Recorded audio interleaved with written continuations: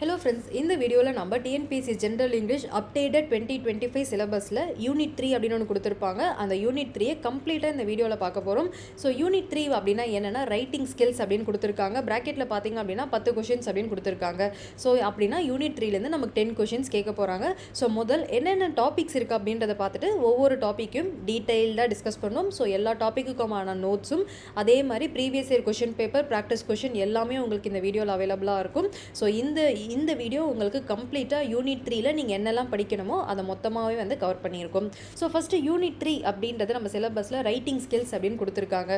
So first letter writing அப்படின்றது, so letter ரைட்டிங்கில் formal letter, informal letter அப்படின்னு 2 type of letters இருக்குது. முதல் ஃபார்மல் லெட்டரை எப்படி எழுதணும், இன்ஃபார்மல் லெட்டர் எப்படி எழுதணும், யாருக்கு எழுதுனா ஃபார்மல் லெட்டர், யாருக்கு எழுதுனா இன்ஃபார்மல் லெட்டர் அப்படின்றத ஃபஸ்ட்டு நீங்கள் தெரிஞ்சுக்கணும். அதுக்கப்புறம் டைப்ஸ் ஆஃப் லெட்டர்ஸ் அப்படின்றது இருக்குது. ஜாப் அப்ளிகேஷனுக்கான லெட்டரு, அதுக்கப்புறம் இன்கொயரி லெட்டரு, அப்புறம் என்கொயரி லெட்டரு, அதுக்கப்புறம் கம்ப்ளைண்ட் பண்ணுறதுக்கான லெட்டரு, ஆர்டர் பிளேஸ் பண்ணுறதுக்கான லெட்டரு, கேன்சல் பண்ணுறதுக்கான லெட்டர், இந்த மாதிரி நிறைய டிஃப்ரெண்ட் டைப் ஆஃப் லெட்டர்ஸ் அப்படின்றது இருக்குது.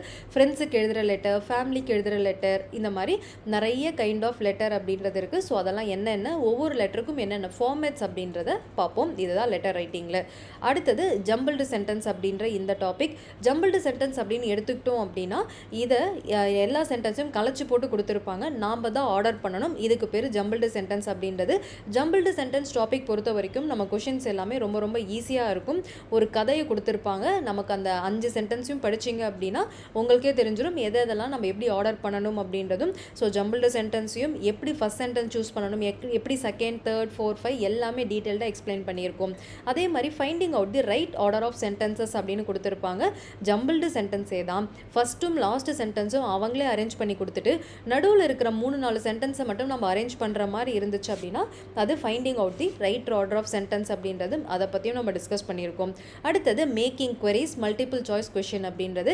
queries அப்படின்னா கேள்வி கேட்கறது. ஒரு விஷயம் நடக்குது, ஒரு விஷயத்தை நம்ம பார்க்குறோம், ஒரு விஷயத்தை படிக்கிறோம், தெரிஞ்சுக்கணும் அப்படின்னா அதுக்கு எப்படியெல்லாம் கேள்வி கேட்கணும் அப்படின்றது தான் queries. ஸோ queries அப்படின்றது கொஷினிங். ஸோ queriesன்றது நத்திங் பட் கொஷினிங் தான். எதுக்கெல்லாம் நம்ம கொஷின் பண்ணுவோம், நமக்கு ஏதாவது ஒரு விஷயத்தில் கன்ஃபியூஷன் இருந்தால் நம்ம கொஷின் பண்ணுவோம், இல்லை நமக்கு ஏதாவது ஒரு இன்ஃபர்மேஷன் யார்கிட்ட இருந்தாவது தேவை அப்படின்னா நம்ம கொஷின் பண்ணுவோம். அதே மாதிரி நமக்கு ஒரு விஷயத்தை கன்ஃபார்ம் பண்ணிக்கிறதுக்காக கொஷின் பண்ணுவோம். ஸோ இந்த 3 ரீசன்லேயும் நம்ம எந்தெந்த இடத்துல என்னென்ன கொஷின் பண்ணணும் அப்படின்றது தான் மேக்கிங் queries அப்படின்ற இந்த டாபிக். அப்புறம் இன்ஃபரன்சஸ் அப்படின்றது. இன்ஃபரன்சஸ் அப்படின்றது ஒன்றும் கிடையாது, ஒரு சுச்சுவேஷனை கொடுத்துருவாங்க, அதிலிருந்து நம்ம ஒரு முடிவுக்கு வரணும், ஒரு ஜட்ஜ்மெண்ட்டுக்கு வரணும், அதுக்கு பேர் தான் இன்ஃபரன்சஸ். கிட்டத்தட்ட நம்மளோட ரெஃபரன்ஸ், இன்ஃபர்மேஷன் ப்ளஸ் நம்மளுடைய ரெஃபரன்ஸ். இப்போ நம்ம ஒரு விஷயத்தை பார்க்குறோம் அப்படின்னா நம்மக்கிட்ட யாரும் சொல்லாமலே இது இந்த விஷயமாக தான் இருக்கும் அப்படின்னு நம்ம கணிச்சு முடிவுக்கு வரோம் அப்படின்னா அதை தான் இன்ஃபரன்சஸ் அப்படின்வாங்க. பிளாங்க்ஸ் அண்ட் சப்ஸ்டியூஷன், இது ரெண்டுமே பார்த்தீங்க அப்படின்னா நமக்கு கிராமர் டாபிக் படித்தாதான் நமக்கு இது தெரியும். ஸோ இந்த யூனிட் 3ல இந்த வீடியோவில் உங்களுக்கு லெட்டர் ரைட்டிங் பற்றி டீட்டெயில்டான வீடியோ இருக்கும். அதே மாதிரி ஜம்பிள்டு சென்டென்ஸ் பற்றி, find out the right order of sentence, making query, inferences, இதை பற்றி எல்லாமே கம்ப்ளீட்டாக வீடியோ இருக்கும். இதில் எந்த 2 உங்களுக்கு மிஸ்ஸிங் அப்படின்னா பிளாங்க்ஸ் அண்ட் சப்ஸ்டியூஷன் மட்டும்தான் மிஸ்ஸிங். ஆனால் இந்த பிளாங்க்ஸும் சரி சப்ஸ்டியூஷனும் சரி, பிளாங்க்ஸ் அப்படின்றது கிராமர் உங்களுக்கு ஃபுல்லாக தெரிஞ்சாதான் அந்த ஃபில் இன் தி பிளாங்க்ஸில் என்ன ஃபில் பண்ணணும்னு தெரியும். அதே மாதிரி சப்ஸ்டியூஷன் அப்படின்றது நம்ம யூனிட் 2ல ஒன் வேர்ட் சப்ஸ்டியூஷன் அப்படின்னு நம்ம ஒரு டாபிக் படிப்போம். அந்த டாபிக் தெரிஞ்சாதான் இந்த சப்ஸ்டியூஷன் நீங்கள் பார்க்க முடியும். ஸோ பிளாங்க்ஸை நீங்கள் தனியாக படிக்கணுன்றதில்ல, கிராமர் படிச்சுட்டாலே இந்த யூனிட் 3ல இருக்கும் பிளாங்க்ஸ் கொஷின் நீங்கள் அட்டன் பண்ணிடலாம். அதே மாதிரி சப்ஸ்டியூஷன் அப்படின்னு கொடுத்துருக்கும், இதை நீங்கள் தனியாக யூனிட் 3ல படிக்க தேவையில்லை. யூனிட் 2ல ஒன் வேர்ட் சப்ஸ்டியூஷன் அப்படின்னு கொடுத்துருப்பாங்க, அப்புறம் இடியம்ஸ் அண்ட் ஃப்ரேசஸ்ன்னு கொடுத்துருப்பாங்க. இந்த 2 டாபிக் படித்தாலே சப்ஸ்டியூஷன் அப்படின்றத கம்ப்ளீட் பண்ணிடலாம். அப்படின்னா இந்த வீடியோவில் நம்ம சிலபஸில் கொடுத்துருக்கும் பிளாங்க்ஸ் அண்ட் சப்ஸ்டியூஷன் தவிர்த்து மீதி எல்லா டாபிக்குமே ஒரு கம்பைலேஷன் வீடியோவாக நீங்கள் இதில் பார்த்துருவீங்க. அப்போனா பிளாங்க்ஸ் அண்ட் சப்ஸ்டியூஷன் இல்லையா, நீங்கள் நடத்த மாட்டீங்களான்னு தயவு செஞ்சு கமெண்ட்டில் பண்ணாதீங்க. கிராமர் முடிச்சா பிளாங்க்ஸ் முடிஞ்சிடும். One word substitution, idioms and phrases படிச்சிட்டிங்கனால இந்த சப்ஸ்டியூஷன் அப்படின்றது முடியுன்றதுனால நான் யூனிட் 3ல அதை லிங்க் பண்ணாமல் கொடுத்துருக்கேன். அவ்வளோதான். ஸோ இதுதான் உங்களுக்கு யூனிட் 3 அப்படின்றது நம்ம சிலபஸில் கொடுத்துருக்கிற டாபிக். ஸோ இந்த எல்லா டாப்பிக்கை பற்றியும் கம்ப்ளீட்டாக டிஸ்கஸ் பண்ணுவோம். ஸோ ஒவ்வொரு டாப்பிக்குக்குமான தனித்தனி வீடியோஸும் நம்ம சேனலில் இருக்குது. உங்களுக்கு தனித்தனியாக தான் வேணும்னா நீங்கள் தனித்தனியாகவும் இந்த வீடியோ வீடியோஸை பார்த்துக்கலாம். அதே மாதிரி ஒவ்வொரு டாப்பிக்கும் தனித்தனி நோட்ஸும் நான் வந்து டெலகிராம் சேனலில் அப்லோட் பண்ணியிருக்கேன். உங்களுக்கு ஒவ்வொரு டாப்பிக்கும் நோட்ஸ் வேணும்னாலும் நீங்கள் டெலகிராம்லேருந்து டவுன்லோட் பண்ணிக்கலாம். இல்லை மொத்தமாக சேர்ந்து எனக்கு யூனிட் 3யோட கம்ப்ளீட் நோட்ஸ் வேணும் அப்படின்னாலும் நான் அந்த கம்ப்ளீட் நோட்ஸையும் டெலகிராம் சேனலில் அப்லோட் பண்ணிடுவேன். நீங்கள் அதையும் டவுன்லோட் பண்ணிக்கலாம். ஸோ உங்களுக்கு தனியாக வேணும்னா தனித்தனியாகவும் பார்த்துக்கோங்க. இல்லை எனக்கு ஒரேடியாக எல்லாத்தையும் நான் ஒரே வீடியோவில் பார்த்து முடிச்சிருவேன் அப்படின்னா இந்த ஒரு வீடியோவை நீங்கள் கம்ப்ளீட்டாக யூஸ் பண்ணிக்கலாம். அந்த வீடியோஸை பார்த்துட்டு தான் இந்த வீடியோஸை பார்க்கணும் அப்படின்றது கிடையாது. ஒருவேளை நீங்கள் தனித்தனி வீடியோஸை பார்க்கவே இல்லை அப்படின்னாலும் இந்த வீடியோவை நீங்கள் ஃபுல்லாக பார்த்தாலே போதும். இந்த இங்கிலீஷோட யூனிட் 3 அப்படின்றது உங்களுக்கு கம்ப்ளீட்டாக முடிஞ்சிடும். ஹலோ ஃப்ரெண்ட்ஸ், இந்த வீடியோவில் நம்ம யூனிட் 3 ரைட்டிங் ஸ்கில்ஸ் அப்படின்ற இந்த டாபிக் தான் பார்க்க போகிறோம். இது நம்மளுடைய ஜென்ரல் இங்கிலீஷில் ரொம்ப முக்கியமான டாபிக். நம்ம சிலபஸில் பார்த்திங்க அப்படின்னா இது யூனிட் 3 ரைட்டிங் ஸ்கில்ஸ் அப்படின்னு கொடுத்துருப்பாங்க. இதில் ஒரு 10 கொஷின்ஸ் வரும் அப்படின்றது. இதுக்குள்ளே பார்த்திங்கன்னா இந்த ரைட்டிங் ஸ்கில்ஸ்க்குள்ளே நிறைய டாபிக்ஸ் இருக்குது. ஃபஸ்ட்டு லெட்டர் ரைட்டிங் கொடுத்துருக்காங்க. அதுக்குள்ளே ஃபார்மல் அண்ட் இன்ஃபார்மல், ஸோ இந்த டைப்ஸ் ஆஃப் லெட்டர்ஸ் அப்படின்ற இந்த டாபிக். அப்புறம் jumbled sentences, find out the right order of sentences, making queries அப்படின்ற ஒரு topic, inferences, blanks and substitution அப்படின்றது. ஸோ இந்த வீடியோவில் நம்ம முழுக்க லெட்டர் ரைட்டிங் பற்றி தான் நம்ம பார்க்க போகிறோம். ஸோ யூனிட் 3 ரைட்டிங் ஸ்கில்ல ஸ்பெசிஃபிக்காக லெட்டர் ரைட்டிங் அந்த டாபிக் தான் இதை நம்ம ஃபுல்லாகவே கவர் பண்ண போகிறோம். ஸோ லெட்டர் ரைட்டிங் அப்படின்னு எடுத்துக்கிட்டோம் அப்படின்னா அதில் வந்து 3 டைப் ஆஃப் கொஷின்ஸ் தான் நம்ம கொஷின் பேப்பரில் வரும். ஒன்று டைப் ஆஃப் கொஷின்ஸ், அதுன்னு சொல்லுவாங்க டைப் ஆஃப் லெட்டர். ஸோ ஒரு இது கொடுத்துருவாங்க, இது என்ன டைப் ஆஃப் லெட்டர்னு கண்டுபிடிக்கணும் அப்படின்றது இருக்கும். இப்போ ஃப்ரெண்ட்ஸுக்கு எழுதுறதா இருந்தால் லெட்டர் டு ஃப்ரெண்ட்ஸு, இல்லை நம்ம ஒரு கவர்மெண்ட் அத்தாரிட்டிக்கு எழுதுறதா இருந்தால் அது அஃபிஷியல் லெட்டர். இந்த மாதிரி நம்ம யாருக்கு அட்ரஸ் பண்ணி எழுதுகிறோமோ அதை வச்சு நம்ம இந்த டைப் ஆஃப் லெட்டர் கண்டுபிடிக்கலாம். இது ஒரு பேட்டர்ன் ஆஃப் கொஷின். ரெண்டாவது format. So formal letter, informal letter அப்படின்னு 2 டைப் இருக்குது. ஃபார்மல் லெட்டர்னா நம்ம எப்படி எழுதணும் அப்படின்றதும், இன்ஃபார்மல் லெட்டர்னா எப்படி எழுதணும் அப்படின்றதும். ஸோ இந்த ஃபார்மேட்ஸ்லேருந்து பார்த்தீங்க அப்படின்னா கொஷின்ஸ் எப்படிலாம் இருக்கும் அப்படின்னா, இப்போ சென்டர் அட்ரஸ் அதை நம்ம எங்கேருந்து தெரிஞ்சுக்கலாம் அப்படின்னா ஃபர்ஸ்ட் லைனை நம்ம பார்த்தாலே சென்டர் அட்ரஸ் தெரிஞ்சிடும். ஸோ சிக்னேச்சர் அப்படின்றது லெட்டரில் எங்கே இருக்கும் அப்படின்னா அந்த லெட்டரோட கடைசியாக இருக்கும். ஸோ இந்த மாதிரி வந்து அந்த ஃபார்மேட் பேஸ்டு கொஷின்ஸ்லாம் வருதுன்னா அது ஃபார்மேட் அப்படின்னு சொல்லுவாங்க.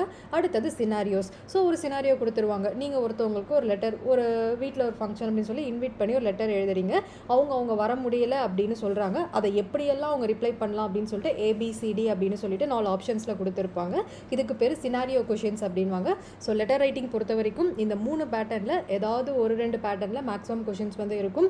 ஸோ நம்ம இந்த லெட்டர் ரைட்டிங் அப்படின்றது இப்போ நம்ம 2025 சிலபஸில் தான் அப்டேட் பண்ணியிருக்காங்க.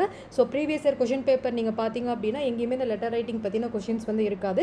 நமக்கு ஒரே ஒரு கொஷின் பேப்பர் தான் நமக்கு இப்போ மாடல் கொஷின் பேப்பராக இருக்குது. அது என்ன அப்படின்னு பார்த்தோம் அப்படின்னா ரீசெண்டாக 2025 நடந்த குரூப் 4 எக்ஸாமில், அதுவும் PWD கொஷின் பேப்பர் அப்படின்வாங்க, பர்சன் வித் டிசபிலிட்டிஸ், அவங்களுக்கு மட்டும்தான் ஜென்ரல் இங்கிலீஷ் அப்படின்ற ஒரு பேப்பர் இருந்துச்சு. ஸோ அந்த பேப்பரில் தான் இப்போ அப்டேட்டடான, இப்போ சேஞ்சான நம்ம சிலபஸ்க்கு ஒரு மாடல் கொஷின் பேப்பர் கொடுத்துருக்காங்க. அந்த மாடல் கொஷின் பேப்பர்லேருந்து பார்க்கும்பொழுது இப்போ ரைட்டிங் ஸ்கில்ஸ்க்கு 10 கொஷின்ஸ் அப்படின்னு கொடுத்துருக்காங்க இல்லையா, இந்த ரைட்டிங் ஸ்கில்ஸோட 10 கொஷினில் 4 கொஷின் எதுலேருந்தே வந்திருக்கு அப்படின்னா லெட்டர் ரைட்டிங்லேருந்தே வந்திருக்கு. So out of 10 question 4 question letter ரைட்டிங்லேருந்தே வந்திருக்கு அப்படின்னா இந்த ரைட்டிங் ஸ்கில்ல நம்ம அதிகமாக இம்பார்ட்டன்ஸ் கொடுக்க வேண்டியது நம்ம லெட்டர் ரைட்டிங். அதனால தான் இந்த வீடியோ ஃபுல்லாகவே லெட்டர் ரைட்டிங் பற்றி தான் உங்களுக்கு இருக்கும். இப்போ நம்ம லெட்டர் ரைட்டிங் பார்க்க போகிறோம். இதோட கொஷின் ஸ்பிளிட்டை பார்த்தோம் அப்படின்னா ஒரு கொஷின் கண்டிப்பாக டைப் ஆஃப் லெட்டர்லேருந்து கேட்பாங்க. ஏதாவது ஒரு டைலாக் கொடுத்துட்டு, இப்போ ஃபார் எக்ஸாம்பிள் நம்ம ஒரு பொருள் வாங்க போகிறோம் அப்படின்னா இது என்ன கைண்ட் ஆஃப் லெட்டர் அப்படின்னா ஆர்டரிங் லெட்டர். இல்லை நம்ம ஒரு கவர்மெண்ட் அஃபீஷியலுக்கு ஏதாவது வேணும் ரெக்வஸ்ட் பண்ணி எழுதுறோம் அப்படின்னா அது அஃபீஷியல் லெட்டர். ஸோ இந்த மாதிரி டைப்ஸ் ரிலேட்டடாக ஒரு கொஷின் கண்டிப்பாக இருக்கும். அதே மாதிரி லெட்டர் ஃபார்மேட். ஸோ ஒரு ஃபார்மல் லெட்டர்னா எப்படி இருக்கும், ஒரு இன்ஃபார்மல் லெட்டர்னா எப்படி இருக்கும், நம்ம சென்டர் அட்ரஸ் எங்கே பிளேஸ் பண்ணணும், டேட் எங்கே போடணும், சிக்னேச்சர் எங்கே போடணும், ஸோ சப்ஜெக்ட் அப்படின்னா நம்ம எங்கே எழுதணும், இந்த மாதிரியான டீடைல்ஸ் வச்சு கேட்குறது கண்டிப்பாக ஒரு கொஷின் இருக்கும். ஸோ மீதி 2 கொஷின் பார்த்தீங்க அப்படின்னா சினாரியோ கொஷின் அப்படின்னு சொல்லுவாங்க. நான் முன்னாடியே சொன்ன மாதிரி தான் ஒரு சினாரியோ கொடுத்துருவாங்க, இந்த லெட்டருக்கு நீங்கள் எப்படி ரெஸ்பாண்ட் பண்ணுவீங்க, இல்லை அவங்க உங்களுக்கு எப்படி ரெஸ்பாண்ட் பண்ணுவாங்க அப்படின்றது ABCD அப்படின்ற 4 ஆப்ஷனில் கொடுத்துருப்பாங்க. இந்த மாதிரி சினாரியோ கொஷின் பார்த்தீங்க அப்படின்னா 2 கொஷின் வந்து நமக்கு ப்ரீவியஸ்ன்னு சொல்ல முடியாது, இப்போ நடந்த 2025 குரூப் 4 பேப்பரில் கேட்டது. அப்படின்னா நமக்கு இப்போ ஒரு ஜென்ரல் ஐடியா இருக்குது என்ன அப்படின்னா 4 கொஷின் இப்போ வரைக்கும் கேட்டிருக்காங்க. அப்போனா நம்ம இந்த குரூப் 2 எக்ஸாம்க்கு என்ன எக்ஸ்பெக்ட் பண்ணலாம், 3லேருந்து 5 கொஷின் பார்த்தீங்க அப்படின்னா நமக்கு லெட்டர் ரைட்டிங்லேருந்து வரும். ஸோ கன்ஃபார்மாக பார்த்தீங்க அப்படின்னா 3 to 5 கொஷின்ஸ் வந்து நம்ம லெட்டர் ரைட்டிங் ப்ரிப்பேர் பண்ணாலே தாராளமாக அட்டென்ட் பண்ண முடியும் அப்படின்றது நம்ம குரூப் 4 பேப்பர் வச்சு பார்க்கும்பொழுது தெரியுது. சரி, ஓகே, இந்த லெட்டர் ரைட்டிங் அப்படின்றது இப்போ தான் நம்ம டாப்பிக்கில் இன்ட்ரடியூஸ் பண்ணியிருக்காங்க அப்படின்னா அதை எங்கே இருந்து படிக்கணும் அப்படின்னு சொல்லி பார்த்தோம்னா ஃபஸ்ட்டு நம்ம இம்பார்ட்டன்ஸ் கொடுக்க வேண்டியது நம்ம ஸ்கூல் புக் தான். நம்ம சமச்சீர் புக்கு 6th-லேருந்து 12th வரைக்கும் இருக்கும் லெட்டர் ரைட்டிங். ஸோ ரைட்டிங் அப்படின்னு ஒரு டாபிக் எல்லா யூனிட் பின்னாடியும் கொடுத்துருப்பாங்க. அதில் எங்கெல்லாம் லெட்டர் ரைட்டிங் இருக்கோ அது எல்லாத்தையும் நம்ம படிக்க படிக்கணும். அது மட்டும் படித்தா போதுமா அப்படின்னா அது நமக்கு பத்தாது. ஏன்னா இது குரூப் 2A லெவலில் இருக்கிறதுனால கொஞ்சம் நம்ம அவுட் சைட்லேருந்து ப்ரிப்பேர் பண்ண வேண்டியது இருக்கும். ஸோ இதை தாண்டி பார்த்தீங்கன்னா கடைசியாக இம்பார்ட்டன்ஸ் கொடுக்க வேண்டியது ப்ரீவியஸ் இயர் கொஷின் பேப்பர். ஏன்னா நமக்கு இப்போ இருக்கும் அப்டேட்டட் சிலபஸ்க்கு நமக்கு ப்ரீவியஸ் இயர் கொஷின் பேப்பர் அப்படின்றது பெருசாக கிடையாது. பட் இருந்தாலும் இப்போ நடந்த இந்த குரூப் 4 எக்ஸாம்ஸ், அதுக்கப்புறம் வெளியே இருந்து கொஞ்சம் அந்த மாடல் கொஷின்ஸ், இந்த மாதிரியான ப்ரீவியஸ் இயர் கொஷின்ஸ் எல்லாம் நம்ம கொஞ்சம் டிஸ்கஸ் பண்ணிட்டோம் அப்படின்னா நம்ம கம்ப்ளீட்டாக இந்த லெட்டர் ரைட்டிங் அப்படின்ற டாப்பிக்கில் கன்ஃபார்மாக 3லேருந்து 5 மார்க்ஸ் ஸோ வந்து நம்மளால் கன்ஃபார்மாக வந்து ஸ்கோர் பண்ண முடியும். அடுத்தது where to study in school book. So நம்ம ஸ்கூல் புக்ஸை பொறுத்த வரைக்கும் நம்ம எங்கெங்கே இருந்தெல்லாம் படிக்கணும் அப்படின்றது, ஸோ என்னென்ன ஸ்டாண்டர்ட்லாம் நம்ம ப்ரிப்பேர் பண்ணணும் அப்படின்னா ஃபஸ்ட்டு 6th ஆரம்பிப்போம். 6th புக்கில் என்ன கொடுத்துருப்பாங்க அப்படின்னா முதல் ஃபார்மல் லெட்டர்னா என்ன, இன்ஃபார்மல் லெட்டர்னா என்ன அப்படின்னு ஒரு 2 லெட்டர் வந்து எக்ஸாம்பிள்ஸ் கொடுத்துருப்பாங்க. ஸோ அதில் நமக்கு ஃபார்மேட் தெரிஞ்சிடும். ஸோ ஃபார்மல் லெட்டர்னா எப்படி எழுதணும், இன்ஃபார்மல் லெட்டர்னா எப்படி எழுதணும் அப்படின்ற எக்ஸாம்பிள் நமக்கு 6th புக்கில் இருக்கும். அடுத்தது 8th புக்கில் வந்தோம் அப்படின்னா கிளியராக ஃபார்மேட்டே கொடுத்துருப்பாங்க. ஸோ ஃபஸ்ட்டு சென்டர் அட்ரஸ் இருக்கணும், அதுக்கப்புறம் டேட் இருக்கணும், அப்புறம் ரிசீவரோடைய அட்ரஸ் இருக்கணும். ஸோ அந்த மாதிரி சொல்லிட்டு அந்த ஃபார்மேட் வந்து கரெக்டாக கொடுத்துருப்பாங்க. So format of formal and informal letter எங்கே இருக்கும்னா நமக்கு 8th புக்கில் இருக்கும். அடுத்தது 10th புக்கில் வந்தோம் அப்படின்னா லெட்டர் ஆஃப் ஆர்டரிங், ஆர்டர் பண்ணுற லெட்டரோட ஃபார்மேட் எப்படி இருக்கும், கம்ப்ளைண்ட் பண்ணுறோம் ஒரு ப்ராடக்ட் வாங்கிட்டோம் அது சரியில்லைன்னு சொல்லிட்டு கம்ப்ளைண்ட் பண்ணுறோன்னா அந்த லெட்டரை என்ன ஃபார்மேட்டில் எழுதணும், அப்புறம் எடிட்டர் நியூஸ் பேப்பருக்கு நம்ம இடத்துல இருக்கிற பிரச்சனையை நம்ம சொல்லணும் அப்படின்னா எப்படி லெட்டர் எழுதணும், அப்புறம் என்கொயரி அப்படின்னு சொல்லுவாங்க. ஸோ ஒரு ப்ராடக்ட் நம்ம எப்படி இருக்குது அப்படின்னு பார்க்கணுமோ இல்லை ஒரு கோர்ஸ் எப்படி இருக்குன்றதை தெரிஞ்சுக்கணுமோ, ஸோ இந்த மாதிரியான என்கொயரியான விஷயங்கள்லாம் தெரிஞ்சுக்கணும் அப்படின்னா அதுக்கான லெட்டர் எப்படி எழுதணும்ன்றது நமக்கு 10th புக்கில் இருக்கும். 11th புக்கில் பார்த்தீங்க அப்படின்னா அப்ளிகேஷன் லெட்டர் அப்படின்றது இருக்கும், ஜாப் அப்ளிகேஷன். இப்போ நம்ம ஒரு ஜாபுக்கு அப்ளை பண்ணுறோம் அப்படின்னா ரெஸ்யூமே அப்படின்னு ஒன்று வைப்போம். அதுக்கு மேலே பார்த்தீங்க அப்படின்னா கவர் லெட்டர், நான் யார், நான் எதுக்காக இந்த ஜாப்க்கு அப்ளை பண்ணுறேன் அப்படின்றத மேலே ஒரு கவர் லெட்டராக வைப்போம். அதுக்கு பேர் தான் அப்ளிகேஷன் லெட்டர் அப்படின்ற ஜாப் லெட்டர். இது நமக்கு 11th புக்கில் இருக்குது. ஸோ 12th புக்கில் நம்ம எடுத்துக்கிட்டோம் அப்படின்னா லெட்டர் ரைட்டிங்கை பற்றி டீட்டெயில்டாக கொடுத்துருப்பாங்க. ஃபார்மல் லெட்டர்னா என்ன, இன்ஃபார்மல் லெட்டர்னா என்ன அப்படின்றதும். ஸோ நமக்கு வந்து நிறைய டாஸ்க், அதாவது நிறைய எக்ஸசைஸ் மாதிரி கொடுத்துருப்பாங்க. எதெல்லாம் நம்ம ஃபார்மல் லெட்டர் அப்படின்னு கண்டுபிடிக்கணும், எதெல்லாம் இன்ஃபார்மல் லெட்டர் அப்படின்றத கண்டுபிடிக்கணும். ஸோ இது எல்லா சப்ஜெக்ட்ஸ், அதாவது இந்த எல்லா ஸ்டாண்டர்டும் நம்ம கவர் பண்ணோம் அப்படின்னா நமக்கு வந்து ஸ்கூல் புக்ஸில் இருக்கும் நம்ம லெட்டர் ரைட்டிங் வந்து கம்ப்ளீட்டாக ஃபினிஷ் பண்ணிடலாம். ஸோ இப்போ நம்ம ஃபஸ்ட்டு பார்த்திங்க அப்படின்னா 12th standard English book cover பண்ணிடுவோம். ஸோ நம்ம 12th புக்கில் என்ன கொடுத்துருக்காங்க அப்படின்னா லெட்டர் ரைட்டிங் அப்படின்னு கொடுத்துருக்காங்க. Letter writing is an art that is almost forgotten. இப்போ என்ன சொல்கிறாங்க அப்படின்னா லெட்டர் எழுதுறது அப்படின்றது இப்போ சுத்தமாக இல்லை அப்படின்றது. ஏன் அப்படின்னா நம்ம டேரெக்டாக ஃபோன் பண்ணி பேசிடுறோம், இல்லை அப்படின்னா நமக்கு வாட்ஸ்அப் அந்த மாதிரியான சோஷியல் மீடியா மூலமா நம்ம கம்யூனிகேட் பண்ணுறோம். லெட்டர் அப்படின்றது ரொம்ப கம்மியாகவே இருக்குது. Except when formal situation demand one we rely more on the electronic media, telephone and chatting. So formal letter, இப்போ நம்ம ஏதாவது பேங்க்கில் போயிட்டு ஏதாவது தேவை அப்படின்னா லெட்டர் கொடுக்கணும், கவர்மெண்ட் ஆஃபீஸர் நமக்கு ஏதாவது தேவை அப்படின்னா நம்ம லெட்டர் கொடுப்போம். ஸோ இந்த மாதிரி ஃபார்மல் நமக்கு தேவைன்னா மட்டும்தான் இப்போ லெட்டர் அப்படின்றத யூஸ் பண்ணுறோம். நம்ம படிக்கிற விஷயத்தில் ஓகேவா, நம்ம வந்து ஏன்னா அகடமிக்கில் படிச்சுட்டு இருக்கோம். இந்த முறையில் பார்க்கும்பொழுது லெட்டர் ரைட்டிங்கை 2ஆக பிரிக்கிறாங்க. So formal letter, informal letter அப்படின்னு 2ஆக பிரிக்கிறாங்க. முதல் ஃபார்மல் லெட்டர்லாம் என்னென்ன லெட்டர் வரும் அப்படின்னா லெட்டர் ஆஃப் இன்கொயரி. இன்கொயரி அப்படின்னா ஒரு பொருளை பற்றி நம்ம தெரிஞ்சுக்கணும் அப்படின்னா நம்ம அந்த லெட்டருக்கு பேர் இன்கொயரின்னு வாங்க. லெட்டர் ஆஃப் பிளேசிங் ஆர்டர், இப்போ நீங்கள் ஒரு பிஸ்னஸ் பண்ணுறீங்க, இன்னொருத்தவங்க கிட்ட ஒரு ப்ராடக்ட்டை நீங்கள் வாங்க போகிறீங்கன்னா அதுக்கு முன்னாடி அவங்க கிட்ட ஆர்டர் பிளேஸ் பண்ணுறதுக்கு ஒரு லெட்டர் அப்படின்றத அனுப்பணும். லெட்டர் ஆஃப் கேன்சலிங் ஆர்டர், ஒருவேளை நீங்கள் முன்னாடியே ஒருத்தவங்க கிட்ட ப்ராடக்ட் பிளேஸ் பண்ணிட்டீங்க, பட் இப்போ வந்து உங்களால் திரும்பி அந்த பொருள் இப்போ நீங்கள் வேணாம்னு நினச்சிட்டீங்க அப்படின்னா பிளேஸ் பண்ண ஆர்டரை கேன்சல் பண்ணுறதுக்கு லெட்டர் எழுதுறதுக்கு பேர் லெட்டர் ஆஃப் கேன்சலிங் ஆர்டர் அப்படின்றது. Complaint or reminder letter on late delivery. So ஒரு விஷயம், ஒரு பொருள் வேணும், நீங்கள் லெட்டர் எழுதிட்டீங்க, அவங்க அந்த பொருளையும் உங்களுக்கு அனுப்பிட்டாங்க, ஆனால் பிரித்து பார்க்கும்பொழுது இல்லை யூஸ் பண்ணும்பொழுது அந்த பொருள் வந்து சாட்டிஸ்ஃபேக்ஷனாக இல்லைனா நம்ம கம்ப்ளைண்ட் பண்ணுவோம் இல்லையா, அப்படி கம்ப்ளைண்ட்டுக்காக எழுதுறது கம்ப்ளைனிங் லெட்டர். இல்லை அப்படின்னா நம்ம ஆல்ரெடி வந்து காசு கொடுத்துருப்போம், அவங்க பொருள் இந்த டேட்டில் டெலிவர் பண்ணுறேன்னு சொல்லியிருப்பாங்க, ஒருவேளை அந்த டைமுக்குள்ளே டெலிவர் பண்ணலன்னா ஏன் இந்த டெலிவரி லேட் ஆகுது அப்படின்னு சொல்லி அந்த டெலிவரி லேட்கான லெட்டரும் நம்ம வந்து எழுதுவோம். இது எல்லாமே ஃபார்மல் லெட்டர்ஸ் கீழே வரும். இதுதான் லெட்டர் ஆஃப் கம்ப்ளைண்ட். ஸோ முன்னாடி சொன்ன மாதிரி தான். ஸோ ஒரு ப்ராடக்ட் சரியில்லை அப்படின்னா நம்ம உங்ககிட்ட ஒரு கம்ப்ளைண்ட் லெட்டர் எழுதுவோம். லெட்டர் ஆஃப் கம்ப்ளைண்ட், இது வந்து சிவிக் கம்யூனிட்டிஸ் அப்படின்னு சொல்லுவாங்க. ஒன்றும் கிடையாது. லெட்டர் ஆஃப் கம்ப்ளைண்ட் அப்படின்னா என்ன அர்த்தம் அப்படின்னா, இப்போ நம்ம ஊரில் வந்து நம்மளோட ஒரு ரோடு சரியில்லை, அது ஒரு மெயின் ரோடாக இருக்கும், அங்கே மிகப்பெரிய பள்ளம் இருக்கும். ஸோ இதை வந்து யாருமே சரி பண்ணாமல் இருப்பாங்க. அப்போ அந்த ரெஸ்பெக்டட் கவர்மெண்ட் அத்தாரிட்டிக்கு ஒரு லெட்டர் எழுதுறதோ, இல்லைனா இங்கே இப்படி ஒரு பிரச்சனை இருக்குது அப்படின்றத நம்ம நியூஸ் பேப்பருக்கு தெரிவிக்கிறதோ லெட்டர் ஆஃப் கம்ப்ளைண்ட் அப்படின்றது. இது வந்து சிவிக் கம்யூனிட்டிக்கு சொல்கிறது.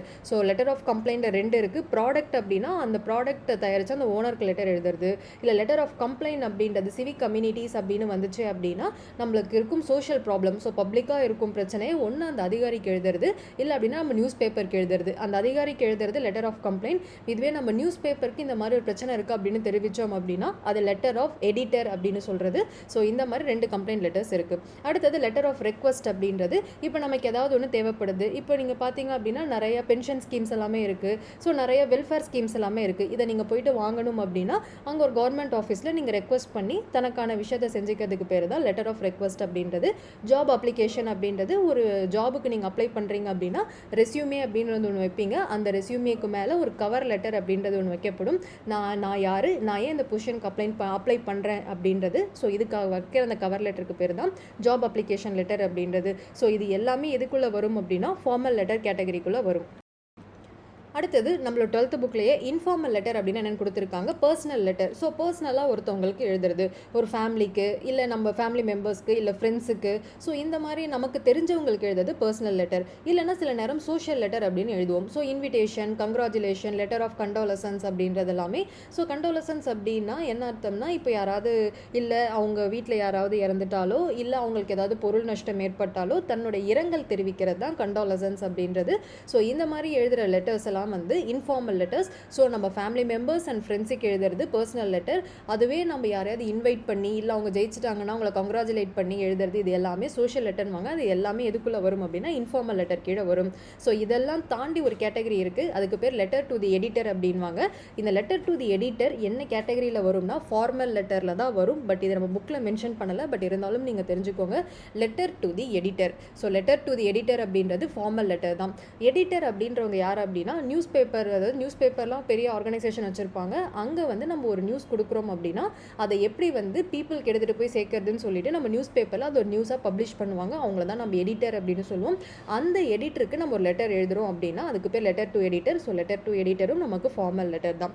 ஸோ ஒரு நம்ம சிவிக் கான்ஷியஸ் சிட்டிசனாக இருக்கோம்னு வச்சுக்கோங்களேன், அதாவது ஒரு நாட்டுடைய நல்ல குடிமகனாக இருக்கோம்னா, ஒன்று நம்ம ஏரியாவில் இருக்கிற பிரச்சனையாக இருக்கலாம், இல்லை ஏதாவது வேறு ஏதாவது ஒரு பெரிய பிரச்சனையாக இருக்கலாம். இது வரைக்கும் அந்த பிரச்சனை யாருமே கண்டுக்கல அப்படின்னா அதை நம்ம நியூஸ் பேப்பருக்கு எடுத்துகிட்டு போனோம் அப்படின்னா அந்த துறையோட அதிகாரியோ இல்லை அது யார் சரி செய்யணுமோ அவங்க உடனே ரெஸ்பாண்ட் பண்ணுவாங்க. அப்படின்றதுக்காக நியூஸ் பேப்பருக்கு இந்த பிரச்சனையை பற்றி அட்ரஸ் பண்ணி லெட்டர் எழுதுறது தான் லெட்டர் டு தி எடிட்டர் அப்படின்றது. இதில் முக்கியமாக ஞாபகம் வச்சுக்க வேண்டியது லெட்டர் டு எடிட்டர் அப்படின்றது ஃபார்மல் லெட்டர் தான்.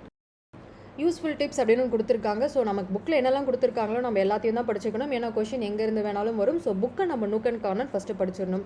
ஸோ யூஸ்ஃபுல் டிப்ஸ் அப்படின்றாங்க, before writing a letter. Letter எழுதுறதுக்கு முன்னாடி 2 முக்கியமான விஷயம் பண்ணணும். Think before you write. So நீங்கள் லெட்டர் எழுதுறதுக்கு முன்னாடி இந்த லெட்டர் நிஜமாலே எழுதணுமா, அப்படி எழுதணும் அப்படின்னா அதிலோட மெயின் பர்பஸ் என்ன அப்படின்றத தெரிஞ்சுக்கணும். அப்புறம் பிளான் யுவர் லெட்டர். ஸோ ஒரு லெட்டரில் எழுதுறீங்க அப்படின்னா அந்த லெட்டரை நீங்கள் பிளான் பண்ணணும். அதாவது நிறைய விஷயங்களை வந்து நீங்கள் லெட்டரில் எழுதலாம், ஆனால் முக்கியமாக எந்த விஷயத்தை தெரிவிக்கணுமோ அதுக்கான லிஸ்ட் அப்படின்றத ப்ரிப்பேர் பண்ணி தான் லெட்டர் அப்படின்றத எழுதணும். இப்போ ரைட்டிங் தி லெட்டர். இப்போ நீங்கள் ஒரு ஃபார்மல் லெட்டர் எழுதுறீங்கன்னு வச்சுக்கோங்களேன், ஒன்று கவர்மெண்ட் அஃபீஷியலுக்கோ, நம்ம முன்னாடி பார்த்தோம்ல ஜாப் அப்ளிகேஷனோ, கவர்மெண்ட் அஃபீஷியலுக்கோ, இல்லை எடிட்டருக்கோ, இல்லை என்கொயரி லெட்டரோ, சேல்ஸ் லெட்டரோ, business letter, complaint letter. So இந்த மாதிரி ஃபார்மல் லெட்டர் எல்லாத்தையும் ஃபஸ்ட்டு நீங்கள் எழுதிட்டீங்க அப்படின்னு வச்சுக்கோங்களேன். Make the first draft. அதாவது நீங்கள் இப்போ ரஃபாக ஒரு இடத்துல எழுதியிருக்கீங்க, ஸோ அதை நீங்கள் திரும்பி திரும்பி படித்து பார்க்கலாம், இல்லை வேறு யார்கிட்டையாவது கொடுத்து அதை எடிட் பண்ணிக்கலாம். ஒன்ஸ் எல்லாமே கரெக்ஷன் பார்த்ததுக்கப்புறம் ஃபைனல் டிராஃப்ட் அப்படின்வாங்க. ஸோ லெட்டர் இப்போ கரெக்டாக ப்ரிப்பேர் ஆகிருக்கு, அந்த ஃபைனல் டிராஃப்டை தான் நாம் அவங்களுக்கு அனுப்பி வைக்கணும். So the format of the letters. So வந்து ஒரு லெட்டர் எழுதுகிறோம் அப்படின்னா அதுக்குன்னு ஒரு ஃபார்மேட் இருக்குது இல்லையா. ஸோ என்ன சொல்கிறாங்க அப்படின்னா முதல் ரைட்டருடைய அட்ரஸும் டேட்டும் தான் முதல் எழுதணும். ஸோ இது நமக்கு தெரிஞ்சது தான். நான் வந்து ஃப்ரம், ஓகேவா. ஸோ வந்து ரைட்டர் அட்ரஸ் அப்படின்னா ஃப்ரம் யார் மூலயமா எழுதப்படுது, ஸோ அவங்களோட பேர், அதுக்கு கீழே பார்த்தீங்க அப்படின்னா டேட் அப்படின்றத மென்ஷன் பண்ணணும். ஸோ அதுக்கப்புறம் பார்த்தீங்க அப்படின்னா greeting or salutation. ஸோ நம்ம யாருக்கு அந்த லெட்டர் எழுதுகிறோமோ அவங்களுக்கு ஃபஸ்ட்டு நம்மளோட greetings ஆர் salutation வந்து சொல்லணும். ஏன்னா லெட்டர் அப்படின்னு போகும்பொழுது நம்ம அவங்களுக்கு வந்து ஃபார்மலான முறையில் தான், ஸோ இந்த greeting சொல்லிட்டு தான் நம்ம என்ன சொல்லணுமோ அதை வந்து ஆரம்பிக்கணும். ஸோ அது இன்ஃபார்மல் லெட்டராக இருந்துச்சுன்னு வச்சுக்கோங்களேன், நம்ம ஃப்ரெண்ட்ஸ் ரிலேட்டிவ்ஸ்க்கு எழுதுகிறோன்னா டியர் மை டியர்லாம் எழுதலாம். இதுவே ஃபார்மல் லெட்டராக இருக்குது அப்படின்னா நம்ம சார் மேடம் அப்படின்னு அட்ரஸ் பண்ணணும். அதுக்கு அடுத்தது ஸோ பார்த்திங்க அப்படின்னா கண்டென்ட் ஆர் கம்யூனிகேஷன், நம்ம என்ன பர்பஸ்க்காக இந்த லெட்டரை எழுதணுமோ அதை வந்து கண்டிப்பாக அங்கே வந்து நம்ம மென்ஷன் பண்ணியிருக்கணும். இதை அடுத்து இருக்கணும். ஸோ நம்ம கண்டென்ட் எல்லாம் எழுதி முடிச்சதுக்கப்புறம் சப்ஸ்கிரிப்ஷன் அப்படின்னு சொல்லுவாங்க. ஸோ அப்படின்னா என்ன அப்படின்னா your faithfully, your sincerely, your obediently, yours truly அப்படின்றது எல்லாமே ஃபார்மல் லெட்டர்ஸ்க்கு யூஸ் பண்ணுவோம். இதுவே இன்ஃபார்மல் லெட்டருக்கு பார்த்தீங்கன்னா யுவர்ஸ் லவ்விங்லி, யுவர் ஃபெய்த்ஃபுல்லி. இந்த சப்ஸ்கிரிப்ஷன் ஏன் யூஸ் பண்ணுறோம் அப்படின்னா இதோட நான் சொல்ல வேண்டியதெல்லாம் சொல்லி முடிச்சுட்டேன் அப்படின்றத சொல்கிறது தான் இந்த சப்ஸ்கிரிப்ஷன் அப்படின்றது.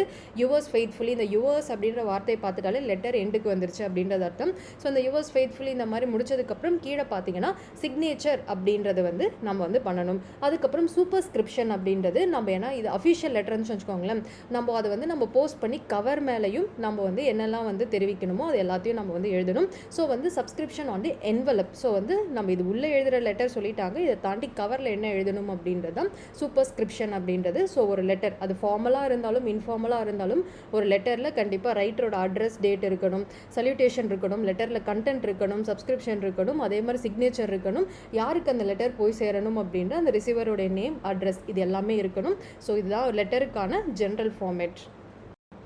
இப்போ டைப்ஸ் ஆஃப் ஃபார்மல் லெட்டர் நம்ம இது வரைக்கும் 12th புக்கில் என்னென்ன ஃபார்மல் லெட்டர்ஸ்லாம் கொடுத்துருந்தாங்களா அப்படின்றத பார்த்துட்டோம். இதை தாண்டியும் நம்ம இன்னும் கொஞ்சம் ஃபார்மல் லெட்டர்ஸ்னால் என்ன, ஸோ ஜென்ரலாக இப்போ புழக்கத்தில் இருக்க ஃபார்மல் லெட்டர்ஸ்னால் என்ன அப்படின்றத தெரிஞ்சுக்கணும்.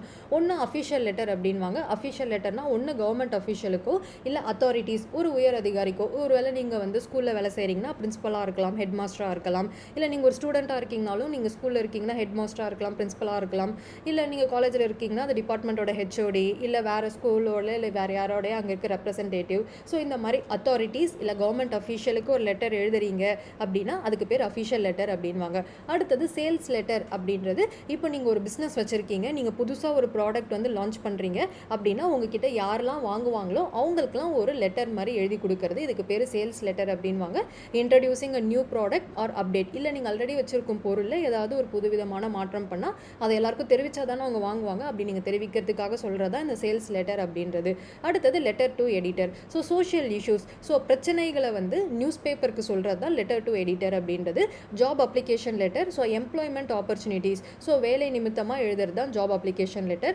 கம்ப்ளைண்ட் லெட்டர் அப்படின்றது என்ன அப்படின்னா நீங்கள் ஒரு ப்ராடக்ட்டோ சர்வீஸோ யார்கிட்ட இருந்தோ வாங்கியிருக்கீங்க, அது சரியாக இல்லை அப்படின்ற பொழுது ஒன்று வாரண்ட்டி ஆர் கேரண்டி கிளைம் பண்ணலாம், இல்லை எனக்கு ரீப்ளேஸ்மெண்ட் கொடுங்க இல்லைன்றதோ, இல்லை ஏன் இதை இப்படி ஆச்சு அப்படின்றது ரீசன் கேட்டு எழுதுறது தான் இந்த கம்ப்ளைண்ட் லெட்டர் அப்படின்றது. அடுத்தது இன்கொயரி லெட்டர் அப்படின்னா ப்ராடக்டோடைய டீட்டெயிலை தெரிஞ்சுக்கிறது. ஒருவேளை ஒரு மார்க்கெட்டில் ஒரு புது ப்ராடக்ட் வந்திருக்கலாம், உங்களுக்கு அந்த ப்ராடக்ட் இப்போ வாங்கணும் அப்படின்னு தோணியிருக்கு, அப்போனா அந்த கம்பெனிக்கு இந்த ப்ராடக்டோட டீட்டெயிலை கேட்டு நீங்கள் ஒரு லெட்டர் எழுதுறீங்க அப்படின்னா அதுக்கு பேர் இன்கொயரி லெட்டர். இதுவே என்கொயரி லெட்டர் அப்படின்னு இருக்குது. ஒன்று இன்கொயரி அப்படின்றது ப்ராடக்டோட டீட்டெயிலை தெரிஞ்சுக்கிறது.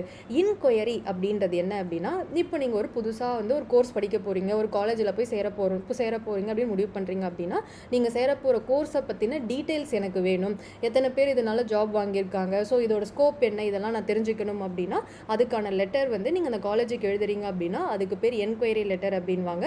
இல்லை இப்போ வந்து உங்களுக்கு வந்து கவர்மெண்ட் ஆஃபீஸ்லேருந்து ஏதாவது ஒரு டாக்குமெண்ட் வந்து தேவை, ஒரு வேளை உங்களோட சர்டிஃபிகேட்ஸ் ஏதோ மிஸ் ஆகிடுச்சு, இல்லை வேறு ஏதாவது ஒரு கோர்ட்டில் வந்து ஒரு கேஸ் நடந்துகிட்ருக்கு, எனக்கு இந்த டாக்குமெண்டேஷன் வேணும் அப்படின்றதெல்லாம் கேட்கும்பொழுது நீங்கள் அவங்களுக்கு எழுதுறது பார்த்தீங்க அப்படின்னா இன்கொயரி, அதாவது என்கொயரி லெட்டர் அப்படின்றது. ஸோ அதுக்கப்புறம் ரெக்வஸ்ட் லெட்டர் அப்படின்றது ஒரு பெர்மிஷன் கேட்குறதுக்கு, ஒரு இன்ஃபர்மேஷன் ஆர் ஹெல்ப். ஸோ அது வந்து ரெக்வஸ்ட் லெட்டர் அப்படின்வாங்க. இதெல்லாம் பொதுவாக பார்த்திங்க அப்படின்னா பேங்க்ஸில் கவர்மெண்ட் ஆஃபீஸர்ஸ்லாம் இப்போ ஃபார் எக்ஸாம்பிள் இப்போ பேங்க்கில் வந்து நீங்கள் ஏதாவது செக் புக் ரெக்வஸ்ட் பண்ணுறீங்க, இல்லை ஏடிஎம் கார்டு ஏதாவது கேட்குறீங்க அப்படின்னா நீங்கள் ரெக்வஸ்டேஷன் லெட்டர் அப்படின்னு, so permission, information or help கேட்கும்பொழுது எழுதப்படுறது ரெக்வஸ்ட் லெட்டர். ரெசிக்னேஷன் லெட்டர் அப்படின்றது when leaving a job formally, so நீங்கள் ஒரு வேலையை வந்து கரெக்டான முறைப்படி செய்யும் பொழுது, ஸோ வந்து அந்த வேலையை விடும் பொழுது நீங்கள் செய்ய வேண்டியது அந்த ரெசிக்னேஷன் கொடுக்கும்பொழுது இந்த ரெசிக்னேஷன் லெட்டரையும் கூட அட்டாச் பண்ணணும். ஸோ இந்த 9 டைப்ஸ் ஆஃப் லெட்டர் வந்து ரொம்ப ரொம்ப முக்கியம். இப்போ வரைக்கும் நம்ம எல்லா இடத்துலையுமே இந்த ஃபார்மல் லெட்டர்ஸை வந்து நம்ம யூஸ் பண்ணிகிட்ருக்கோம். புக்கை தாண்டி நீங்கள் தெரிஞ்சுக்க வேண்டிய ஒரு சில ஃபார்மல் லெட்டர்ஸ் இதெல்லாம் தான். இப்போ ஃபார்மல் லெட்டர்ஸோட டைப் புக்லேருந்து கொஞ்சம் நம்ம வெளியே என்னென்ன இருக்குன்றதை பார்த்துட்டோம். இப்போ அதே மாதிரி தான் இன்ஃபார்மல் லெட்டர்ஸ் அப்படின்னா லெட்டர் டு தி ஃப்ரெண்ட். இப்போ நம்ம ஒரு ஃப்ரெண்டுக்கு ஒரு பர்சனல் திங் பற்றி நம்ம சொல்லி எழுதலாம். ஸோ நம்ம ஃப்ரெண்ட்ஸுக்கு எழுதுகிற லெட்டரும் நம்ம informal letter. Letter to relatives, so நம்ம ஃபேமிலி மெம்பர்ஸ்க்கு எழுதுறது, ரிலேட்டிவ்ஸ்க்கு எழுதினாலும் அது informal letter. Letter of congratulations, யாராவது எதாவது வின் பண்ணியிருப்பாங்க, இல்லை யாராவது எதாவது புதுசாக வந்து அக்கம்ப்ளிஷ் பண்ணியிருப்பாங்க, அவங்களுக்கு நம்மளோட சந்தோஷம், ஹாப்பினஸை தெரிவிக்கிறதுக்காக எழுதுறது congratulation letter. Letter of invitation அப்படின்றது ஒரு நம்ம வீட்டுக்கு ஒரு ஃபங்க்ஷன் ஃபங்க்ஷனுக்காகவோ இல்லை சும்மாவாவது வந்து பார்த்துட்டு போகிறதுக்காக இன்வைட் பண்ணுறதுக்காக எழுதுறது இன்விடேஷன் லெட்டர் ஆஃப் இன்விடேஷன் அப்படின்றது. லெட்டர்ஸ் ஆஃப் வந்து கண்டோலசன்ஸ் அப்படின்றது ஒருவேளை அவங்க வீட்டில் ஏதாவது ஒரு மெம்பர் வந்து தவறிட்டாங்களோ இல்லை ஏதாவது ஒரு பொருள் சேதம் இருந்துச்சோ அப்போ தன்னுடைய இரங்கலை தெரிவிக்கிறதுக்காக எழுதுறது லெட்டர் ஆஃப் கண்டோலசன்ஸ்ன்றது. Letter to express gratitude thanksgiving அப்படின்றது. ஸோ எக்ஸ்பிரஸிங் கிராட்டிடியூட் அப்படின்னா நமக்கு யாராவது ஒரு உதவி செஞ்சுருப்பாங்க, ஸோ அவங்க செஞ்ச உதவினால நம்ம லைஃப்பில் ஒரு பெரிய மாற்றமோ இல்லை அவங்க உதவி நமக்கு வந்து அந்த டைமில் ரொம்ப தேவைப்படுற ஒரு உதவியாக இருந்திருக்கும், அப்போ அவங்க அதை செஞ்சுருப்பாங்க, அவங்களுக்கு நன்றி தெரிவிக்கிற விதமாக திரும்பி லெட்டர் எழுதுறது அப்படின்றது தான் லெட்டர் டு எக்ஸ்பிரஸிங் கிராட்டிடியூட் அப்படின்றது. ஸோ இந்த 6 வகையும் பார்த்திங்க அப்படின்னா இன்ஃபார்மல் லெட்டர்ஸ்குள்ளே வந்துடும்.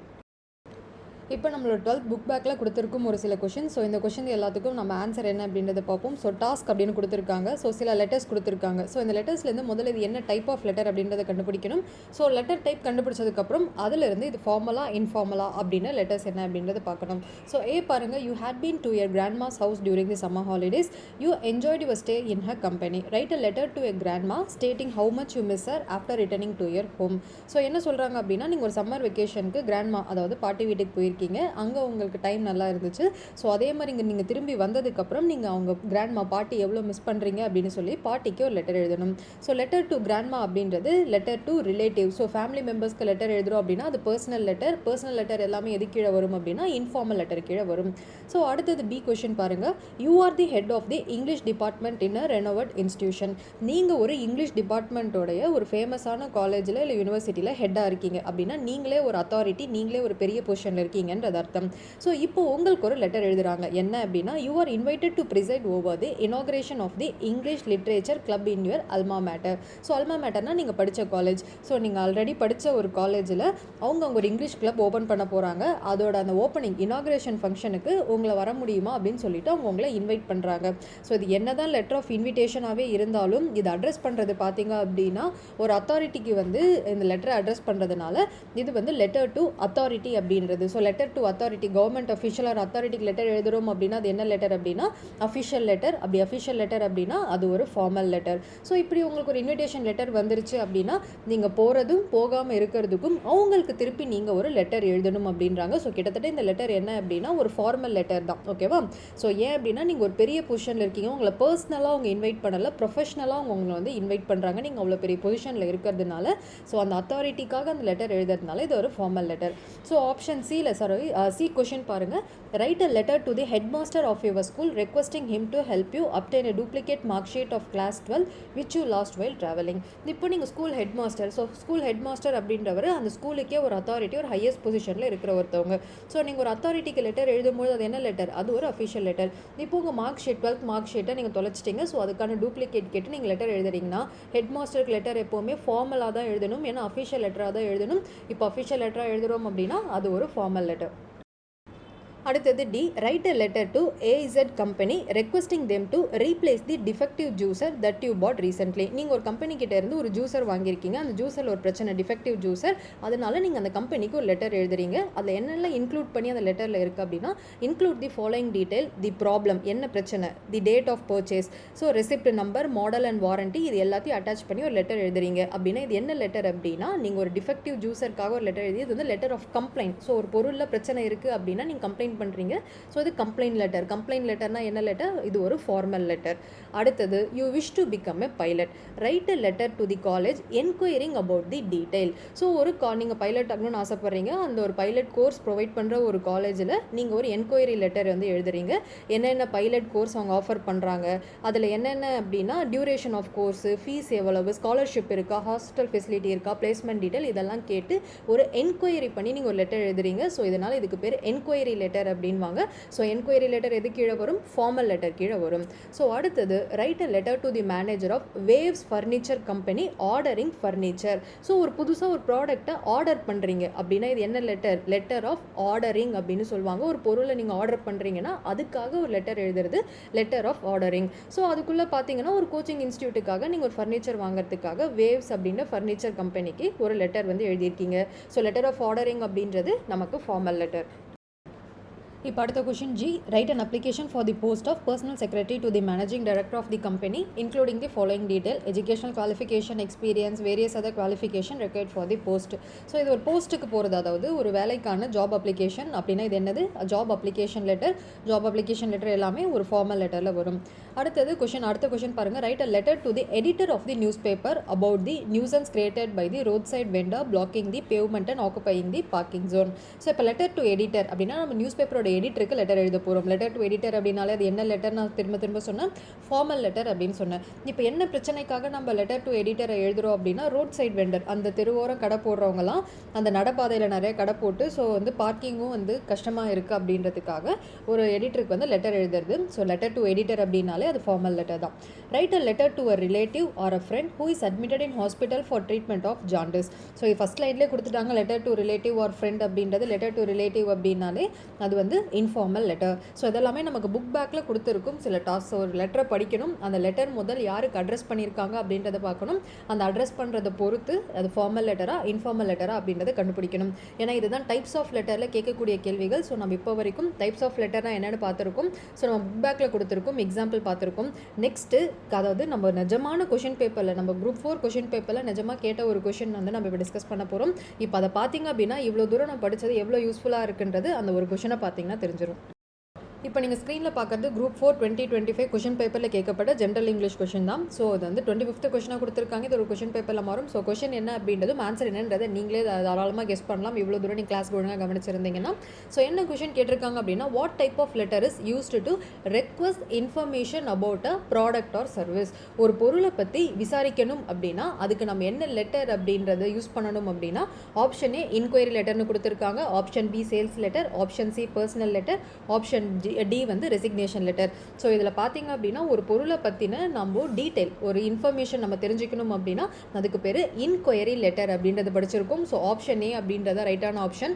ஏன்னா சேல்ஸ் லெட்டர் அப்படின்றது என்னது? ஒரு புதுசாக ஒரு ப்ராடக்ட் லான்ச் பண்ணியிருக்கோம் அப்படின்னா அதை எல்லாருக்கும் தெரிவிக்கிறதுக்காக எழுதுறது சேல்ஸ் லெட்டர். பர்சனல் லெட்டர்னா ஃப்ரெண்ட்ஸ் அண்ட் ஃபேமிலிக்காக எழுதுறது. ரெசிக்னேஷன் லெட்டர்னா நம்ம அந்த வேலையிலேருந்து நிற்க போகிறோம் அப்படின்றத தெரிவிக்கிறது.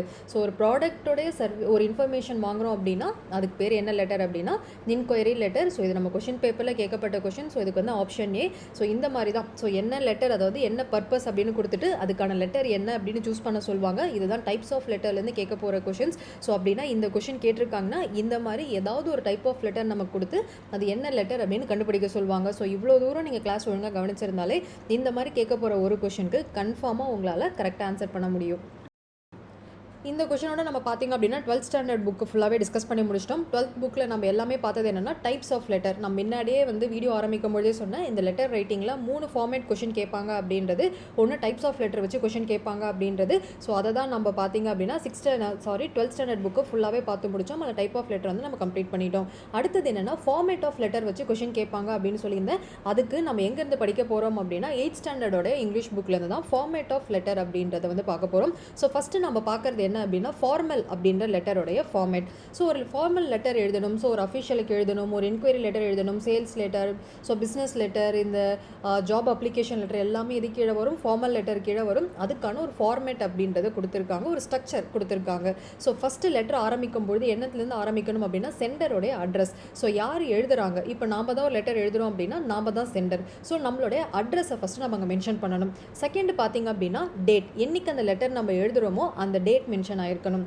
தேர்டு பார்த்திங்க அப்படின்னா யாருக்கு போய் சேரணுமோ அவங்களுடைய பேர், இல்லை அதாவது ஹையர் அத்தாரிட்டி அந்த டெசிக்னேஷன், அவங்களுடைய அட்ரஸ். ஸோ மூணாவது ரிசீவருடைய நேம் அண்ட் அட்ரஸ் மென்ஷன் ஆயிருக்கணும். அடுத்தது லெட்டர் ஏன் எழுதுகிறோம் அப்படின்றதோடைய சப்ஜெக்ட். ஸோ சப்ஜெக்ட் ரொம்ப ரொம்ப முக்கியம். ஏன் நம்ம லெட்டர் எழுதுகிறோம் அப்படின்றது.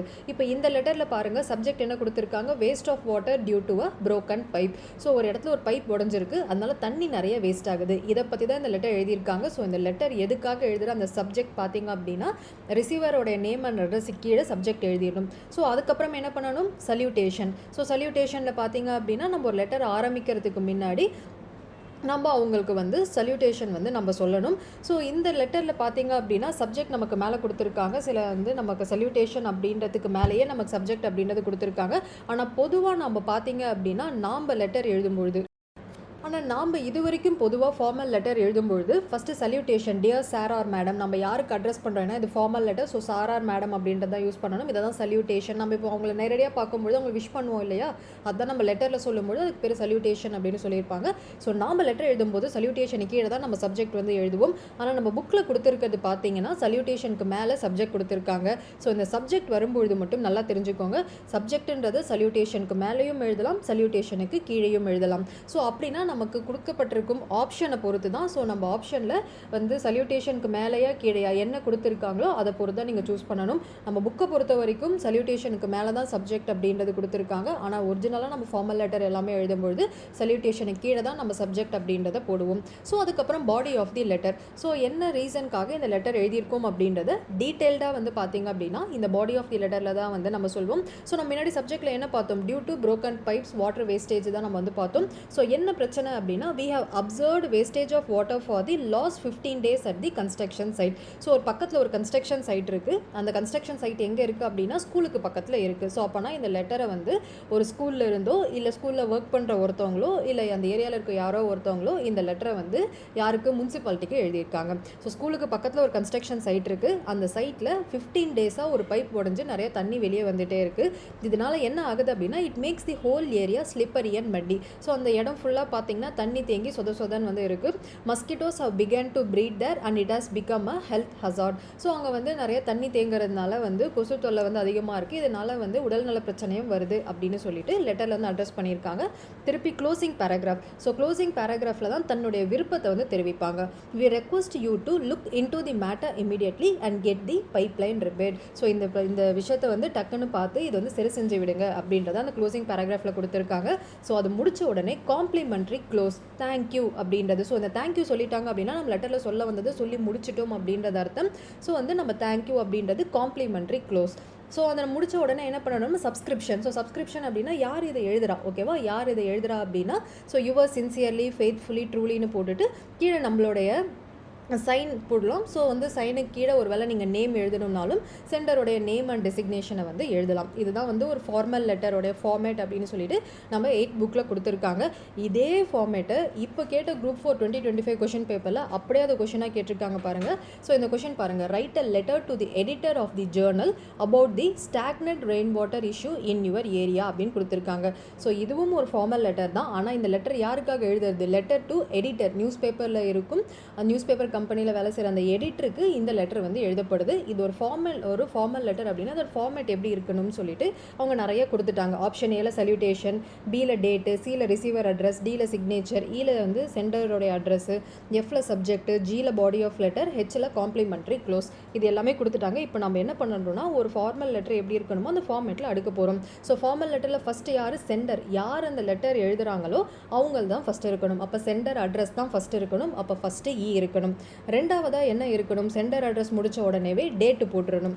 ஸோ வந்து பியில் தான் நமக்கு டேட் இருக்குது. ஸோ ஃபஸ்ட்டு இ, செகண்ட் வந்து பி.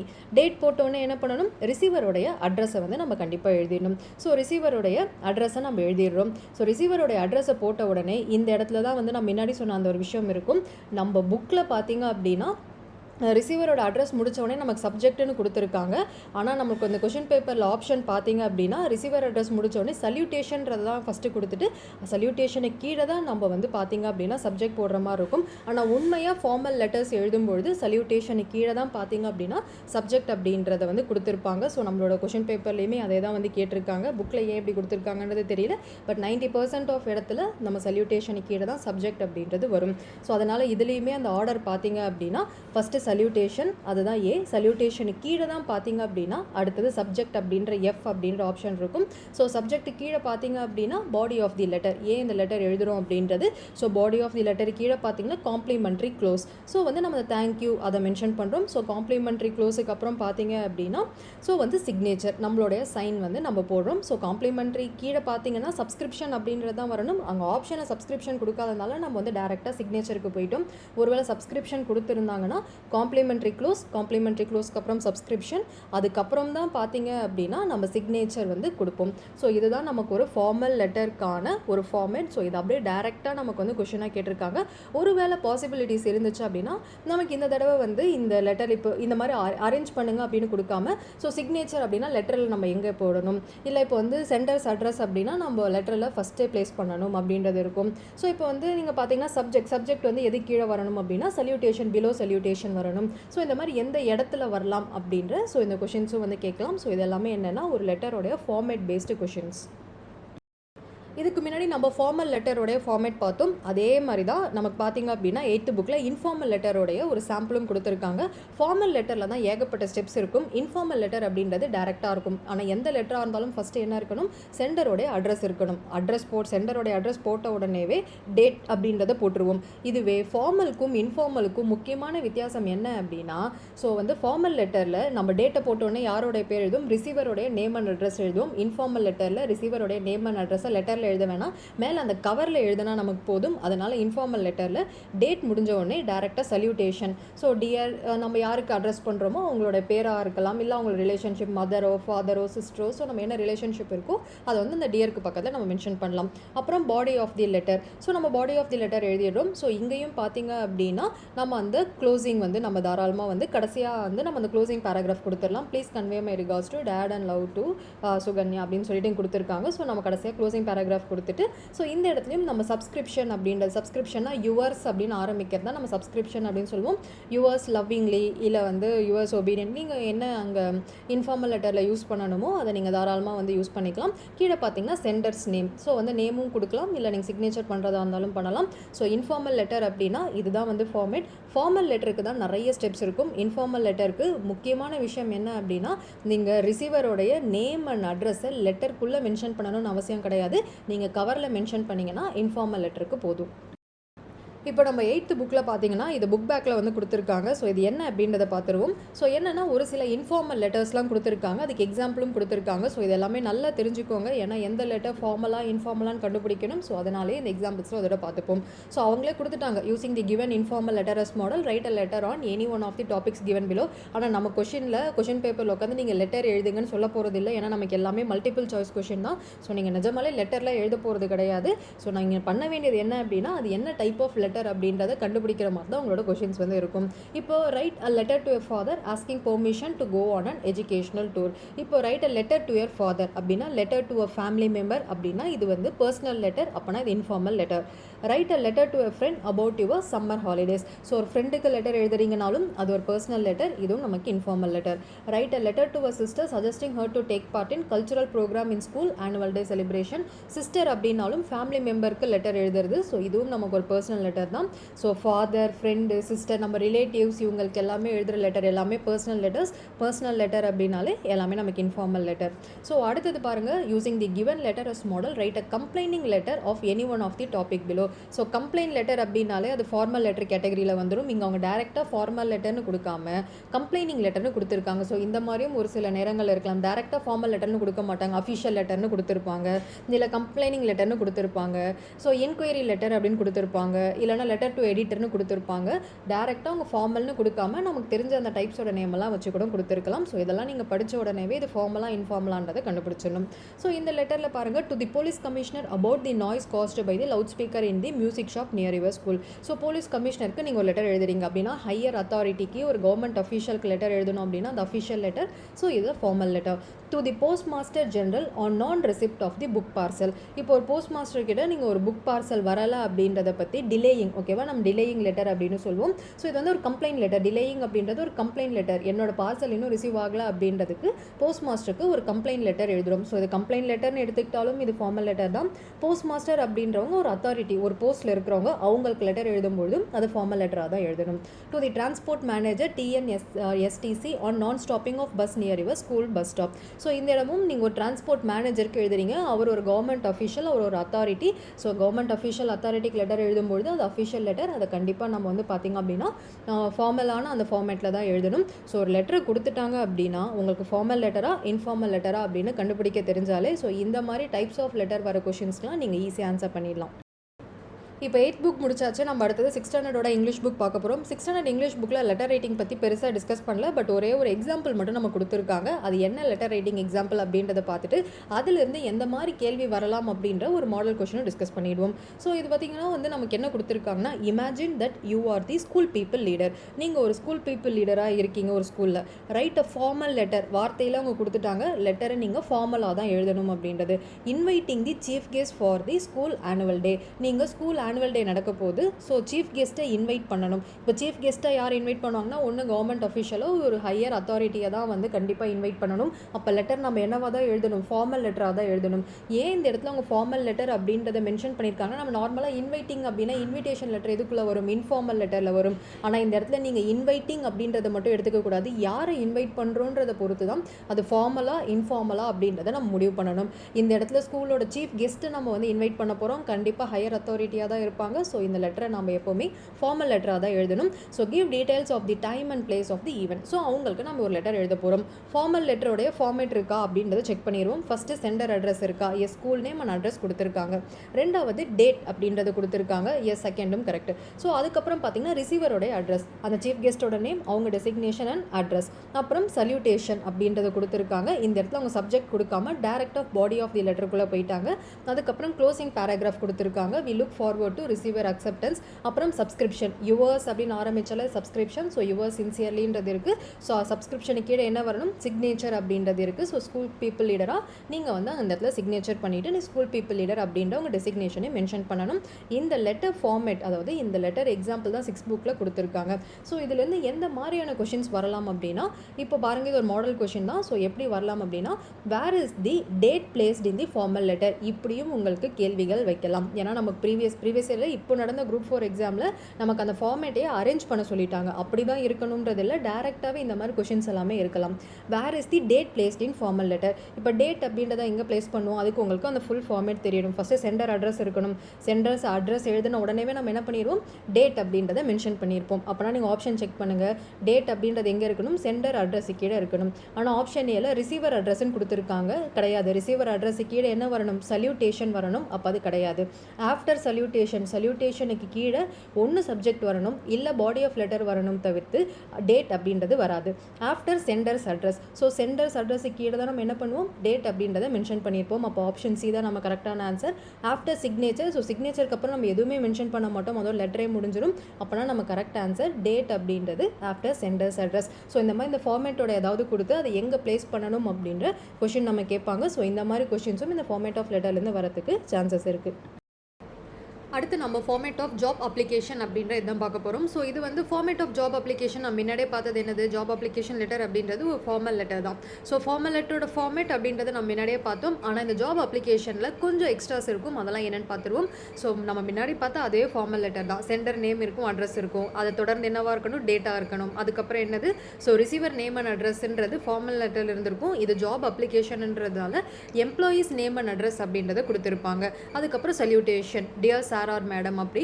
ஸோ அதுக்கப்புறம் என்னது, பாடி ஆஃப் தி லெட்டர். ஆனால் ஜாப் அப்ளிகேஷன் பொறுத்த வரைக்கும் ஒரே ஒரு பாடி ஆஃப் லெட்டர் கிடையாது, அதை நம்ம நிறைய பேராகிராஃபாக ஸ்ப்ளிட் பண்ணுவோம். மினிமம் 3 to 4 பேராகிராஃப் எழுதுவோம். ஸோ இதெல்லாம் நல்லா ஞாபகம் வச்சுக்கோங்க. ஜாப் அப்ளிகேஷனில் தான் மினிமம் 3 to 4 பேராகிராஃப் எழுதுவோம். பாடி ஆஃப் தி லெட்டரில் முதல் position you are applying for, என்ன ஜாப் பொசிஷனுக்கு அப்ளை பண்ணுறீங்கன்றதை கிளியராக ஃபஸ்ட்டு எழுதணும். ரெண்டாவது ஃபஸ்ட்டு பேராகிராஃபில் என்ன எழுதணும் அப்படின்னா, why you are an ideal candidate for the position, where you find this job listing. நீங்கள் இந்த பொசிஷனுக்கு ஏன் அப்ளை பண்ணியிருக்கீங்க, இந்த பொசிஷனுக்கான அந்த ஓப்பனிங் உங்களுக்கு எப்படி தெரியும், நியூஸ் பேப்பர் மூலயமா, அட்வர்டைஸ்மெண்ட் மூலயமா, இல்லை சோஷியல் மீடியா மூலயமா, இல்லை யாராவது சொல்லியோ உங்களுக்கு இந்த ஜாப் லிஸ்டிங் எப்படி தெரியும் அப்படின்றத ஃபஸ்ட் பேராகிராஃபில் எழுதணும். செகண்ட் பேராகிராஃபில் what you can offer to the employer, நீங்கள் இந்த கம்பெனிக்கோ இல்லை ஒரு ஆஃபருக்கோ நீங்கள் என்ன பண்ண முடியும் அப்படின்றது. ஸோ இது உங்கள் ஸ்கில்ஸ். ஸோ எனக்கு இந்த திறமெல்லாம் இருக்குது, ஸோ நீங்கள் என்ன ஹையர் பண்ணீங்க அப்படின்னா, நீங்கள் என்ன வேலைக்கு எடுத்திங்கன்னா நான் இதெல்லாம் பண்ண முடியும் அப்படின்றத செகண்ட் பேராகிராஃபில் சொல்லணும்.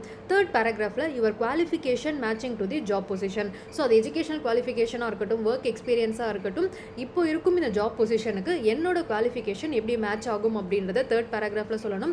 ஃபைனலாக ஸோ இந்த ஜாப்க்கு உங்களை எடுக்கிறாங்களோ எடுக்கலையோ, முதல் இந்த அப்ளிகேஷனை கன்சிடர் பண்ணுறதுக்காக நீங்கள் தேங்க்ஸ் ஃபஸ்ட்டே சொல்லிடணும்.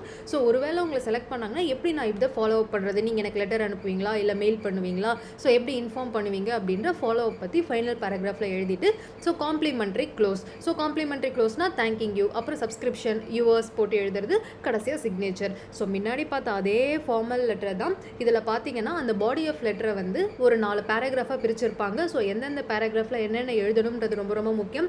ஃபஸ்ட்டு பாடி ஆஃப் லெட்டரில் என்ன பொசிஷன் அப்ளை பண்ணுறீங்கன்றது இருக்கணும்.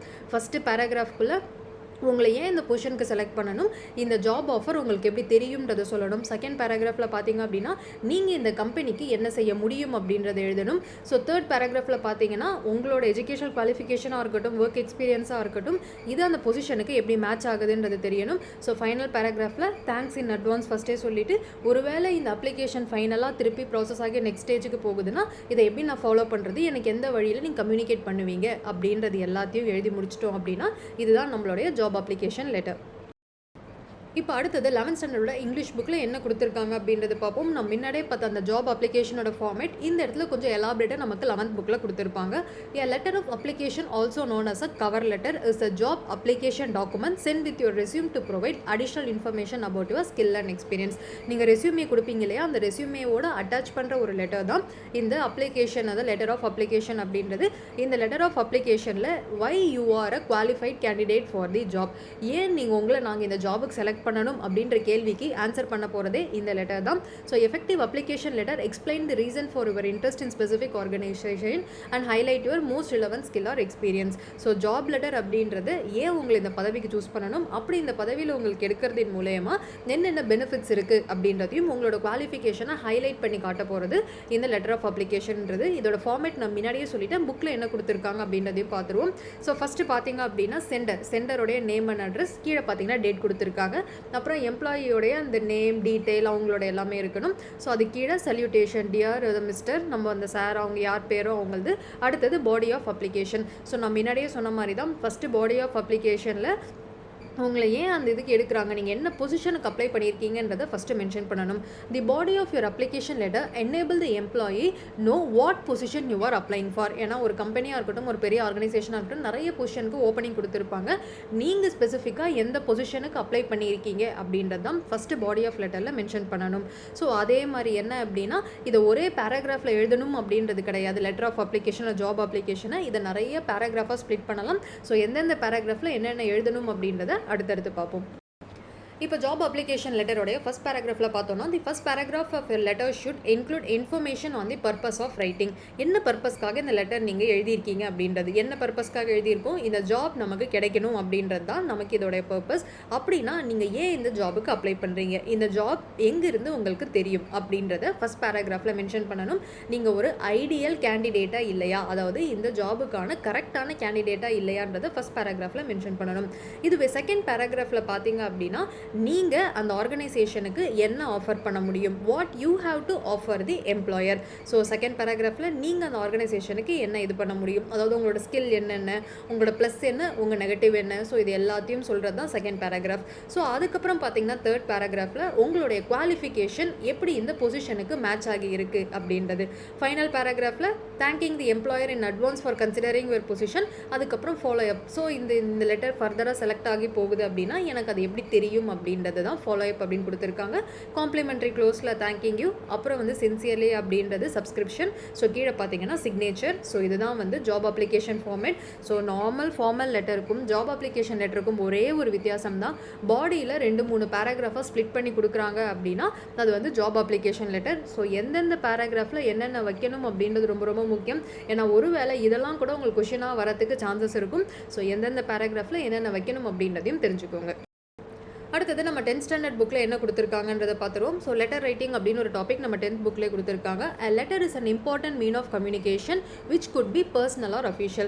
ஒரு லெட்டர் பர்சனலாக இருந்துச்சுன்னா அதை நம்ம இன்ஃபார்மல் லெட்டர் அப்படின்னு சொல்லுவோம், அஃபிஷியலாக இருந்துச்சுன்னா அது ஃபார்மல் லெட்டர் அப்படின்னு சொல்லுவோம். ஸோ இதை வந்து 2 டைப்பாக கிளாஸிஃபை பண்ணுறாங்க, அதை ஃபார்மல் அண்ட் இன்ஃபார்மல் லெட்டர் அப்படின்றது. ஸோ ஃபஸ்ட்டு வந்து பார்த்தீங்கன்னா ஒரு லெட்டருடைய ஃபார்மேட். ஸோ பொதுவாக ஒரு லெட்டர் அப்படின்றதோடைய ஃபார்மேட் என்னன்னு சொல்கிறாங்க. ஸோ என்னென்னா இந்த இடத்துல வந்து இப்போ அவங்க கொடுத்துருக்கும் ஃபார்மேட் பார்த்தீங்க அப்படின்னா ஃபார்மல் லெட்டருக்கான ஃபார்மேட் தான். ஏன்னா ஃபஸ்ட்டு சென்டர் அட்ரஸ் இருக்குது, ரெண்டாவது டேட் இருக்குது, ரிசீவர் அட்ரஸ் இருக்குது. ஃபார்மல் லெட்டருக்கும் இன்ஃபார்மல் லெட்டருக்கும் ஆனால் முக்கியமான வித்தியாசம் என்ன அப்படின்னு சொல்லி பார்த்தோம் அப்படின்னா, இன்ஃபார்மல் லெட்டரில் நம்ம ரிசீவருடைய அட்ரஸை லெட்டருக்குள்ளே எழுத மாட்டோம், என்வலப் கவரில் தான் எழுதுவோம். இதே ஃபார்மல் லெட்டரில் மட்டும்தான் ரிசீவரோட அட்ரஸை நம்ம லெட்டர்லேயே எழுதுவோம்.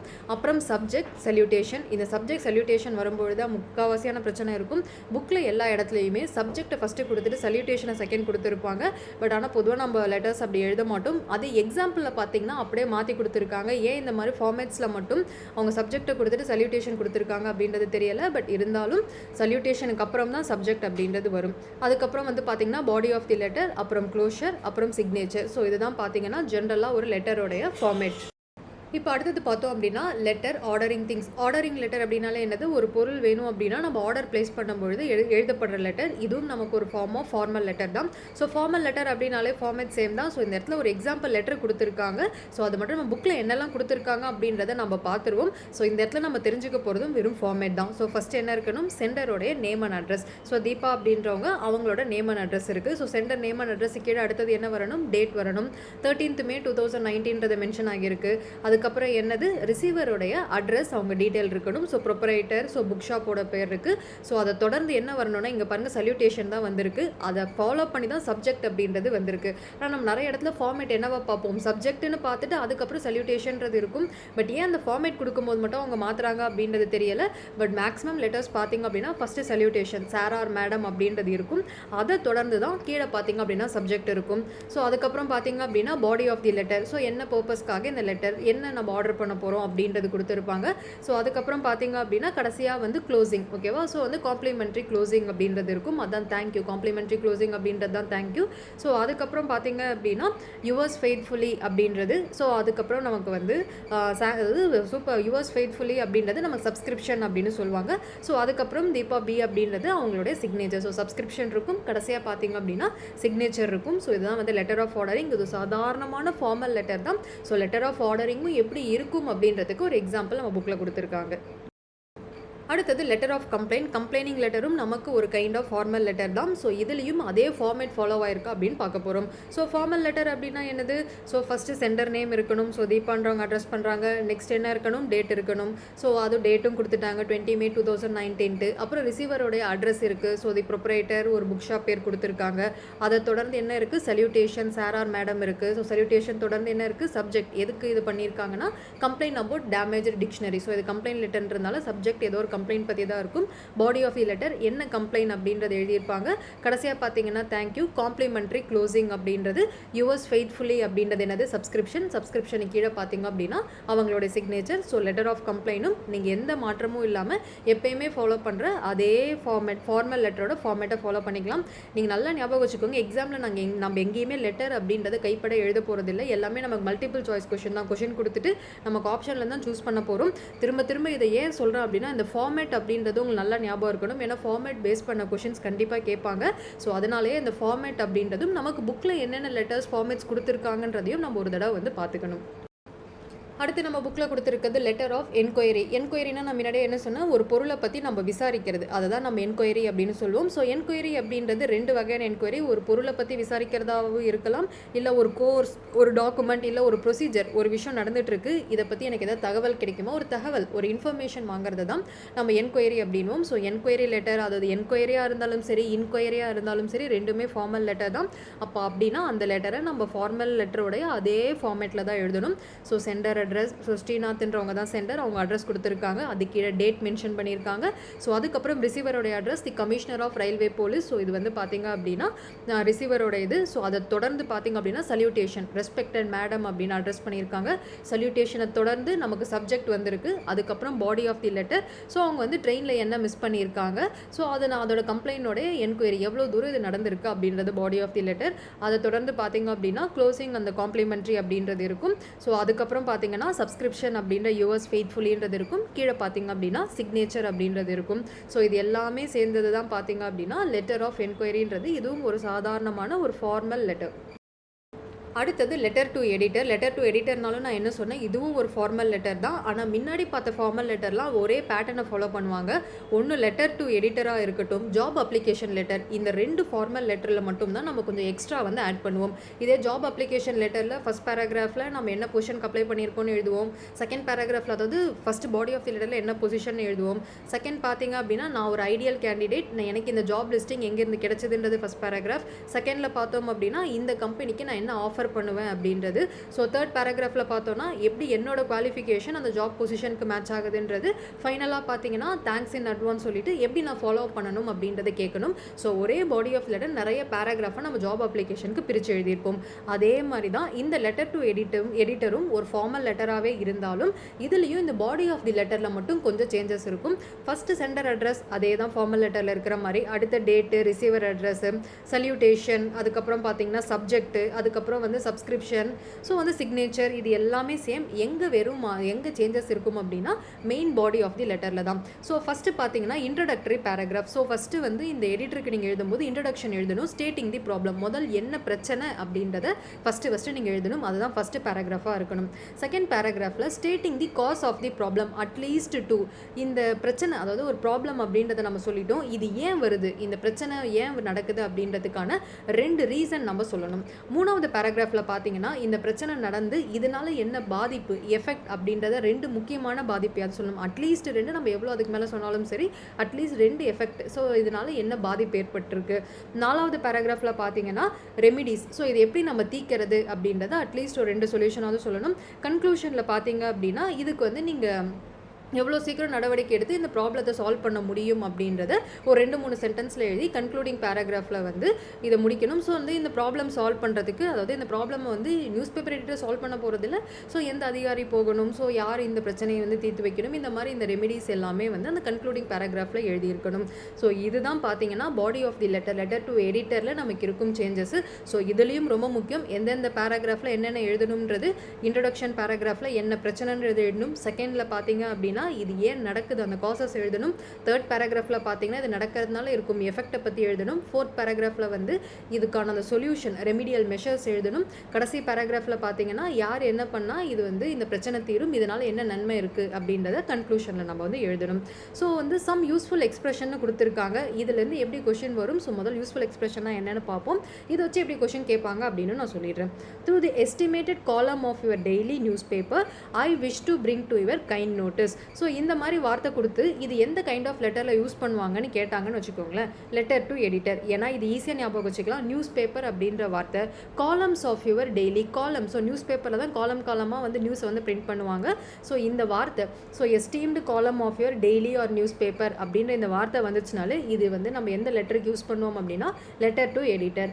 இன் மை ஒப்பீனியன், ஸோ இதில் வந்து லெட்டர் டு எடிட்டருக்கு எழுதும்போது தான் நம்ம ஒப்பீனியன்லாம் சொல்லுவோம். அங்கே தான் நம்ம ஏன் நம்ம ஒப்பீனியன்லாம் சொல்கிறோம் அப்படின்னா நாம தான் நாங்கள் ரெமிடியல் மெஷர்லாம் சொல்கிறோம், இது இப்படியெல்லாம் சால்வ் பண்ணலாம்னு சொல்லிட்டு.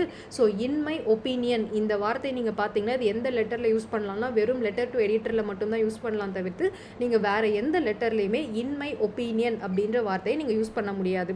So this is a very shocking R disturbing use அப்படின்றது. ஸோ ஷாக்கிங், டிஸ்டர்பிங், நெகட்டிவான வார்த்தைகள்லாம் இருக்கு இல்லையா. ஏன்னா ஒரு சோஷியல் இஷ்யூ, ஒரு பிரச்சனைனா மட்டும்தான் அதை வந்து நியூஸ் பேப்பருக்கு எழுதுவாங்க.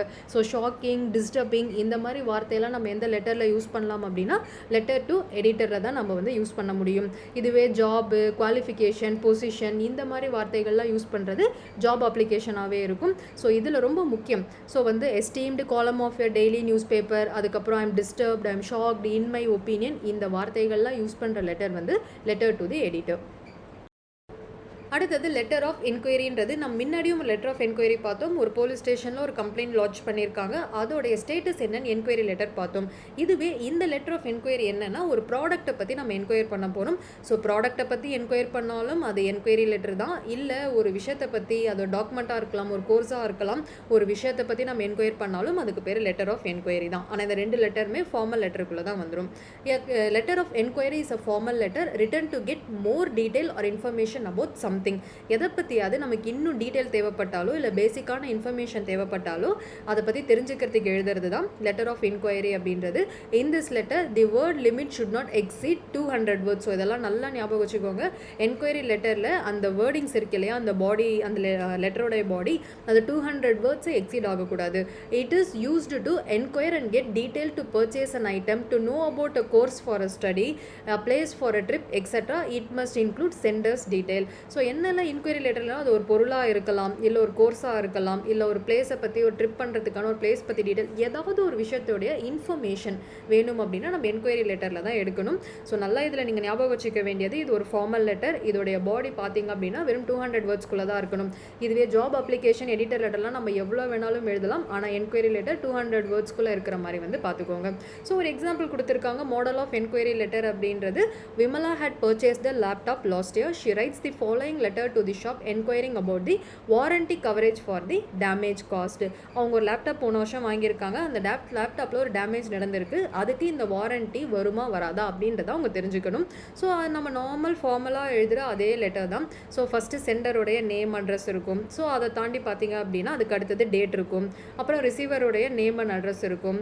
ஸோ அதுக்கப்புறம் சல்யூட்டேஷன் அப்படின்றது இருக்கும். பட் இந்த இடத்துல சப்ஜெக்ட் கொடுத்துருக்காங்க. ஸோ இதெல்லாம் நீங்கள் பெருசாக கன்ஃபியூஸ் பண்ணிக்க வேணாம். சல்யூட்டேஷனுக்கு அப்புறம் சப்ஜெக்ட்னாலும் சப்ஜெக்ட்டுக்கு அப்புறம் சல்யூட்டேஷன்னாலும் ரெண்டும் சரி தான். பட் உங்கள் ஆப்ஷனில் என்ன இருக்குது அப்படின்றத மட்டும் பார்த்து சூஸ் பண்ணிக்கோங்க. ஸோ இங்கே வந்து பார்த்தீங்கன்னா இப்போ சப்ஜெக்ட் கொடுத்துருக்காங்க, அதுக்கப்புறம் சல்யூட்டேஷன் மேடமா சார், ஸோ என்ன பிரச்சனை அப்படின்றத பாடி ஆஃப் லெட்டரில் வந்து சொல்லியிருக்காங்க. அப்புறம் கடைசியாக பார்த்தீங்க அப்படின்னா காம்ப்ளிமெண்ட்ரியே வந்து அந்த கடைசியாக வந்து கவர் பண்ணி முடிச்சிருக்காங்க. யுவர்ஸ் ஃபெய்த்ஃபுல்லி சப்ஸ்கிரிப்ஷனோட முடிச்சிருக்காங்க. விமலாயம், ஸோ சிக்னேச்சர். ஸோ இது வந்து நார்மலான ஒரு ஃபார்மல் லெட்டர் தான். ஸோ லெட்டர் ஆஃப் என்கொயரியில் இந்த 2-3 டீட்டெயில்ஸ், அது ஒரு ஃபார்மல் லெட்டர், 200 வேர்ட்ஸ் எக்ஸீட் ஆகக்கூடாது. எதை பற்றி இன்ஃபர்மேஷன் வேணும்னாலும் நாம் எழுத வேண்டிய லெட்டர் ஆஃப் என்கொயரி. இதோட நம்ம புக் இருக்கு இல்லையா, 6th-லேருந்து 12th வரைக்கும் லெட்டர் ரைட்டிங் பற்றி எந்தெந்த ஸ்டாண்டர்டில் என்னென்னலாம் கொடுத்துருந்தாங்களோ எல்லாத்தையும் கவர் பண்ணி முடிச்சிட்டோம். ஸோ கிட்டத்தட்ட பார்த்திங்க அப்படின்னா ஒரு லெட்டர் ஃபார்மேட் அப்படின்றது எப்படி இருக்கணும், டைப்ஸ் ஆஃப் லெட்டர்னா என்ன, அப்புறம் விதவிதமான சினாரியோஸ் பார்த்தோம். என்கொயரி லெட்டர்னா என்னது, அதுக்கப்புறம் கம்ப்ளைண்ட் லெட்டர்னா என்னது, ஆர்டரிங் லெட்டர்னா என்னது, ஜாப் அப்ளிகேஷன்னா என்ன, லெட்டர் டு எடிட்டர்னா என்ன அப்படின்னு சொல்லிட்டு புக்கில் இருக்கும் எல்லா இன்ஃபர்மேஷனும் முடிச்சிட்டோம். அது மட்டும் இல்லாமல் லெட்டர் ரைட்டிங்க்கு தேவையான கொஞ்சம் எக்ஸ்ட்ரா இன்ஃபர்மேஷன் நம்ம கவர் பண்ணிட்டோம். ஸோ இது வரைக்கும் நீங்கள் படிச்சிருந்தாலே லெட்டர் ரைட்டிங் பற்றி கேட்க போகிற கொஷின்ஸ்க்கு உங்களால் கன்ஃபார்ம் ஆன்சர் பண்ண முடியும். பட் இருந்தாலும் கடைசியாக 1% ஒரு விஷயம் இருக்குது. 1% இல்லை, லாஸ்ட் 10% விஷயம் என்ன அப்படின்னா ப்ரீவியஸ் இயர் கொஷின் பேப்பரையும் கண்டிப்பாக ஒரு தடவை பார்க்கணும். அது இல்லாமல் நம்ம எவ்வளோ சாம்பிள் கொஷின்ஸ் ட்ரை பண்ணி பார்க்குறோமோ அந்த அளவுக்கு தான் நம்மளோட அக்யூரசி, நீங்கள் அந்த அளவுக்கு தான் அந்த இடத்துல போய்ட்டு எக்ஸாம் ரூமில் உங்களால் கரெக்டாக ஆன்சர் பண்ண முடியும். ஸோ அதனால் நம்ம ரிமைனிங் பார்க்க போகிறது என்னென்னா ப்ரீவியஸ் இயர் கொஷின் பேப்பர் கொஷின்ஸும் அதுக்கப்புறம் லெட்டர் ரைட்டிங்கான ஒரு சாம்பிள் கொஷினும் நம்ம ப்ராக்டிஸ் பண்ணுவோம். ஸோ அதெல்லாமே பார்த்து முடிச்சிட்டோம் அப்படின்னா லெட்டர் ரைட்டிங் அப்படின்றது நம்ம கம்ப்ளீட். ஸோ ஃபஸ்ட்டு வந்து நம்ம ஒரு சாம்பிள், அதாவது சாம்பிளில் ப்ரீவியஸ் இயர் கொஷின் பேப்பர் ஒன்று பார்த்துருவோம். குரூப் 4 2025 கொஷின் பேப்பர் தான் இது. வந்து சினாரியோ கொஷின் அப்படின்றது நான் வீடியோ ஆரம்பத்திலே வந்து சொல்லியிருப்பேன். ஒன்று டைப் ஆஃப் கொஷினில் டைப் ஆஃப் லெட்டரில் ஒரு கொஷின் கேட்பாங்கன்னு சொன்னேன், ஃபார்மேட் ஆஃப் லெட்டரில் ஒரு கொஷின் கேட்பாங்கன்னு சொன்னேன், அப்புறம் சினாரியோ பேஸில் 2 கொஷின் கேட்பாங்கன்னு சொன்னேன். இதுதான் அந்த சினாரியோ பேஸ்டு கொஷின். என்ன அப்படின்னு பாருங்கள். ஃபஸ்ட்டு ஒரு சினாரியோ கொடுத்துருக்காங்க. சினாரியோ என்ன அப்படின்னா, எ government agency is updating it website. So ஒரு கவர்மெண்ட் ஏஜென்சி அவங்க ஒரு வெப்சைட் வச்சுருக்காங்க. அந்த வெப்சைட்டில் வந்து ஒரு அப்டேஷன் பண்ணுறாங்க. என்ன அப்படின்னா to include downloadable form. So அந்த கவர்மெண்ட் ஏஜென்சியோட வெப்சைட்டில் ஃபார்ம்ஸை டவுன்லோட் பண்ணிக்கிற மாதிரி ஒரு ஆப்ஷனை வந்து எனேபிள், அதாவது அப்டேட் பண்ணியிருக்காங்க. They want to ensure the instruction for completing the form are clear and professional. So அந்த அப்டேஷன்லாம் பண்ணிட்டாங்க. இப்போ அந்த ஃபார்ம் கிளியராகவும் ப்ரொஃபஷனலாகவும் கிடைக்குதா அப்படின்றத அவங்க செக் பண்ணி பார்க்கணும். ஸோ கொஷின் வந்து என்ன கொடுக்குறாங்கன்னா, which of the following instruction best reflect the principles of the official correspondence. இப்போ கவர்மெண்ட் ஏஜென்சியோடைய வெப்சைட், ஓகேவா? ஸோ அவங்களோட வெப்சைட்டில் ஒரு சின்ன அப்டேஷன் பண்ணியிருக்காங்க. என்ன அப்படின்னா, நம்ம கவர்மெண்ட் ஃபார்ம்ஸை வந்து நம்ம டவுன்லோடபிள் ஃபார்மேட்டில் பண்ணிக்கலாமா அப்படின்னு சொல்லிட்டு அந்த அப்டேஷன் முடிஞ்சிருச்சு. இப்போ எல்லா ஃபார்ம்ஸும் கிளியராக இருக்கா, ப்ரொஃபஷனலாக இருக்கான்றதை செக் பண்ணணும். இது எப்படி அவங்க லெட்டரில் கன்வே பண்ணுறாங்க அப்படின்றது. ஸோ இதில் வந்து நமக்கு 3 ஆப்ஷன் கொடுத்துருக்காங்க. எது இருக்கிறதுலே ப்ரொஃபஷனலான, ஏன்னா இது கவர்மெண்ட் ஏஜென்சி அப்படின்னாலே நம்ம எப்படி ரிப்ளை பண்ணணும், ரொம்ப ப்ரொஃபஷனலாக தான் ரிப்ளை பண்ணணும், அப்படின்னா ஃபார்மலாக தான் ரிப்ளை பண்ணணும். ஸோ ஃபஸ்ட்டு பாருங்கள், just fill this out and send it, no big deal. So இப்படிலாம் நம்ம வந்து பேச முடியாது. You got to put your info here then sign there and you are good to go அப்படின்னு வந்து சொல்கிறாங்க. ஸோ நம்ம வந்து இந்த மாதிரியும் வந்து அந்த வெப்சைட்டில் அந்த டவுன்லோடபிள் ஃபார்ம் இருக்கு இல்லையா, அந்த பேஜில் நம்ம இந்த மாதிரி இன்ஸ்ட்ரக்ஷனையும் வந்து ப்ளேஸ் பண்ண முடியாது. ஆப்ஷன் சி பாருங்கள், please complete all the section of the form using legible handwriting or typed text, submit the completed form along with the required supporting document. இப்போ ஒருத்தவங்க வந்து டாக்குமெண்ட்டை டவுன்லோட் பண்ணிட்டாங்கன்னா அவங்களுக்கு ஸ்க்ரீனில் என்ன டிஸ்பிளே ஆகணும் அப்படின்னா இந்த ஆப்ஷன் சி தான் வந்து டிஸ்பிளே ஆகணும். Please complete all the sections of the form using legible handwritten or typed text, submit the completed form along with the required supporting documents. So அதுக்கப்புறம் டீல பாருங்கள், write your name and address then do the rest however you want. So இப்படியெல்லாம் வந்து place பண்ண மாட்டாங்க. So ஒரு நம்ம letter மட்டும் வந்து ஃபார்மலாக கிடையாது. ஒரு கவர்மெண்ட் ஆர்கனைசேஷன்லேருந்து நம்ம ஒரு விஷயத்தை ஆன்சர் பண்ணுறோம் அப்படின்னாலும் அதுவும் ஃபார்மலாக தான் இருக்கணும். ஸோ அதாவது லெட்டரோடைய ஒரு கண்டினியூவேஷன் தான் இந்த மாதிரியான கொஷின்ஸ். டைரெக்டாக லெட்டர் ஃபார்மல் லெட்டர் இல்லை அப்படின்னு கொடுக்காம இந்த மாதிரி ஒரு சில சினாரியோ கொடுத்து இதை எப்படி நீங்கள் ஹேண்டில் பண்ணுவீங்க, இதை எப்படி ப்ரொஃபஷனலாக பண்ணணும் அப்படின்றது. ஸோ இதில் வந்து உங்களுக்கு ஆப்ஷன் சி தான் ரைட். அடுத்ததும் குரூப் 4 2025 கொஷின் பேப்பரோட கொஷின் தான். சினாரியோ என்ன அப்படின்னா, a citizen has sent an email to the government agency. ஒரு குடிமகன் வந்து ஒரு இமெயில் வந்து ஒரு கவர்மெண்ட் ஏஜென்சிக்கு அனுப்பியிருக்காங்க. எதுக்கு அப்படின்னா requesting information about a public programme. So கவர்மெண்ட்டோடைய ஒரு ப்ரோக்ராம் பற்றி தெரிஞ்சுக்கிறதுக்காக மெயில் அனுப்பியிருக்காங்க. The agency policy is to respond with official letter. அந்த ஏஜென்சி கவர்மெண்ட் ஏஜென்சி எப்பயுமே அஃபிஷியல் லெட்டர் மூலயமா தான் ரெஸ்பாண்ட் பண்ணுவாங்க. இப்போ எப்படி ரெஸ்பாண்ட் பண்ணலாம் அப்படின்றது இந்த 4 ஆப்ஷன்லேருந்து நீங்கள் சூஸ் பண்ண போகிறீங்க. கொஷின் என்ன அப்படின்னா, which of the following action best demonstrate adherence to the official correspondent procedure.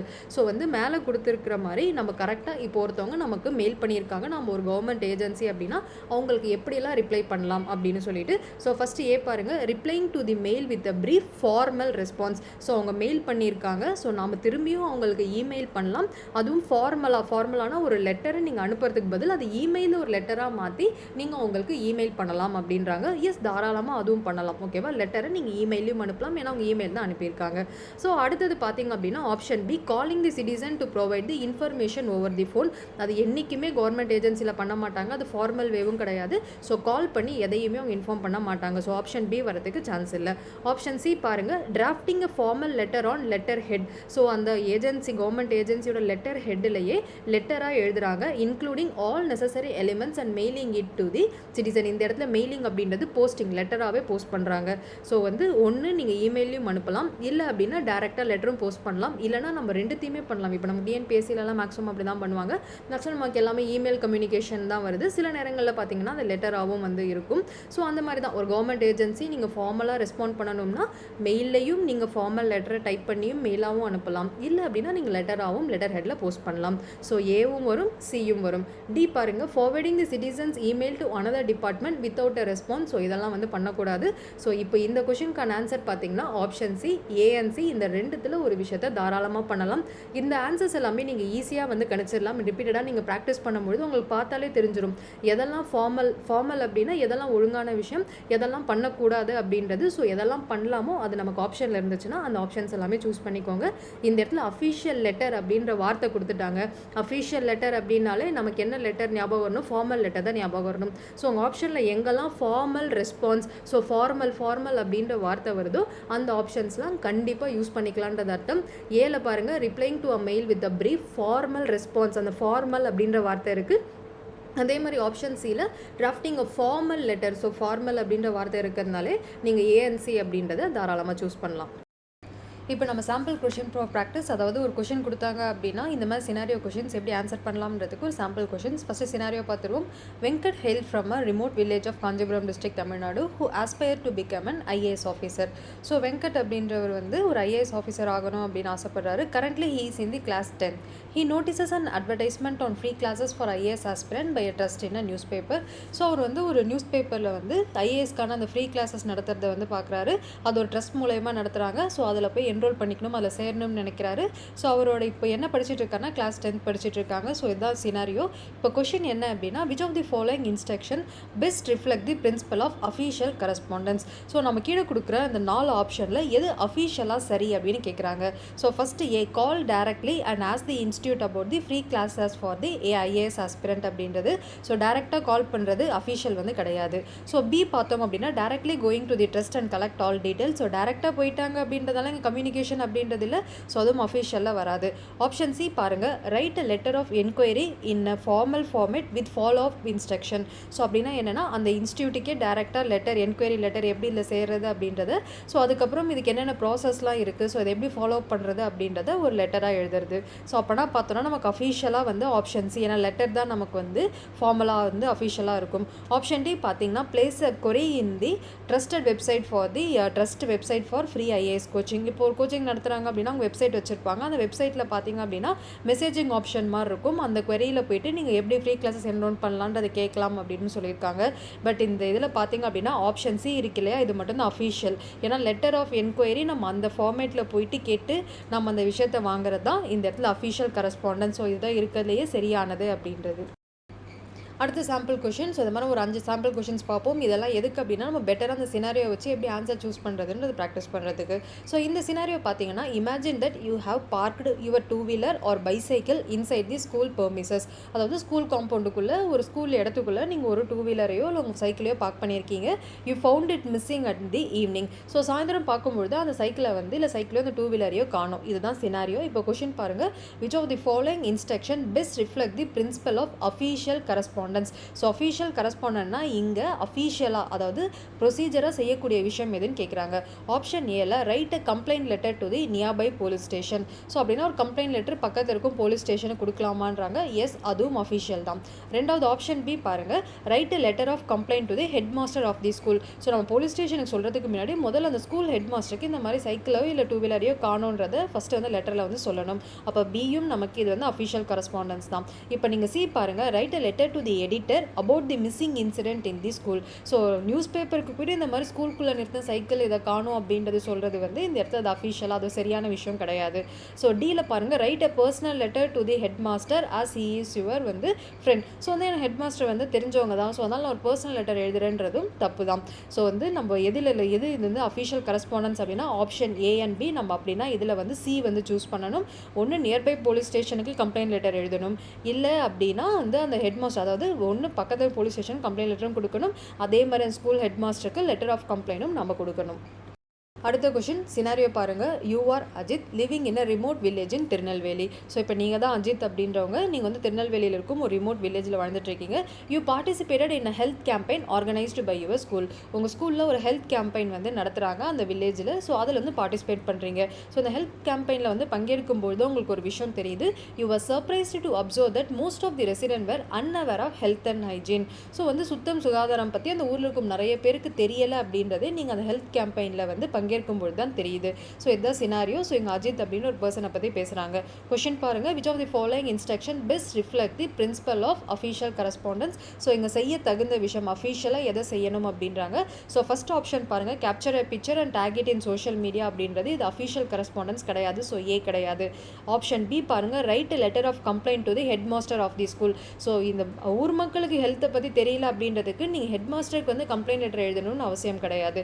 So option C பாருங்கள், write a letter to the editor about this problem and create an awareness. So அப்படின்னா இந்த ஊர் மக்களுக்கு இப்போ வந்து health and ஹைஜீனை பற்றி சுத்தமாக தெரியல அப்படின்னா நியூஸ் பேப்பரில் இதை சொல்லி நியூஸ் பேப்பர் இல்லை சோஷியல் மீடியா மூலயமா அந்த ஊர் மக்களுக்கு ஒரு அவேர்னஸ் கிரியேட் பண்ணுறது தான் இங்கே அஃபிஷியலாக செய்ய வேண்டிய விஷயம். தட் மீன்ஸ் அஃபிஷியலாக அப்படின்னா திரும்ப திரும்ப என்ன சொல்கிறாங்கன்னா எது சரியாக இருக்கும் அப்படின்றது. ஸோ ஆப்ஷன் டி பாருங்கள், call your friend and tell about this issue. So call, messages, இந்த சேட் இது எதுவுமே அஃபிஷியல் மேனர் வந்து கிடையாது. ஸோ அப்படின்னா இதில் வந்து அஃபிஷியல் கரஸ்பாண்டன்ஸோ வந்து கரெக்டாக ரெஸ்பான்ஸ் பண்ணுறது என்னென்னா only option C, write a letter to the editor about this problem and create an awareness. அடுத்த சாம்பிள் கொஷின். ஃபஸ்ட்டு சினாரியோ பார்த்துருவோம். You are a college student and you have a case study to be done. ஒரு case study அப்படின்னா நீங்கள் போயிட்டு டேரெக்டாக ஃபீல்டில் வந்து என்ன நடக்குது அப்படின்றத பார்த்து தெரிஞ்சுக்கணும். ஒரு கேஸ் ஸ்டடி எடுக்கணும். நீங்கள் ஒரு காலேஜ் ஸ்டூடெண்ட்.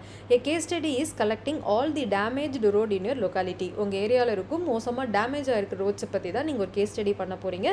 அது மட்டும் இல்லாமல் அந்த இடத்துல வசிக்கும் மக்கள் asking people opinion and creating a documentation. So முதல்ல என்னென்ன ரோட்டில் டேமேஜாக இருக்குன்றதை பார்க்கணும். அந்த ஊரில் இருக்கும் மக்களோட ஒப்பீனியன், அவங்களோட கருத்து கணிப்பு இது எல்லாத்தையும் எடுத்து நீங்கள் டாக்குமெண்ட் பண்ணுறீங்க. ஸோ டாக்குமெண்ட் பண்ணதை இப்போ யாருக்கு ப்ரெசென்ட் பண்ண போகிறீங்கன்னா presenting it to locality head. So முனிசிபலாக கார்பரேஷனாக அந்த ஹெட் யார் இருக்காங்களோ அவங்களுக்கு போய் இந்த டாக்குமெண்டேஷனை நீங்கள் ப்ரெசென்ட் பண்ண போகிறீங்க. Now you have to record this response after வாட்சிங் திஸ் டாக்குமெண்ட்ரி. ஸோ அப்படின்னா நீங்கள் அந்த லொக்காலிட்டியோட ஹெட்டுக்கு இந்த டாக்குமெண்ட்ரி ப்ரெசென்ட் பண்ணிட்டீங்க. அவருடைய ரெஸ்பான்ஸ் பதிலளிப்பு எப்படி இருக்குது அப்படின்றத நீங்கள் வந்து டாக்குமெண்ட் பண்ணுறீங்க. ஸோ இப்போ கொஷின் என்னன்னா, which of the following instruction best reflect the principle of official correspondence. So இது அஃபீஷியலாக இதில் வந்து எந்த ரெஸ்பான்ஸை நம்ம ரெக்கார்ட் பண்ணணும் அப்படின்றத கேட்குறாங்க. ஸோ ஆப்ஷன் ஏ பாருங்கள், copy of the complaint letter to the concern officer along with the collected evidence. So உடனே லொக்காலிட்டியோட ஹெட் இந்த உங்கள் டாக்குமெண்ட்ரியை பார்த்துட்டு உடனே வந்து ஒரு கம்ப்ளைண்ட் லெட்டர் அந்த கன்சர்ன் ஆஃபீஸருக்கு எழுதுறாரு. அது மட்டும் இல்லாமல் நீங்கள் கலெக்ட் பண்ண எவிடன்ஸையும் அட்டாச் பண்ணி அனுப்புகிற அந்த லெட்டர் மற்றும் எவிடன்ஸோடைய காப்பியை வந்து நீங்கள் எடுத்துகிட்டு வரீங்க. அதாவது நீங்கள் காப்பி வந்து நீங்கள் வச்சுருக்கீங்க அப்படின்றாங்க. இதுதான் வந்து அஃபீஷியல் கரஸ்பாண்டன்ஸாக சரி எதுக்கு அப்படின்னா அங்கே கம்ப்ளைண்ட் லெட்டரும் இருக்குது. அது மட்டும் இல்லாமல் நீங்கள் கலெக்ட் பண்ண எவிடன்ஸும் வந்து இருக்குது. அது யாருக்கு போயிருக்குன்னா அந்த கன்சர்ன் ஆஃபீஸருக்கும் போயிருக்கிறதுனால அதுதான் நமக்கு அஃபீஷியல் கரஸ்பாண்டன்ஸ். இதுவே ஆப்ஷன் பி பாருங்கள், record all the conversation happen between you and the head. So இது வந்து நம்ம அஃபீஷியல் வந்து எடுத்துக்க முடியாது. Take any media person with you to record his response. So எடுத்த உடனே மீடியா பர்சனை கூட்டிகிட்டு போய் நாங்கள் என்ன நடக்குது அப்படின்றத இதை காட்டுறதும் அஃபிஷியலான விஷயம் கிடையாது. Record the call between the locality head and the concern officer. என்னதான் அவங்க அந்த கன்சர்ன் ஆஃபீஸருக்கு நான் உங்களோட லொக்காலிட்டியோட ஹெட் ஒரு கம்ப்ளைண்ட் லெட்டரும் எவிடன்ஸையும் கொடுத்தாலும் அதுக்கு முன்னாடி ஒரு ஃபோன் பண்ணி கேட்பார் இல்லையா, ஸோ இந்த மாதிரி ஒரு கம்ப்ளைண்ட் வந்திருக்கு நீங்கள் என்ன பண்ணுறீங்க அப்படின்ட்டு அந்த காலை ரெக்கார்ட் பண்ணணுமா, அதை நம்ம வந்து அஃபீஷியல் கரஸ்பாண்டன்ஸாக எடுத்துக்கலாமானா அதை நம்ம எடுத்துக்கக்கூடாது. ஸோ எதை நம்ம வந்து அஃபீஷியல் கரஸ்பாண்டன்ஸாக எடுத்துக்கணும்னா copy of the complaint letter to the concern officer along with evidence. இப்போனா நம்ம அதை இப்போ நம்ம பார்த்தோம் அப்படின்னா நமக்கு வந்து ரைட் ஆன்சர் வந்து ஆப்ஷன் ஏ, ஒன்லி ஏ மட்டும்தான் நமக்கு அஃபீஷியல் கரஸ்பாண்டன்ஸ்.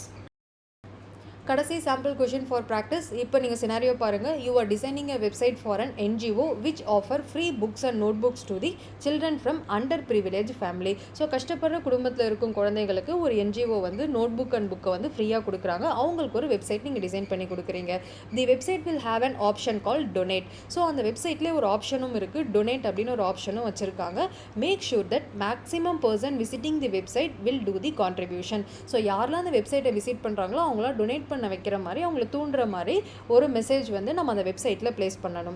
ஸோ இப்போ கொஷின் என்ன கேட்குறாங்கன்னா, which of the following instruction best reflect the principle of official correspondence. எது வச்சா அவங்களுக்கு வந்து அந்த கரெக்டாக அந்த டொனேஷன் பண்ணுற மாதிரி வைக்கிறது. ஸோ அஃபிஷியல் கரஸ்பாண்டன்ஸ்னால் எது வந்து ரொம்ப சரியாக இருக்கும் அப்படின்றது. ஸோ ஆப்ஷன் ஏ பாருங்கள், hey buddy can you help us to buy notebook and book for our kids அப்படின்றது. ஸோ இது ஹே பட்டி இந்த மாதிரியான வார்த்தைகள்லாம் பார்த்தீங்கன்னா இன்ஃபார்மல், இதெல்லாம் ஃபார்மல் கிடையாது. ஸோ இதனால் அஃபிஷியல் கரஸ்பாண்டன்ஸில் வரவே வராது. ஸோ ஆப்ஷன் பியில் பாருங்கள், please donate how much you can now because student need notebooks. So இந்த இடத்துல ப்ளீஸ் கொடுத்ததுனால இது ஃபார்மலில் வரும். ஆனால் இப்போ நீங்கள் பார்த்தீங்கன்னா please donate how much you can அப்படின்றத ஏதாவது கையில் இருக்கிறதாவது கொடுங்க, இதெல்லாமே எதுவுமே ஃபார்மலாக இல்லை. Because student need notebook. So இந்த இடத்துல எதுவுமே வந்து ஒரு ப்ராப்பர் ஃபார்மேட்டில் இல்லை. இதுவே ஆப்ஷன் சியில் பாருங்கள், thanks for visiting our website, your little contribution will change a child's life. So இந்த ஆப்ஷன் சியை பாருங்கள், இது ரொம்ப ப்ராப்பராக இருக்குது. ஃபஸ்ட்டு அவங்க விசிட் பண்ணதுக்காக உங்களுக்கு தேங்க்யூ சொல்கிறேன், இது ஃபஸ்ட்டு ஃபார்மலாக இருக்குது. ஸோ அதே மாதிரி அவங்களோட சின்ன கான்ட்ரிபியூஷன் ஒரு குழந்தையோட லைஃபையே மாற்றும் அப்படின்ற மாதிரி ஒரு ஸ்ட்ராங்கான ஸ்டேட்மெண்ட் இருக்குது.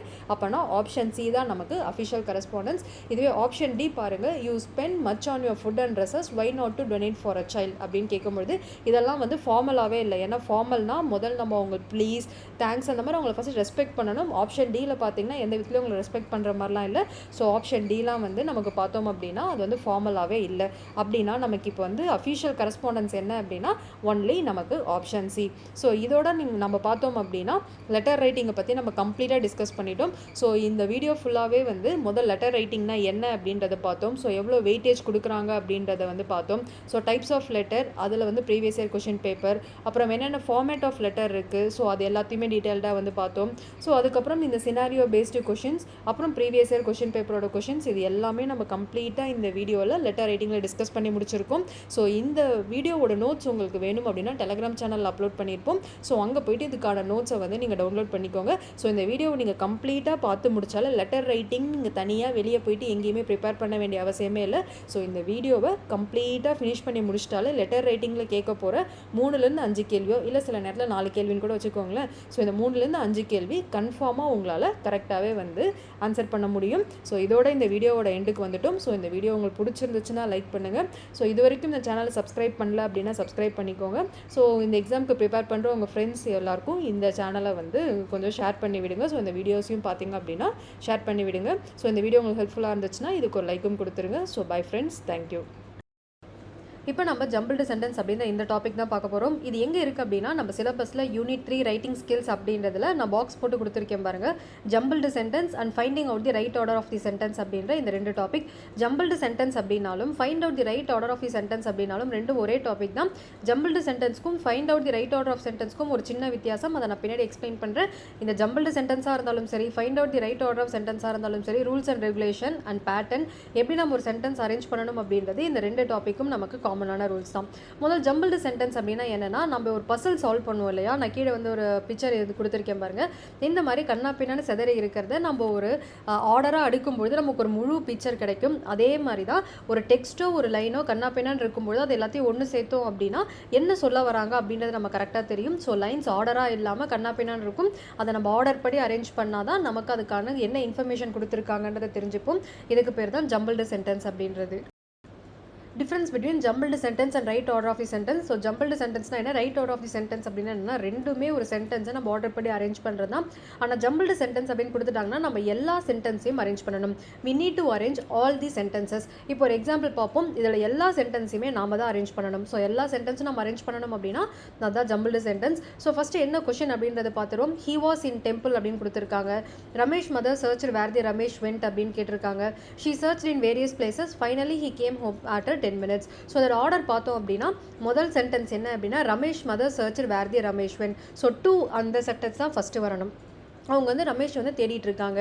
ஸோ எங்கெல்லாம் தேடிட்டு இருக்காங்க அப்படின்னா she search in various places. அப்போ 3 தான் நமக்கு செகண்ட் சென்டென்ஸாக இருக்கணும். ஹீ வாஸ் இன் டெம்பிள், யார் ரமேஷ் வந்து டெம்பிளில் இருக்கான். ஸோ ஃபஸ்ட் சென்டென்ஸ் நமக்கு தேர்ட் சென்டென்ஸாக மாறி இருக்கு. Finally he came home after 10 minutes. So இப்படி எல்லா சென்டென்ஸையும் நம்ம ஆர்டர் படி அரேஞ்ச் பண்ணணும். அது ஜம்பிள்டு சென்டென்ஸ்.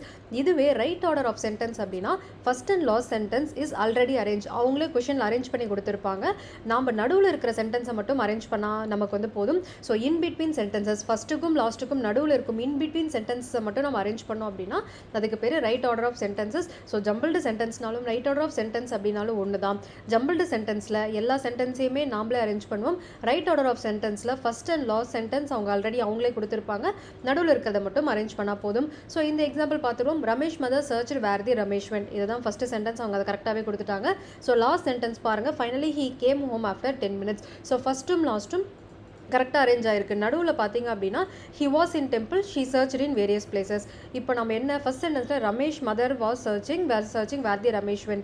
ஸோ அப்போனா அவங்கள பற்றி தான் நம்ம திரும்ப பேசணும். ஸோ ரமேஷ் மதரை பற்றி தான் ஃபர்ஸ்ட் சென்டென்ஸில் கொடுத்துருக்காங்க. அப்போ she search in various places அதுதான் வரணும். அப்புறம் தான் நம்ம திருப்பி ரமேஷை பற்றி பேசணும். ஹி வாஸ் இன் டெம்பிள் அப்படின்றது. ஸோ லாஸ்ட் சென்டென்ஸ் அவங்க அரேஞ்ச் பண்ணியே கொடுத்துட்டாங்க. Finally he came home after 10 minutes. So இப்படி ஃபர்ஸ்ட்டும் லாஸ்ட் சென்டென்ஸும் அவங்க ஆல்ரெடி அரேஞ்ச் பண்ணி நடுவில் இருக்கிறது மட்டும் நம்ம மாற்றணும் அப்படின்னா அதுதான் right order of the sentences. So இதான் jumbled sentence and right order of sentences. நம்ம question paper so last year இல்லை குரூப் 4ல் 2025 நடந்த கொஷின் பேப்பரில் பார்த்தோம் அப்படின்னா ஒரு ஜம்பிள்டு சென்டென்ஸ் கொஷினும் ஒரு ரைட் ஆர்டர் ஆஃப் சென்டென்ஸ் கொஷினும் நம்ம கேட்டிருக்காங்க. ஸோ கொஷின் பேப்பர் கொஷினையும் நம்ம இந்த வீடியோவில் டிஸ்கஸ் பண்ணுவோம். ஸோ அப்படின்னா ஜம்பிள்டு சென்டென்ஸில் ஒன்று, ரைட் ஆர்டர் ஆஃப் சென்டென்ஸில் ஒன்று, ரெண்டுத்துக்குமே ஒரே பேட்டர்ன் தான். நான் சொன்ன மாதிரி ஒரு சின்ன டிஃப்ரென்ஸ் தான். நம்ம ஏதோ ஒன்றுதை தெரிஞ்சுக்கிட்டாலே இன்னொன்று நம்ம ஈஸியாக ஆன்சர் பண்ணிடலாம். ஸோ ஜம்பிள்டு சென்டென்ஸ்னால் என்னென்னு தெரிஞ்சுக்கிட்டாலே ரைட் ஆர்டர் ஆஃப் சென்டென்ஸை வந்து நீங்கள் ஈஸியாக சால்வ் பண்ணிடலாம். அதே மாதிரி இந்த வீடியோட நோட்ஸ் வேணும் அப்படின்னா நம்ம டெலிகிராம் சேனலில் நம்ம அப்லோட் பண்ணியிருக்கோம். அங்கே போயிட்டு நீங்கள் டவுன்லோட் பண்ணிக்கலாம். இப்போ how to find the order of the sentences. எப்படி நம்ம இப்போ சென்டென்சஸை அரேஞ்ச் பண்ணணும் அப்படின்னா ஃபஸ்ட்டு ஸ்டெப் என்ன பண்ணணும்னா முதல் இருக்கும் எல்லா சென்டென்ஸையும் படிக்கணும். நம்ம கொஷின் பேப்பரில் ஒரு கொஷின் கொடுத்துட்டாங்க அப்படின்னா கொஷினில் இருக்கும் எல்லா சென்டென்ஸையும் படிக்கணும். ஸோ படித்த உடனே ஒரு சில லைன்லாம் பார்த்தோம் அப்படின்னா மெயின் தீம் இல்லைனா மெயின் கண்டென்ட். ஸோ அந்த மாதிரி எந்த லைன் இருக்கோ அதை தான் நம்ம ஃபஸ்ட் லைனாக வந்து பிளேஸ் பண்ணணும். ஸோ அதான் ஃபஸ்ட்டு சென்டென்ஸாக நம்ம எடுத்துக்கணும். எல்லா சென்டென்ஸையும் படிக்கணும். அதில் எந்த சென்டென்ஸ் இன்னொரு சென்டென்ஸோட டிபெண்ட் பண்ணாமல் கரெக்டான மீனிங். ஸோ மீதி இப்போ ஒரு 5 சென்டென்ஸ் இருக்குது அப்படின்னு வச்சுக்கோங்க. ஏதாவது ஒரு சென்டென்ஸ் மட்டும் ஃபுல் மீனிங் கொடுக்கும். நீங்கள் படிச்சிங்கன்னா அதுக்கான வேறு எந்த சென்டென்ஸும் நமக்கு தேவைப்படாமல் இருக்கும். அப்படி ஒரு சென்டென்ஸ் இருக்குது அப்படின்னா அதுதான் நம்மளோட ஆர்டரில் ஃபஸ்ட்டு வர வேண்டிய சென்டென்ஸ். அதுதான் இப்போ சொல்ல வர போகிற தீமுக்கோ இல்லை வந்து நம்ம படிக்கிற பேராகிராஃப்க்கோ மெயின் கண்டென்ட்டாக இருக்கும். அதாவது ஜம்பிள் சென்டென்ஸ் ரொம்ப முக்கியமான விஷயமே ஃபஸ்ட்டு சென்டென்ஸை கண்டுபிடிக்கிறது தான். நீங்கள் ஃபஸ்ட்டு சென்டென்ஸை கண்டுபிடிச்சிட்டிங்கனாலே அடுத்த 2வது 3வது சென்டென்ஸில் ஈஸியாக கண்டுபிடிச்சிடலாம். ஸோ ஃபைனலான சென்டென்ஸ் எப்படி கண்டுபிடிக்கணும் அப்படின்னு சொல்லிடுறேன். ஸோ இதுதான் வந்து ஃபஸ்ட்டு ஆர்டர். முதல் மெயின் தீம் இல்லை மெயின் கண்டென்ட் ஆஃப் தி பேராவை ஐடென்டிஃபை பண்ணணும்.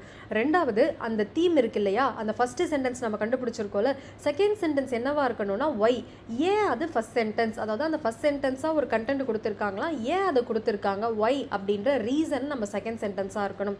மூணாவது அந்த ஒய் நம்ம கண்டுபிடிச்சிட்டோம்ல, ஏன் அப்படின்னு காரணம் கண்டுபிடிச்சோம், அந்த காரணத்துக்காக போட்ட எஃபர்ட் ஆக்ஷன் என்ன அப்படின்றது மூணாவது சென்டென்ஸாக இருக்கும். அந்த ஆக்ஷனோட இன்னும் 2-3 ஆக்ஷன் கனெக்டடாக இருந்துச்சுன்னா அது அதுக்கு அடுத்த சென்டென்ஸாக இருக்கும். ஃபைனலாக ரிசல்ட். ஸோ நம்ம மெயினான தீம், ஸோ அதுக்கு வந்து ஒரு ஒய் இருக்குது, அதுக்குள்ளே நிறைய ஆக்ஷன்ஸ் இருக்குது, அந்த ஆக்ஷன்ஸோட ரிசல்ட்டு நம்மளோட ஃபைனல் சென்டென்ஸாக இருக்கும். இப்படி தான் நம்ம ஜம்பிள் சென்டென்ஸை நம்ம ஃப்ரேம் பண்ணணும். So first main theme identify பண்ணணும், ஏன் அதை மெயின் தீமாக கொடுத்துருக்காங்க அப்படின்ற ஒய்யை கண்டுபிடிக்கணும். ஒய் கண்டுபிடிச்சதுக்கப்புறம் அதுக்கு என்ன நடவடிக்கை, என்ன ஆக்ஷன்ஸ் எடுத்திருக்காங்கன்றது மூணாவது 4வது சென்டென்ஸ்லாம் அந்த ஒரே ஆக்ஷனை சார்ந்து இருக்கும். ஃபைனல் சென்டென்ஸ் என்னவாக இருக்கும் அப்படின்னா இதோடைய ரிசல்ட்டாக இருக்கும். இப்படி தான் நம்ம இந்த ஜம்பிள்டு சென்டென்ஸை சால்வ் பண்ணணும். ஸோ ஒன்னொன்றுக்கும் நான் எக்ஸாம்பிளும் கொடுத்துருக்கேன். தட் அதே மாதிரி ஃபஸ்ட்டு சென்டென்ஸ் எப்படி கண்டுபிடிக்கணும், ஸோ எல்லாத்துக்கான ப்ராக்டிஸ் கொஷின்ஸ் எல்லாமே சேர்த்து தான் இருக்கும். ஸோ இப்போதைக்கு இதை ஜென்ரலாக தெரிஞ்சுக்கோங்க. அடுத்தடுத்து உங்களுக்கு கொஷின் சால்வ் பண்ணும்போது உங்களுக்கே தெரிஞ்சிடும் எப்படி அந்த ஃபஸ்ட் சென்டென்ஸ் எடுக்கிறது அப்படின்றது.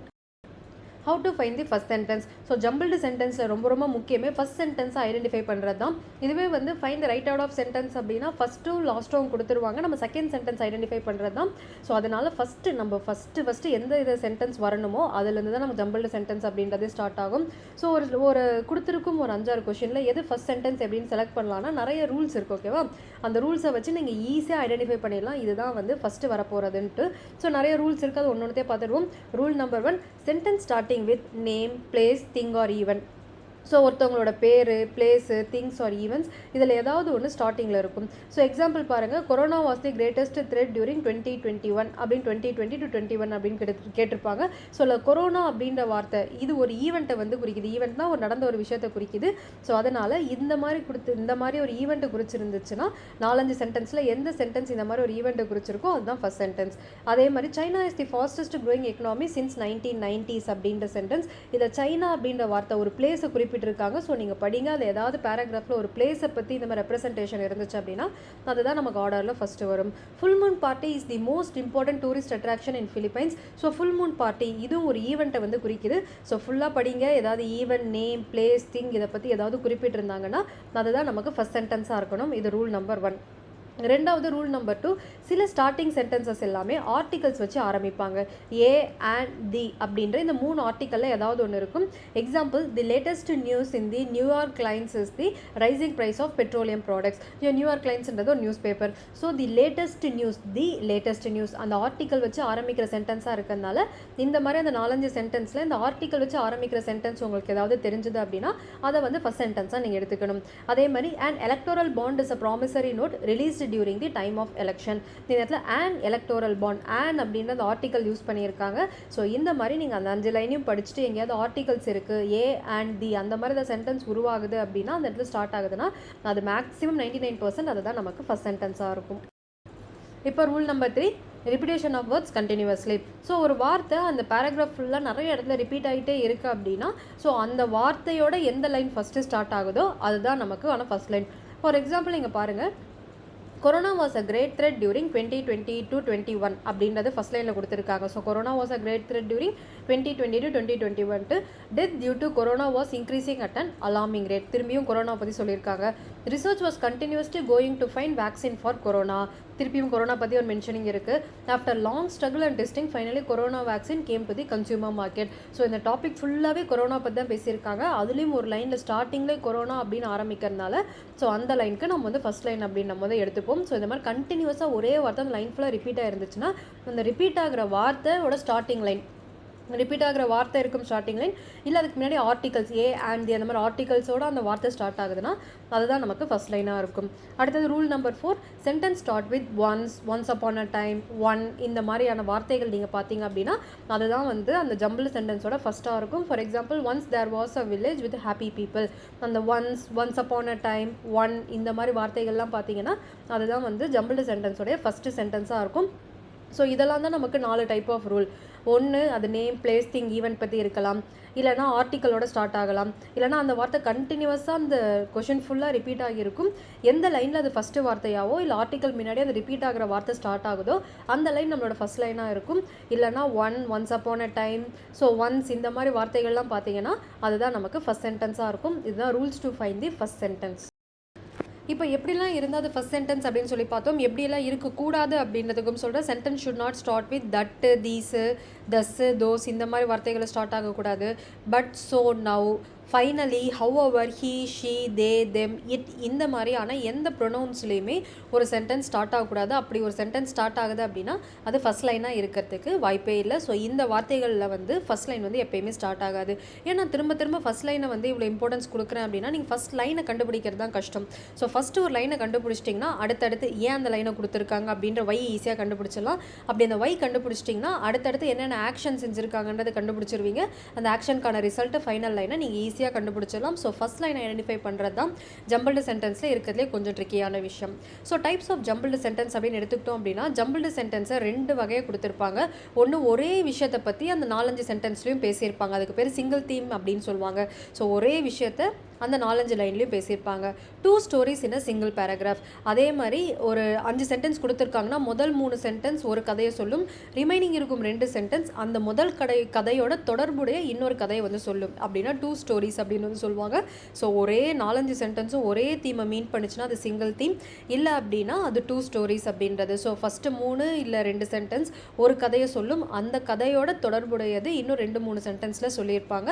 ஸோ இதுதான் டைப் ஆஃப் ஜம்பிள்டு சென்டென்ஸ். அடுத்தது நம்ம இது எல்லாமே இப்போ ஜஸ்ட்டு நம்ம ரூல்ஸு இதெல்லாம் தான் பார்த்துருக்கோம். உங்களுக்கு இந்த ப்ராக்டிஸ் கொஷின் சால்வ் பண்ண எப்படி நீங்கள் ஜம்பிள் சென்டென்ஸ் ஈஸியாக சால்வ் பண்ணணும் அப்படின்றத புரிஞ்சுக்கலாம். நான் வெளியிருந்து ப்ராக்டிஸ் கொஷினும் கொடுத்துருக்கேன். அதே மாதிரி ப்ரீவியஸ் இயர் நம்ம கொஷின் பேப்பர் கொஷினும் உங்களுக்கு சால்வ் பண்ணியிருக்கேன். நம்ம முதல் ப்ராக்டிஸ் கொஷின் ஃபுல்லாக சால்வ் பண்ணி பார்த்துட்டு உங்களுக்கு ஒரு ஐடியா வந்ததுக்கப்புறம் நீங்கள் கொஷின் பேப்பரோட கொஷினை சால்வ் பண்ணி பாருங்கள். உங்களுக்கே வந்து கான்ஃபிடென்ட்டாக இந்த ஜம்பிள்டு சென்டென்ஸை உங்களால் ஈஸியாக அரேஞ்ச் பண்ண முடியும் அப்படின்றது தெரியும். ஸோ ஒவ்வொரு ப்ராக்டிஸ் கொஷினும் ஒவ்வொரு டிஃப்ரெண்ட் டைப்ஸில் நான் கொடுத்துருக்கேன். ஸோ ஒவ்வொரு கொஷினும் நான் எப்படி சால்வ் பண்ணுறேன் அப்படின்றத பாருங்கள். ஸோ இதே மெத்தடில் தான் நீங்கள் எக்ஸாம் ரூம்லையும் இந்த ஜம்பிள்டு சென்டென்ஸை நீங்கள் ஃப்ரேம் பண்ணணும். இப்போ நம்ம பார்க்க போகிற இந்த ப்ராக்டிஸ் கொஷின் எல்லாமே easy level of question, medium level of question, tough level of question, difficult level of question அப்படின்ற 3 லெவல் ஆஃப் கொஷினுமே பார்க்க போகிறோம். ஃபஸ்ட்டு ஈஸியான கொஷின்லேருந்து ஆரம்பிப்போம்.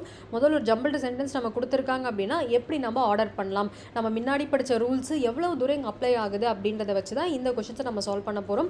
ஸோ ஃபஸ்ட் கொஷின் பார்த்துருவோம். Arrange the following sentence in the correct order. அப்படின்னா அந்த jumbled sentence correct ஆர்டர்னு கொடுத்துருந்தாலும் அந்த jumbled sentence தான், ரைட் ஆர்டர் அப்படின்னு கேட்டிருந்தாலும் அதுவும் ஜம்பிள்டு சென்டென்ஸ் கொஷின் தான். ஸோ ஃபஸ்ட்டு அதாவது ஃபஸ்ட்டு இருக்கிற கொஷினை படிச்சிருவோம். அப்புறம் எப்படி ஆர்டர் பண்ணலாம் அப்படின்றத பார்ப்போம். ஏல என்ன கொடுத்துருக்காங்க, till date it has no cure. So இந்த ஃபஸ்ட் லைனை படிக்கும்பொழுது it has no cure, it அப்படின்ற வார்த்தை ப்ரொனவுன் வந்திருக்கு. இது ஃபஸ்ட் லைனாக நமக்கு இருக்க வாய்ப்பில்லை. ஸோ ஏவை விட்டுருவோம். அடுத்தது பியை சால்வ் பண்ணி பார்ப்போம். Ebola outbreak is the most deadliest virus in human history. So first வார்த்தை, ஒரு லைனுடைய ஃபஸ்ட்டு வார்த்தை எடுத்து பாருங்கள். அது ஏதாவது நேம், பிளேஸ், ஈவெண்ட் இது எதையாவது மீன் பண்ணுதான்னு பார்த்தோன்னா எபோலா அப்படின்றது ஒரு டிசீஸ். இந்த இடத்துல அது ஈவெண்ட்டோடைய கேட்டகரியில் வரும். நம்ம முன்னாடி கொரோனா எக்ஸாம்பிள் வச்சு பார்த்தோம் இல்லையா? ஸோ அந்த மாதிரி டிசீஸ்லாம் பார்த்தீங்கன்னா ஈவெண்ட் கேட்டகரிக்குள்ளே வரும். அப்போனா இந்த இடத்துல ஃபஸ்ட்டு வார்த்தையாக ஒரு ஈவெண்ட் எபோலாவை பற்றி சொல்லியிருக்காங்க. Ebola outbreak is the most deadly virus in the human history. அப்போ இந்த பி தான் நமக்கு என்னவா இருக்கணும் அப்படின்னா ஃபஸ்ட் சென்டென்ஸாக இருக்கணும். பட் படித்தோடனே கன்க்ளூட் பண்ணாதீங்க. மொத்தமாக எல்லா சென்டென்ஸையும் படிச்சுட்டு அப்புறமும் உங்களுக்கு நீங்கள் சூஸ் பண்ண அந்த ஃபஸ்ட் சென்டென்ஸ் தான் ரைட்டாக இருக்கும்னு தோணுச்சுன்னா தான் சூஸ் பண்ணணும். ஸோ நம்ம சியும் டியும் பார்த்துட்டு திருப்பி பி கரெக்டாக இல்லையான்னு பார்த்துருவோம். ஸோ அடுத்தது சியில் பார்ப்போம். research is still at large to find the cure. So நம்ம research is still at large to find the cure. C படிக்கும்பொழுது நமக்கு எந்த மீனிங்கும் நம்ம கொடுக்கல. இதே பிஏ படிங்களேன். Ebola outbreak is the most deadliest virus in human history அப்படின்னா மனித வரலாற்றிலே மிக கொடூரமான வைரஸ் அப்படின்றது இந்த எபோலா வைரஸ்ன்றாங்க. ஸோ அதே மாதிரி எப்பயுமே ஃபஸ்ட் சென்டென்ஸில் உங்களுக்கு ஃபுல் மீனிங் இருக்கும். ஸோ மற்ற எந்த சென்டென்ஸையும் லிங்க் பண்ணாமல் ஃபஸ்ட் சென்டென்ஸாக வரப்போகிற சென்டென்ஸில் ஃபுல் மீனிங் இருக்கும். அப்படின்னா நமக்கு பியில் மட்டும்தான் ஃபுல் மீனிங் இருக்கும். அதே மாதிரி டிஐயும் பாருங்கள். It has taken numerous lives in Africa. It அப்படின்ற வார்த்தையில் அந்த சென்டென்ஸ் ஆரம்பிச்சிருக்கு. அது ஒரு ப்ரொனவுன். ஸோ இப்படி இருக்கும்பொழுது டி நமக்கு வரத்துக்கு வாய்ப்பில்லை. ஸோ ஏபிசிடி இதில் நமக்கு எது ஃபஸ்ட் சென்டென்ஸாக வரணும் அப்படின்னா Ebola outbreak is the most deadly virus in human history. ஏன்னா அந்த சென்டென்ஸை நமக்கு முழு எக்ஸாம்பிள் கொடுக்குது. அந்த சென்டென்ஸ் ஒரு ஈவெண்ட்டோட ஆரம்பிக்குது. அப்போனா நமக்கு B Ebola outbreak is the most deadly virus in human history அப்படின்றத நம்ம first sentence. Okay, first sentence identify பண்ணியாச்சு. இப்போ இதை பற்றி நம்ம ஏன் பேசுகிறோம், ஒய் இதை பற்றி நம்ம பேசுகிறோம் அப்படின்ற அந்த ஒய் கண்டுபிடிச்சி கண்டுபிடிக்கணும்னா ஸோ ஒய் வந்து என்னன்னா என்ன காரணம் அப்படின்னா ஆப்ஷன் டியை பாருங்கள். It has taken numerous life in Africa. ஏன்னா எபோலா வைரஸ் வந்து நிறைய பேரோட உயிர் வந்து ஆஃப்ரிக்காவில் போயிருக்கான். ஸோ அதுதான் ஒய். ஓகேவா, நம்ம ஏன் எபோலா வைரஸை பற்றி பேசுகிறோம் அப்படின்னா நிறைய பேர் தன்னோட வாழ்க்கையை வந்து இந்த எபோலா வைரஸில் இழந்திருக்காங்க. ஸோ டி தான் செகண்ட் சென்டென்ஸ். ஓகே, ஒய் கண்டுபிடிச்சிட்டோம். இதுக்கான நடவடிக்கை என்ன எடுத்திருக்காங்க அப்படின்னா சியில் பாருங்கள். Research is still it large to find the cure. So நிறைய ரிசர்ச் போயிட்டே இருக்குது அதோட க்யூர் மெடிசன் கண்டுபிடிக்கிறதுக்கு. ரிசல்ட் என்ன ஆனால் till date it has no cure. ஆனால் இப்போ வரைக்கும் அதுக்கான க்யூரை கண்டுபிடிக்க முடியலை. ஸோ நான் முன்னாடி சொன்ன மாதிரி தான் ஜம்பிள்டு சென்டென்ஸ் எப்படி ஃபார்ம் பண்ணணும். முதல்ல அந்த தீம் இங்கே வந்து எபோலா வைரஸை பற்றி பேசுகிறாங்க, அதுதான் நம்மளோட மெயின் தீம். ஸோ ஏன் அதை பற்றி பேசுகிறாங்க அப்படின்னா ஒய் அப்படின்னா இது நிறைய பேரோட உயிரை ஆஃப்ரிக்காவில் எடுத்திருக்கு, numerous lives in Africa. So இதுதான் ஒய். ஓகே, ஒய் கண்டுபிடிச்சிட்டோம். இதுக்கான ஆக்ஷன் என்ன, நிறைய ரிசர்ச் பண்ணுறாங்க இதுக்கான க்யூர் மெடிசன் கண்டுபிடிக்கிறதுக்கு. ரிசல்ட் என்னென்னா இப்போ வரைக்கும் நமக்கு இதுக்கான க்யூர் இல்லை. ஸோ இப்படி தான் ஒரு ஜம்பிள்டு சென்டென்ஸ் உங்களுக்கு லைனாக கொடுத்துருந்தாங்கன்னா மெயின் தீம், ஒய், ஆக்ஷன், சில நேரங்களில் 4-5 சென்டென்ஸ் கொடுத்துருப்பாங்க அதோட ரிலேட்டட் ஆக்ஷன், ஃபைனலாக ரிசல்ட். இப்படி தான் நீங்கள் ஜம்பிள் சென்டென்ஸ் அரேஞ்ச் பண்ணணும். ஸோ இப்போ இதோட ஆர்டர் பார்த்தீங்கன்னா BDCA. ஸோ இப்படி தான் நீங்கள் ஒரு ஜம்பிள் சென்டென்ஸை அரேஞ்ச் பண்ணணும். அடுத்த ஜம்பிள்டு சென்டென்ஸ் பார்ப்போம். Arrange the following sentence in the correct order. So correct order அப்படின்னாலும் ரைட் ஆர்டர் அப்படின்னாலும் இது வந்து ஜம்பிள்டு சென்டென்ஸை தான் குறிக்குது. ஸோ ஃபஸ்ட்டு 4 சென்டென்ஸையும் படிப்போம், அப்புறம் எது ஃபஸ்ட் சென்டென்ஸை நம்ம பிக் பண்ண ட்ரை பண்ணுவோம். ஸோ ஏல பாருங்கள், the president is the head of the legislature. The president is the head of the லெஜிஸ்லேச்சர்னு கொடுத்துருக்காங்க. இதுலேருந்து நம்ம எதுவும் கன்க்ளூட் பண்ண முடியலை. ஸோ அடுத்த சென்டென்ஸை படிப்போம். Option B, 2 houses Rajya Sabha and Lok Sabha. இதுலேருந்து நம்ம எந்த மீனிங்கும் கன்க்ளூட் பண்ண முடியலை. அடுத்தது சி படிங்க. India has the largest democracy in the world. So இதுதான் நமக்கு பார்க்கும்பொழுது ஒரு மீனிங்ஃபுல் சென்டென்ஸாக இருக்குது. D, it has a parliament which comprises of. It அப்படின்ற ப்ரொனவுன்லேருந்து ஆரம்பிக்குது. ஸோ டி ஃபஸ்ட் சென்டென்ஸாக வர வாய்ப்பில்லை. இந்த 4 சென்டென்ஸில் எது மீனிங்ஃபுல் சென்டென்ஸ்? சி தான். India has the largest democracy in the world. அதே மாதிரி இந்தியா அப்படின்ற அந்த பிளேஸ்லேருந்து அது ஆரம்பிக்குது அப்படின்னா India is the largest democracy அப்படின்றது தான் நம்மளுடைய first sentence. Okay, main theme கண்டுபிடிச்சிட்டோம். லார்ஜஸ்ட் டெமோக்ரஸி, இந்தியா தான் வந்து உலகத்திலே லார்ஜஸ்ட் டெமோக்ரஸி அப்படின்றது. ஒய் எதை வச்சு சொல்கிறாங்க? ஏன் அப்படின்னா option D, it has the parliament which comprises of. ஏன்னா இந்தியாவோட பாராளுமன்றத்தில் மட்டும்தான் 2 அவைகள் அப்படின்றது இருக்குது. அப்படின்னா அவ்வளோ பெரிய டெமோக்ரஸி, அவ்வளோ பெரிய மக்கள் தொகை கொண்ட நாடு. ஸோ இது எதை வச்சு கன்க்ளூட் பண்ணுறாங்க? It has parliament which comprises of அப்படின்ற பொழுது ஸோ ஒய் நம்ம எடுத்துட்டோம். ஸோ ஒய் எடுத்ததுக்கப்புறம் என்ன ஆக்ஷன்? ஸோ ஏன்னா இவ்வளோ பெரிய மக்களாட்சி நாடை ரூல் பண்ணணும் அப்படின்னா நம்ம கண்டிப்பாக 2 அவைகள் வேணும். இதுதான் action. 2 houses Rajya Sabha and the Lok Sabha. Okay, இதோட ரிசல்ட் என்ன அப்படின்னா பிரசிடென்ட் ஒன்றும் நாட்டை மட்டும் ஆளல, the president is the head of the legislature. சட்டமன்றத்துக்கும் அவர் தான் தலைவர் அப்படின்னு சொல்லிட்டு இதுதான் ரிசல்ட். ஸோ பிரசிடென்ட்டுக்கு நாட்டை ஆட்சி பண்ணுற வேலையும் தாண்டி ஹெட் ஆஃப் லெஜிஸ்லேச்சராகவும் பிரசிடென்ட் அப்படின்றவர் இருக்கார். இதுதான் result. So India is the largest democracy in the world அப்படின்றது தான் ஃபஸ்ட்டு. செகண்ட் ஏன் அப்படின்னா it has the parliament which comprises of. 2 அவைகள் இருக்குது, 2 houses Rajya Sabha and Lok Sabha. The president is the head of the legislature அப்படின்றது தான் இந்த சென்டென்ஸோடைய ஆர்டர். ஸோ இதை மாதிரி நீங்கள் ப்ராக்டிஸ் பண்ண தான் ஃபஸ்ட் சென்டென்ஸ் எது, second, third and fourth and final எது அப்படின்றத உங்களுக்கு கன்க்ளூட் பண்ண முடியும். அடுத்த ஜம்பிள் சென்டென்ஸோட கொஷின் பாருங்கள். இது நீங்கள் முன்னாடி பார்த்த 2 ஈஸி கொஷின்லேருந்து இது கொஞ்சம் ட்ரிக்கியான கொஷின். என்ன அப்படின்றத பார்த்துருவோம். ஸோ ஆப்ஷன் ஏல தட் மீன்ஸ் ஏ என்ன கொடுத்துருக்காங்கன்னா while China and US would see slower growth in coming years. So என்ன ஸ்லோயர் க்ரோத் நமக்கு தெரியாது, ஏதோ ஒரு க்ரோத் ஸ்லோவாக இருக்குது, ஆனால் அது என்ன க்ரோத்துன்னு நமக்கு தெரியலை. ஸோ ஃபஸ்ட் சென்டென்ஸ் நமக்கு எந்த மீனிங்கும் கொடுக்கல. செகண்ட் சென்டென்ஸை பார்ப்போம். வைல் அப்படின்ற வார்த்தையும் ஆட் பண்ணியிருக்காங்க, அது வந்து நம்ம ஃபஸ்ட் சென்டென்ஸாக வரவும் வாய்ப்பு கிடையாது. அடுத்தது பி பார்ப்போம். Earnings on Wall Street have risen to peak and the US economy might slip into recession. earnings of wall street அப்படின்றது எப்படி நமக்கு இங்கே பிஎஸ்சி என்எஸ்சி அப்படின்றதெல்லாம் ஷேர் மார்க்கெட் இருக்கும், அந்த மாதிரி யூஎஸோடைய அந்த ஷேர் மார்க்கெட்டுக்கு அந்த இருக்கும் அந்த தெருவுக்கு பேர் தான் வால் ஸ்ட்ரீட் அப்படின்வாங்க. ஸோ வால் ஸ்ட்ரீட்டோடைய earning, so share market earning அப்படின்றது ரிட்டர்ன்ஸ் வந்து அதிகமாக இருக்குது, அதனால யூஎஸ் வந்து ரிசெஷன் ஸோ வந்து தடுக்கி விடுறதுக்கான வாய்ப்புகள் இருக்குது அப்படின்றாங்க. இந்த பி நமக்கு மீனிங் கொடுக்குது, பட் இருந்தாலும் மற்ற எல்லாத்தையும் செக் பண்ணிவிடுவோம். அடுத்தது சியில் என்ன கொடுத்துருக்காங்கன்னா India's expected to grow at a higher rate according to IMF, India international monetary fund அப்படின்றவங்க தான்.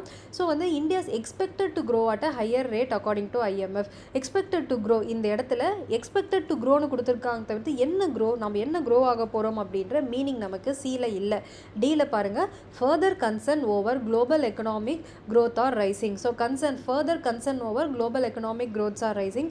ஃபர்தர் அப்படின்ற வார்த்தை ஆட் பண்ணிட்டாங்க அப்படின்னா அதுக்கு முன்னாடி ஏதோ சொல்லியிருக்காங்க, அதுக்கும் மேலே ஃபர்தர் அப்படின்னா அதுக்கும் மேலே. ஸோ வந்து டி டி நமக்கு ஃபஸ்ட் சென்டென்ஸாக வர வாய்ப்பில்லை. ஸோ அப்படி பார்க்கும்பொழுது நமக்கு B earning on Wall street has given rice to peak and US economy might slip in to recession அப்படின்றது தான் நமக்கு ஃபஸ்ட் சென்டென்ஸாக வரணும். ஆனால் நிறைய பேர் என்ன பண்ணிடுவாங்க அப்படின்னா சி எடுத்துக்கோங்க. India is expected to grow at higher rate according to IMF. இதுவும் நமக்கு மீனிங் தர மாதிரி இருக்குது. அதே இந்தியா அப்படின்ற பிளேஸ் நேம்லேயே இந்த சென்டென்ஸ் வருது அப்படின்னு சொல்லிட்டு எடுத்துருவாங்க. அப்படி நம்ம எடுக்கக்கூடாது. ஒருவேளை ரெண்டு சென்டென்ஸும் நமக்கு மீனிங் தருது அப்படின்னா எந்த சென்டென்ஸ் நமக்கு கம்ப்ளீட் மீனிங் தருதுன்னு பாருங்கள். Earning on Wall Street have risen to peak and US economy might slip in to recession. இது நம்ம கம்ப்ளீட்டாக மீனிங் தருது. அதுவே அடுத்த சியில் India's expected to grow at higher rate according to IMF. க்ரோன்னு மட்டும்தான் கொடுத்துருக்காங்க தவிர்த்து என்ன க்ரோ ஆகுதுன்றது நமக்கு கொடுக்கல. அது ஏர்னிங்கா இல்லை என்னன்றதை கொடுக்கல. அதனால சி நம்ம கம்ப்ளீட் மீனிங் கொடுக்காததுனால நமக்கு பி அப்படின்றதான் ஆர்டரில் ஃபஸ்ட்டு வரணும். Okay, US economy might slip in to recession. So US economy விழுந்துருச்சு அப்படின்னா என்ன ஆகும்னா உலக நாடுகளே இதை பற்றி பேச ஆரம்பிக்கும். ஸோ ஆப்ஷன் டியை நீங்கள் எடுக்கணும்.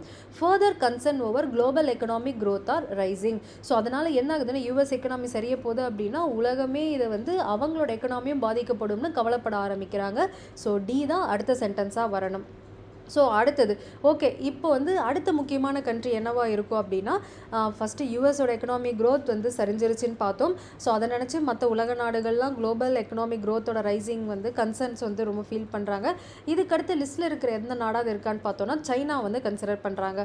While China and US would see slower growth in coming years. So அப்படின்னா சைனாவும் யூஎஸுமே கம்மிங் இயர்ஸில் ரொம்ப ஸ்லோ க்ரோத் இருக்கும்னா கடைசி ஆஸ்திரமாக எந்த நாட்டை பார்க்குறாங்கன்னா நம்ம இந்தியாவை பார்க்குறாங்க. ஸோ இந்த இடத்துல இந்தியா அப்படின்றது தான் ஃபைனல் ரிசல்ட்டாக வச்சுருக்காங்க.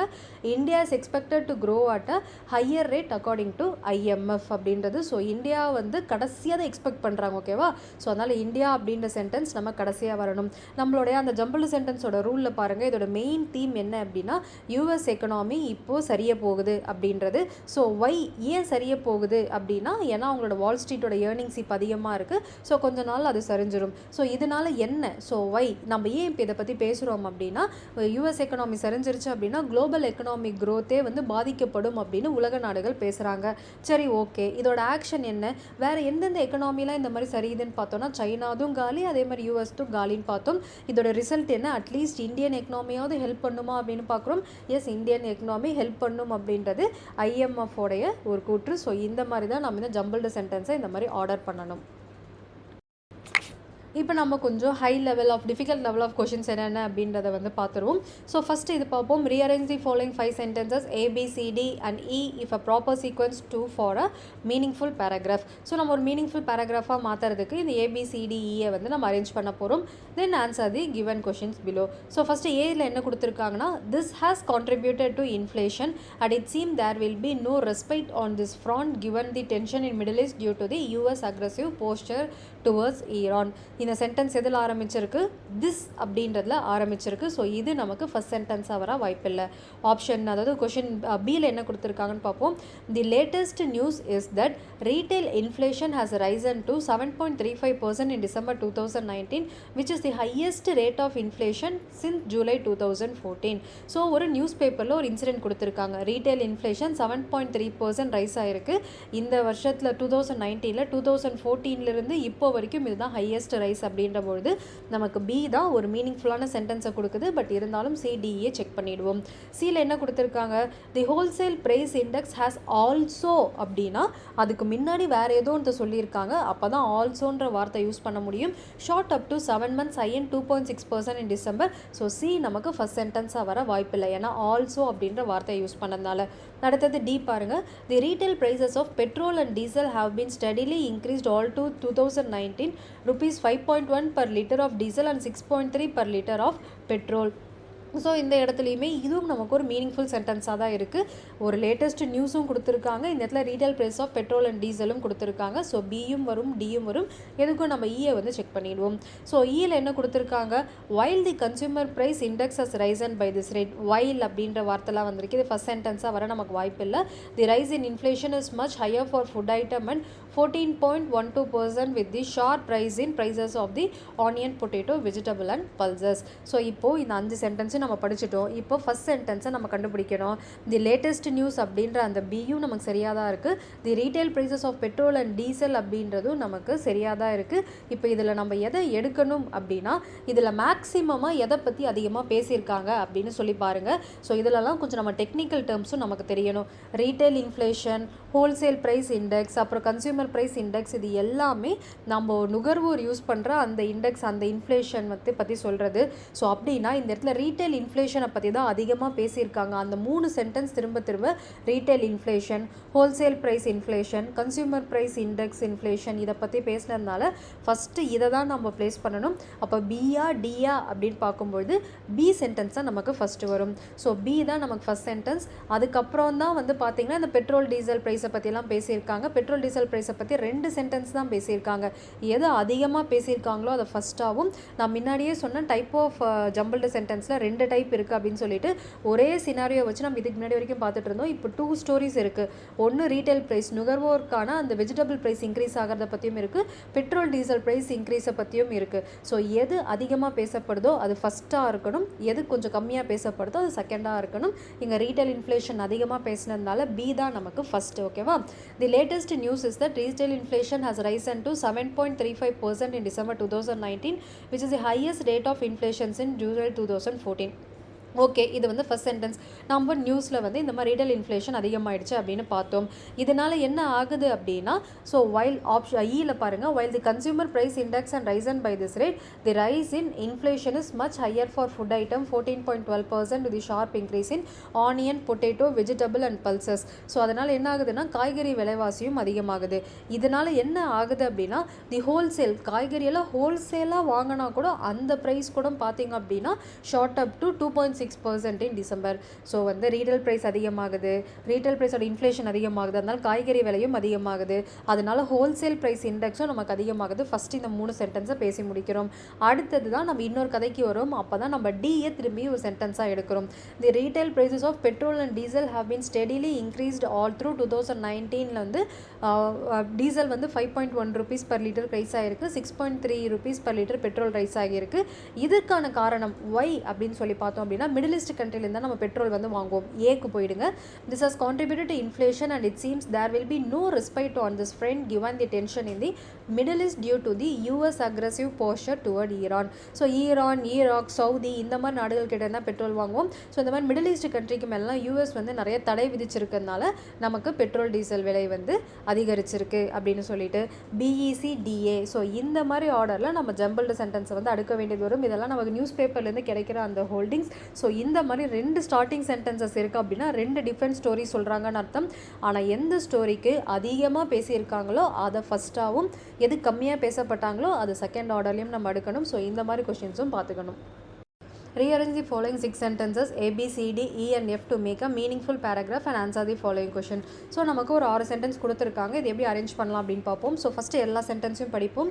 தி difference between the prices at which the treasury bills are issued and the redemption value is the interest receivable on them and it is called discount. So இந்த இடத்துல ஒரு ட்ரெஷரி பில்லை issue பண்ணுறாங்களாம், அதோட redemption, அதை விற்கும் பொழுது ஒரு இன்ட்ரெஸ்ட் நம்ம வரும், அந்த இன்ட்ரெஸ்ட் வேல்யூக்கு பேர் தான் டிஸ்கவுண்ட் அப்படின்றாங்க. ஸோ இது first sentence. Second sentence, treasury bills are issued in the form of promissory note. So நம்பிக்கை தீர்மானத்தின்படி தான் ட்ரெஷரி பில்ஸ் இஷ்யூ பண்ணுறாங்க. ப்ராமிசரி நோட் ரூபா நோட்டில் எப்படி கவர்னர் சைன் பண்ணியிருக்காரோ, ஸோ இது 200 ரூபா அப்படின்னா கவர்னர் சைன் பண்ணார்னா அந்த ரூபாயோட வேல்யூ 200 ரூபா தான். ஸோ அதே மாதிரி தான் ட்ரெஷரி பில்லும் ப்ராமிசரி நோட். ஓகேவா? ஸோ அந்த பேப்பரில் என்ன வேல்யூ மென்ஷன் பண்ணியிருக்காங்களோ அதுதான் அந்த ட்ரெஷரி பில்லோடைய அந்த வேல்யூ அப்படின்றது. ஸோ பியில் இதுதான் சொல்லியிருக்காங்க. It is also known as zero coupon bond issued by the Reserve Bank of India on behalf of central government to meet its short term requirement of the fund. So இந்த treasury பில்லுக்கு இன்னொரு பேரும் இருக்குது, zero coupon bond அப்படின்றது. இதை யார் issue பண்ணுவாங்கன்னா Reserve Bank of India issue பண்ணுவாங்க. யாரோடைய பேரில் இஷ்யூ பண்ணுவாங்கன்னா சென்ட்ரல் கவர்மெண்ட் ஆஃப் இந்தியான்ற பேரில் இஷ்யூ பண்ணுவாங்க. எப்போல்லாம் சென்ட்ரல் கவர்மெண்ட்டுக்கு ஒரு ஷார்ட் டேர்ம் ஃபண்டு தேவைப்படுதோ அப்போ ரிசர்வ் பேங்க் இந்த மாதிரி ட்ரெஷரி பில் இன்ட்ரடியூஸ் பண்ணுவாங்களாம். So D they are highly liquid and have assumed yield and negligible risk of default. Highly liquid அப்படின்னா அது உடனே நம்ம காசாக்கிடலாம், அதோட ரிஸ்க்கும் அப்படின்றது நெக்லிஜிபிள் ரொம்ப ரொம்ப கம்மி அப்படின்றாங்க. So E a treasury bill is basically an instrument of short term borrowing by government of India maturing in less than 1 year. So இந்த இடத்துல treasury billனா என்ன அப்படின்னு சொல்லியிருக்காங்க. ஸோ எஃப்ல they are issued at a price which is lower than their face value and repaid at par. at par அப்படின்னா market value. So issue பண்ணும்பொழுது face value அதாவது பேஸ் வேல்யூவில் தான் வந்து ரொம்ப கம்மியான விலையில் தான் விற்பாங்க, ஆனால் அதை ரீபே பண்ணும்பொழுது ஒரு மார்க்கெட் ரேட்டில் வந்து வரும், அதனால் நமக்கு லாபம் அதிகமாக இருக்கும் அப்படின்னு வந்து சொல்லுவாங்க. ஸோ இந்த பேராகிராஃப் மொத்தமும் இந்த 6 சென்டென்ஸும் எதை பற்றி சொல்லுது அப்படின்னா ட்ரெஷரி பில் அப்படின்றத பற்றி தான் சொல்லுது. அப்போ இதில் மெயின் தீம் என்னது? Treasury bill. ஸோ எந்த சென்டென்ஸ்லாம் ட்ரெஷரி பில் இல்லை ஆர்டிக்கல் வச்சு ட்ரெஷரி பில் அப்படின்னு ஆரம்பிக்குதுன்னு பாருங்கள். ஸோ வந்து ஏல வந்து இல்லை, அது நடுவில் தான் ட்ரெஷரி பில் இருக்குது, ஆரம்பத்தில் இல்லை. பியில் treasury bill are issued in form of promissory note அப்படின்னு கொடுத்துருக்காங்க. ஸோ பிலையும் ட்ரெஷரி பில்லை பற்றி சொல்லியிருக்காங்க. அதே மாதிரி சியில் இட்டுன்னு ஆரம்பிக்குது, ஸோ சி ஃபஸ்ட் சென்டென்ஸாக வர சான்ஸ் இல்லை. டி தேல் ஆரம்பிக்குது, இதுவும் ஃபஸ்ட் சென்டென்ஸாக வர நமக்கு வாய்ப்பு இல்லை. ஈல ட்ரெஷரி பில் அப்படின்றது அந்த ஏ ஆர்டிக்கல் படி அது ஆரம்பிக்குது. ஓகேவா? ஸோ வந்து ஈயும் நமக்கு வர சான்ஸ் இருக்குது. எஃப் தே ஆர் இஷ்யூட் அப்படின்னு இருக்குது. ஸோ எஃப் நமக்கு ஸ்டார்டிங் சென்டென்ஸாக வர சான்ஸே இல்லை. ஒன்று அது பியாக இருக்கணும், இல்லை ஈயாக இருக்கணும். ஸோ இந்த ரெண்டுத்தில் எது ஃபுல் மீனிங் தருது அப்படின்றத பார்ப்போம். Treasury bill are issued in the form of promissory note அப்படின்னு கொடுத்துருக்காங்க. ஈல treasury bill is basically an instrument of short term borrowing by the government of India maturing in less than 1 year அப்படின்றது. ஸோ இந்த paragraph மொத்தமும் treasury பில்லை பற்றி பேசுறதுனால ஈல ட்ரெஷரி பில்னா என்ன அப்படின்னு சொல்கிறத தான் நம்ம ஃபஸ்ட் சென்டென்ஸாக வைக்கணும். அது என்னன்னு சொல்லி ஆரம்பித்து தான் நம்ம ட்ரெஷரி பில்லை பற்றி மொத்தமாக பேச போகிறோம். ஸோ இந்த இடத்துல 2 சென்டென்ஸ் நமக்கு ஸ்டார்டிங் சென்டென்ஸ் மாதிரி வந்தாலும் a treasury bill is basically an instrument of short term borrowing by the government of India maturing in less than 1 year அப்படின்றது தான் நமக்கு ஃபஸ்ட் சென்டென்ஸ். அதை ஃபஸ்ட் சென்டென்ஸாக வச்சோன்னா தான் அதை தொடர்ந்து ட்ரெஷரி பில் என்னன்னு நம்ம எக்ஸ்பிளைன் பண்ணிட்டு வரலாம். ஸோ மெயின் தீம் என்னது? Treasury bill. A treasury bill அப்படின்னு ஆரம்பிக்கிற ஈ சென்டென்ஸ் தான் ஃபஸ்ட் சென்டென்ஸ். ஓகே, நாம் அதை ஃப்ரேம் பண்ணிட்டோம், ஃபஸ்ட் சென்டென்ஸையும் கண்டுபிடிச்சிட்டோம். ஏன் ஸோ ஒய் அப்படின்னு சொல்லிட்டு பார்க்குறோம். ஸோ வந்து ஏன் இந்த ட்ரெஷரி பில்லை வந்து நம்ம பேசுகிறோம் அப்படின்னா, ஸோ இந்த இடத்துல அந்த ஒய் வந்து நமக்கு அப்ளிகபிள் கிடையாது, ஏன்னா ஒரே கான்செப்டை தான் திரும்ப திரும்ப பேசியிருப்பாங்க. ட்ரெஷரி பில்னா என்னன்றது. ஸோ இங்கே நம்ம தான் ஒய் கான்செப்ட் யூஸ் பண்ண முடியாது. ஸோ இங்கே என்ன பண்ணணும் அப்படின்னா, இதுக்கு தொடர்புடைய வேறு சென்டென்ஸ். ஸோ வந்து கவர்மெண்ட் ஆஃப் இந்தியா வந்து இந்த ட்ரெஷரி பில்லை வாங்குறாங்கன்ட்டு திருப்பி வேறு எங்கேயாவது கவர்மெண்ட் ஆஃப் இந்தியான்ற வார்த்தை இருக்கான்னு நம்ம பார்த்தோம் அப்படின்னா சியில் தான் நமக்கு இருக்குது. ஸோ அதே மாதிரி ஆல்சோ அப்படின்ற வார்த்தையும் இருக்கிறதுனால ஸோ இது நமக்கு செகண்ட் சென்டென்ஸாக வரும். So it is also known as a zero coupon bond issued by the Reserve Bank of India on behalf of the central government to meet its short term requirement of the fund. So treasury bill அப்படின்றது central government of இந்தியாவுக்கு தேவைப்படுற ஒரு விஷயம். திருப்பியும் government of இந்தியான்றது நமக்கு சியில் இருக்குது. So இது வந்து நமக்கு செகண்ட் சென்டென்ஸாக இருக்கும். ஸோ அப்புறம் தான் நம்ம இப்போ பார்த்தோம்னா திரும்பி நமக்கு எது nearby paragraph, nearby starting sentence treasury bill are issued in the form of promissory note அப்படின்றது தான் நமக்கு மூணாவது சென்டென்ஸாக வரணும். அது ஏன் ப்ராமிசரி நோட்? ப்ராமிசரி நோட்னா உடனே நம்ம காசாக மாற்றிடலாம். நம்ம இப்போ ரூபா வச்சோன்னா உடனே அதை பொருளாக மாற்றிடுறோம்ல, அந்த மாதிரி ப்ராமிசரி நோட். அது வந்து லிக்விடிட்டி அப்படின்னு சொல்லுவாங்க. ஸோ அதுக்கப்புறம் D they are highly liquid and have assumed இல்லை நெக்லிஜிபிள் ரிஸ்க் ஆஃப் டிஃபால்ட் அப்படின்றத அடுத்த சென்டென்ஸு. ஸோ அது வந்து என்ன அப்படின்னா they are issued at a price which is lower than their face value and repaid at par. So market வேல்யூக்கு அதை விற்கலாம். இதனால் என்ன நடக்குது அப்படின்னா the difference between the price at which option A, the difference between the price at which the treasury bill are issued and the redemption value is the interest receivable on them and it is called the discount. So இந்த ஆர்டரில் தான் நம்ம arrange பண்ணணும். So இந்த paragraph ஃபுல்லாகவே treasury பில்லை பற்றி பேசுகிறாங்க. ஃபஸ்ட் ட்ரெஷரி பில்னா என்னென்னு சொல்கிறாங்க, அது யார் இஷ்யூ பண்ணுவாங்க அப்படின்னு சொல்கிறாங்க. ட்ரெஷரி பில் அப்படின்றது ஒரு ப்ராமிசரி நோட். ஏன் அது ப்ராமிசரி நோட்னா அது ஹைலி லிக்விடாக வந்து மாற்றப்படும். ஸோ அதை எந்த ப்ரைஸில் இஷ்யூ பண்ணுவாங்கன்னா ஃபேஸ் வேல்யூவில் தான் இஷ்யூ பண்ணுவாங்க. அதையே நம்ம விற்கும்பொழுது நமக்கு வரதை தான் அந்த இன்ட்ரெஸ்ட், அந்த டிஸ்கவுண்ட் அப்படின்னு சொல்கிறோன்ட்டு இந்த ஆர்டரில் இந்த சென்டென்ஸை வந்து நம்ம அரேஞ்ச் பண்ணணும். அடுத்த question, rearrange the following 6 sentences A, B, C, D, E and F to make a meaningful paragraph and answer the following question that follows. So இதுலேயும் ஃபஸ்ட்டு சென்டென்ஸ் என்ன நம்ம கண்டுபிடிக்கிறோம். ஸோ இதுக்கு எல்லா சென்டென்ஸையும் படிக்கிறோம். ஏல என்ன கொடுத்துருக்காங்கன்னா அக்கார்டிங் டு இட் அப்படின்னு கொடுத்துருக்காங்க. ஸோ இட்டுன்னு ஆரம்பிக்கிறதுனால ஏ நமக்கு ஃபஸ்ட் சென்டென்ஸ் கிடையாது. ஸோ பி பார்ப்போம். May have been crying, many have been crying foul over the entry of organised retail store expressing concern over their impact on small store owners அப்படின்னு கொடுக்கும்பொழுது, அதாவது retail stores நிறைய supermarkets வர வரும்பொழுது சின்ன கடைக்காரர்களால் இது பாதிக்குது அப்படின்னு நிறைய பேர் அழறாங்க அப்படின்றது பியில் கொடுத்துருக்காங்க. ஸோ பி நமக்கு ஒரு மீனிங்ஃபுல் சென்டென்ஸாக இருக்குது. பட் இருந்தாலும் வேறு ஏதாவது ஒரு சென்டென்ஸ் இருக்கா நம்ம செக் பண்ணிப்போம். ஸோ அடுத்து சி படிப்போம். The final winner in the competition. So finally இந்த வார்த்தைகள்லாம் வந்துச்சுன்னா அது ஃபஸ்ட் சென்டென்ஸாக வர வாய்ப்பில்லை. அது மேக்ஸிமம் நமக்கு லாஸ்ட் சென்டென்ஸாக தான் வரணும். என்னது ஃபைனலி அப்படின்ற வார்த்தையெல்லாம் வந்துச்சுனாலே அது மேக்ஸிமம் லாஸ்ட் சென்டென்ஸ் தான். ஸோ சி ஃபஸ்ட் சென்டென்ஸாக வர வாய்ப்பே இல்லை. டியில் இன்ஸ்பைட் ஆஃப் திஸ் பொட்டன்ஷியல். இன்ஸ்பைட்னா அதை தவிர்த்து இது அப்படின்ற போது அப்போ முன்னாடி வேறு எதுவும் சொல்லியிருக்காங்க. அப்போ டி நமக்கு ஃபஸ்ட் சென்டென்ஸாக வர வாய்ப்பில்லை. அதே மாதிரி பாருங்கள், பட் ஸ்டடி. நான் முன்னாடி சொன்ன மாதிரி பட்டு, நவ்வு, ஸோ இந்த வார்த்தைகள்லாம் ஃபஸ்ட் சென்டென்ஸாக வர வாய்ப்பே இல்லை. ஸோ நமக்கு ஃபஸ்ட் சென்டென்ஸாக வர வாய்ப்பில்லை. அடுத்தது எஃப், திஸ் இம்பேக்ட். ஸோ திஸ்ன்னு இந்த சென்டென்ஸ் ஆரம்பிக்குது. ஸோ எஃப் நமக்கு ஃபஸ்ட் சென்டென்ஸ் வாய்ப்பே இல்லை. அப்போ எது ஃபஸ்ட் சென்டென்ஸ் அப்படின்னா B. Many have been crying foul over the entry of organised retail store expressing concern over their impact on small store owners அப்படின்றது தான் நமக்கு ஃபஸ்ட் சென்டென்ஸ். ஸோ பெரிய பெரிய சூப்பர் மார்க்கெட்ஸ் வரும்போது சின்ன சின்ன கடைக்காரர்கள்லாம் பாதிக்கப்படுறாங்க, நிறைய பேர் ஃபீல் பண்ணுறாங்க அப்படின்றது ஃபஸ்ட் சென்டென்ஸாக சொல்லிட்டோம். ஓகேவா?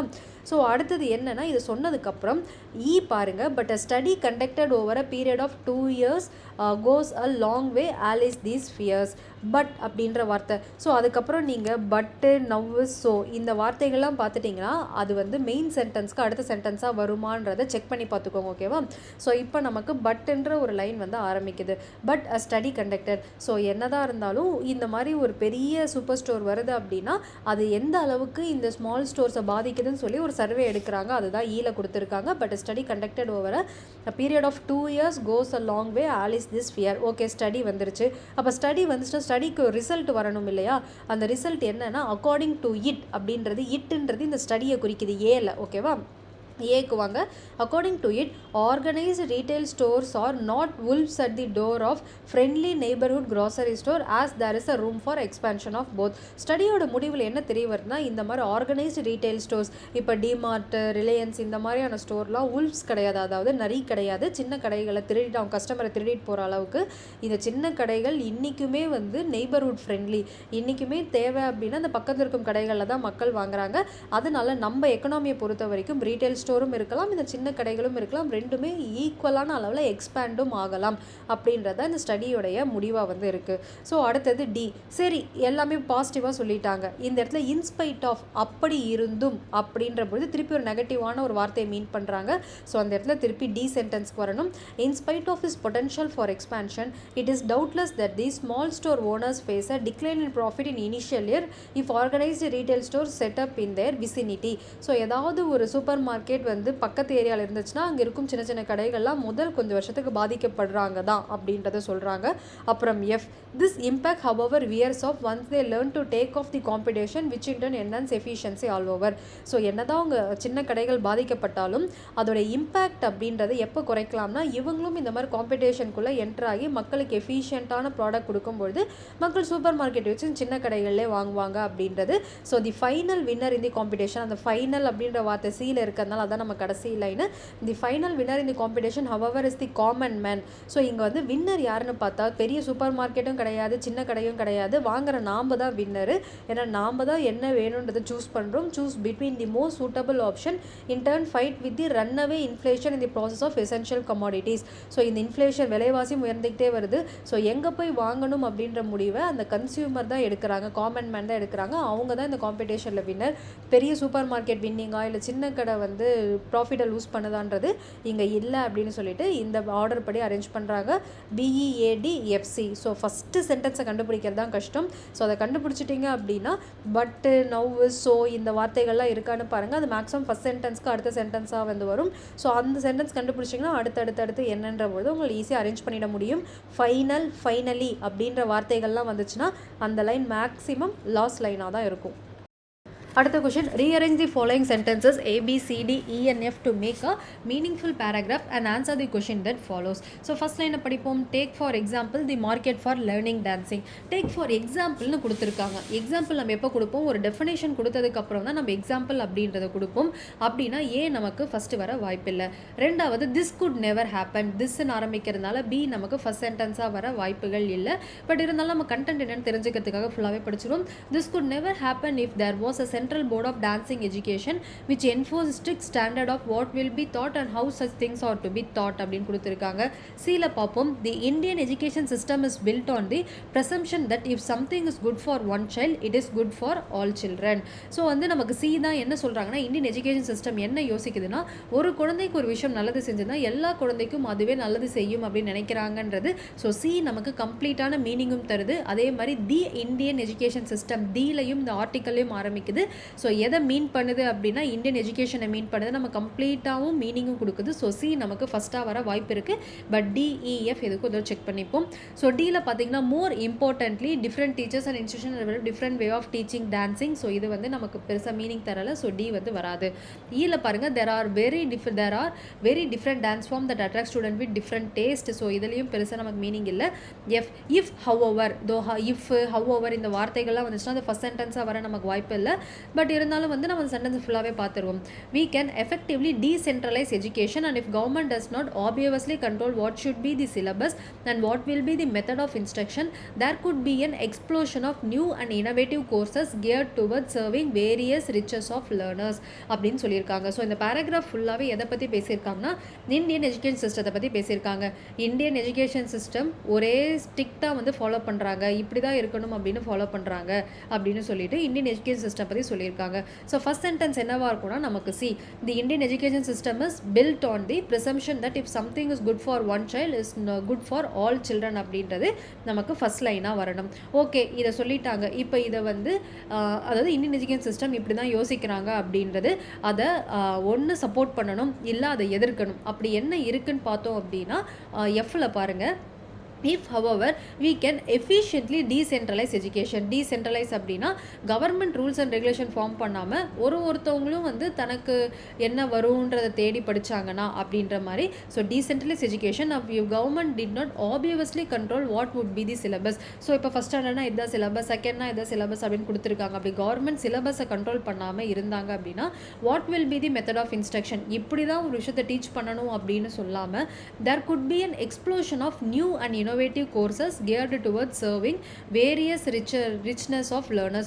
அப்படின்னா ஒரு கவர்மெண்ட் இந்த சிலபஸை ஃப்ரேம் பண்ணலை அப்படின்னா டிஃப்ரெண்ட் இன்னோவேட்டிவ் மெத்தடில் நிறைய பேர் புதுசாக வந்து நிறைய டிஃப்ரெண்ட் டெக்னிக்ஸ் வந்துருக்கும் அப்படின்னு வந்து சொல்கிறாங்க. So first sentence Indian education system வந்து ஒரு குழந்தைக்கு நல்லதுன்னா அதே எல்லா குழந்தைக்கும் நல்லதுன்னு நினைக்கிறாங்க. இது அப்படியே அப்போஸ் பண்ணுற மாதிரி இருக்கிறது எஃப்.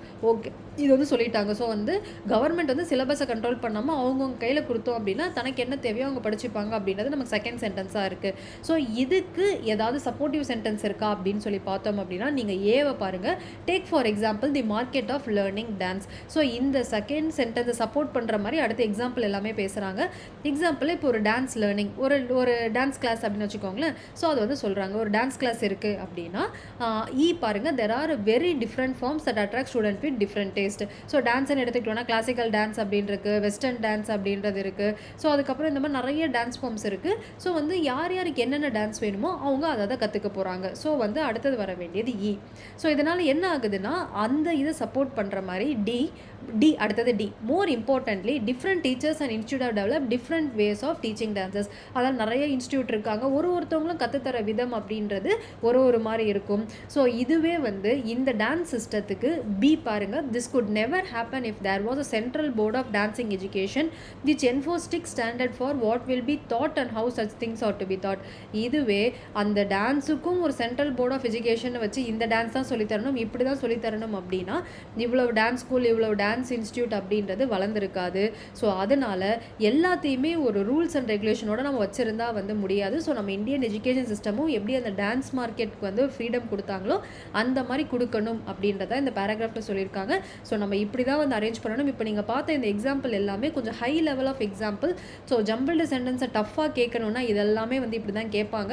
ஸோ உங்களுக்கு முக்கியமாக அந்த ஃபஸ்ட்டு சென்டென்ஸ் ஐடென்டிஃபை பண்ணுங்கள். ஐடென்டிஃபை பண்ணிட்டீங்கன்னா ரெண்டாவது சென்டென்ஸ் ஒன்று ஃபஸ்ட் சென்டென்ஸை ஒத்துக்கிற மாதிரி இருக்கணும், இல்லை ஃபஸ்ட் சென்டென்ஸை அப்போஸ் பண்ணுற மாதிரி இருக்கணும். ஒன்று ஃபஸ்ட் சென்டென்ஸை ஒத்துக்கிற மாதிரி இருந்துச்சுன்னா அந்த கதை அப்படியே தொடர்ந்து போகும். இல்லை ஃபஸ்ட் சென்டென்ஸை ஆப்போசிட்டாக சொல்கிற மாதிரி இருந்துச்சுன்னா அதை ப்ரூவ் பண்ணுறதுக்கு ஏதாவது ஃபேக்ட்ஸ் ஆர் எக்ஸாம்பிள்ஸ் இருக்கா அப்படின்னு பாருங்கள்.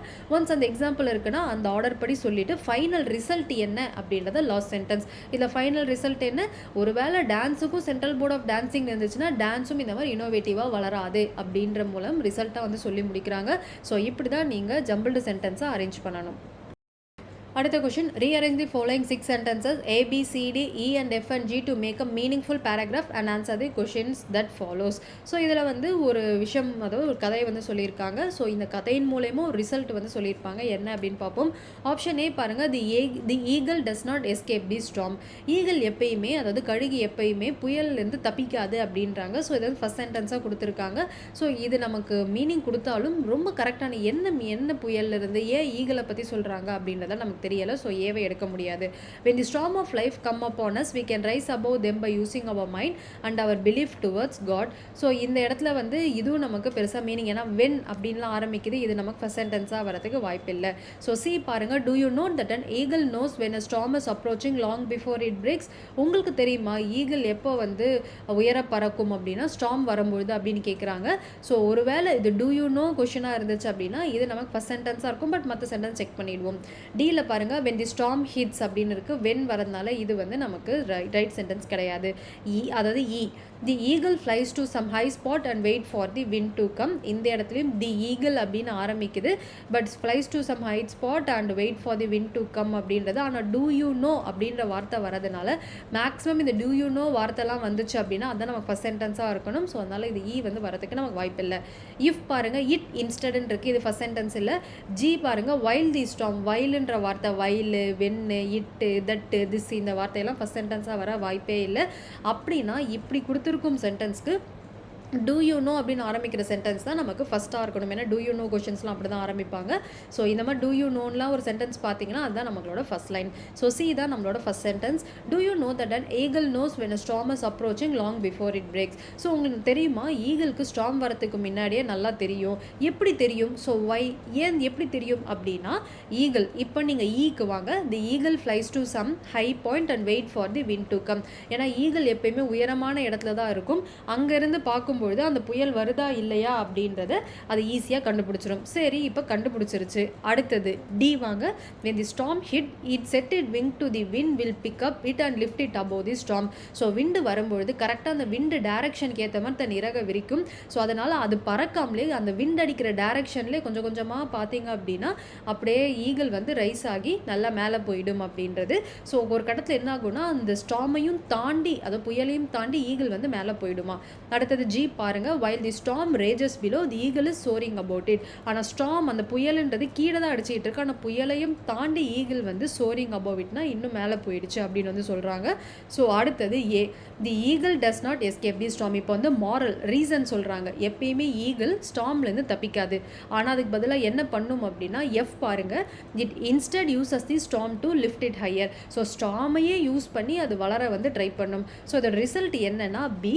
அதே மாதிரி தான் when the storm of life come upon us, நமக்கும் நம்ம வாழ்க்கையிலும் இந்த மாதிரி புயல் வீசும்பொழுது we can rise above them by using our own mind and our own belief towards God. நம்ம மைண்டையும் நம்ம பிலீஃபையும் வந்து வச்சுட்டு கடவுள் மேலே நம்பிக்கையை வச்சோன்னா நம்ம லைஃப்பில் வீசும் புயல்லேருந்தும் நம்ம வந்து தப்பிக்க வேணாம், நம்ம அந்த புயலையே யூஸ் பண்ணி நம்ம லைஃப்லையே மேலே போயிடலாம் அப்படின்னு வந்து சொல்கிறாங்க. ஸோ இது எல்லாமே வந்து பார்த்தீங்கன்னா ஒரு கதை மாதிரி சொல்லி இதன் மூலயமா லைஃப்க்கு ஒரு மீனிங் சொல்லியிருப்பாங்க. இந்த மாதிரி ஒரு ஜம்பிள்டு சென்டென்ஸ். ஸோ ஃபைனலாக இந்த ஃபைனல் சென்டென்ஸ் எப்படி இருக்கணும்னா ஹியூமனுக்கு என்ன அட்ரஸ் பண்ணுறாங்களோ, மனிதனுக்கு என்ன தேவை அப்படின்றத கடைசியாக முடிக்கிறாங்களோ அதுதான் கடைசி சென்டென்ஸாக இருக்கும். டூ யூ நோ அப்படின்லாம் ஆரம்பிச்சதுன்னா அதுதான் உங்களுடைய ஜம்பிள்டு சென்டென்ஸோடைய ஃபர்ஸ்ட் சென்டென்ஸாக வந்து இருக்கணும். இது வரைக்கும் நம்ம ப்ராக்டிஸ் கொஷின் பார்த்துட்டோம். இப்போ நமக்கு ஒரிஜினல் கொஷின் பேப்பர் கொஷின் என்னன்றதை பார்த்துருவோம். இது குரூப் 4 2025 கொஷின் பேப்பரில் கேட்ட question, rearrange the jumbled sentence. So கொடுத்துருக்கும் ஜம்பிள்டு சென்டென்ஸை ரீஅரேஞ்ச் பண்ண சொல்கிறாங்க. ஒரு 5 சென்டென்ஸ் கொடுத்துருக்காங்க, 5த்தையும் படிப்போம். ஸோ எது ஃபஸ்ட்டு, செகண்டு, தேர்டு, 4, 5 அப்படின்றத சூஸ் பண்ணுவோம். ஃபஸ்ட்டு ஏல என்ன கொடுத்துருக்காங்கன்னு பார்ப்போம். Taking a few steps back. So கொஞ்சம் ஸ்டெப்ஸ் பின்னாடி எடுத்து வச்சு the fox jumped and just missed the hanging grapes. So வந்து பின்னாடி 4 ஸ்டெப் எடுத்து வச்சு அந்த திராட்சையை பிடிக்கிறதை ட்ரை பண்ணி தான் மிஸ் பண்ணிடுது அப்படின்ற பொழுது நமக்கு எந்த எந்த மீனிங்கும் இல்லை. ஸோ ஏ வந்து ஃபர்ஸ்ட் சென்டென்ஸ் இல்லை. பி பாருங்க, finally giving up the fox turned up his nose and said they are probably sour anyway and proceeded to walk away. Finally அப்படின்ற வார்த்தை, ஃபைனலி அப்படின்ற வார்த்தை வந்து அது லாஸ்ட் சென்டென்ஸாக தான் இருக்கணும். ஸோ பி நமக்கு ஃபர்ஸ்ட் சென்டென்ஸாக இருக்க வாய்ப்பில்லை. அதுவே சி பாருங்க, one afternoon a fox was walking through the forest and spotted a bunch of grapes hanging over a lofty branch. So once upon a time இந்த மாதிரி வார்த்தையெல்லாம் வந்து என்னென்னு சொல்லணும், என்ன சூஸ் பண்ணணும்னா இந்த லைன்ஸை தான் நம்ம ஃபர்ஸ்ட் லைனாக சூஸ் பண்ணணும். அப்போ சி அப்படின்றது தான் நமக்கு ஃபர்ஸ்ட் லைனாக இருக்கணும். ஏன்னா ஒன் ஆஃப்டர்நூன் அப்படின்னு ஆரம்பிக்குது. Once upon a time, one இந்த மாதிரி வார்த்தைகள் இதுதான் வந்து ஃபர்ஸ்ட் சென்டென்ஸ். ஸோ சியை ஃபஸ்ட்டாக வச்சுப்போம். பட் டிஎன்இயும் திரும்பி செக் பண்ணுவோம். Again the fox took a few paces back and try to reach them but still fail. அகெயின்னா திரும்பவும் அதையே பண்ணுதுன்னா அதுக்கு முன்னாடி அப்போ ஏதோ ஒன்று பண்ணியிருக்கு, அதை திரும்ப பண்ணுதுன்ற பொழுது டி நமக்கு ஃபர்ஸ்ட் சென்டென்ஸ் கிடையாது. இ பாருங்க, just the thing to quench my thirst he thoughtன்னு கொடுத்துருக்காங்க. ஸோ இந்த இடத்துல ஹீ அப்படின்றது ஃபாக்ஸை குறிக்குது. பட் ஃபாக்ஸ்ன்றதான ஃபஸ்ட்டு சொல்லணும். எடுத்த உடனே நம்ம ஹீ தாட்ன்ற பொழுது யாருன்னே புரியாது.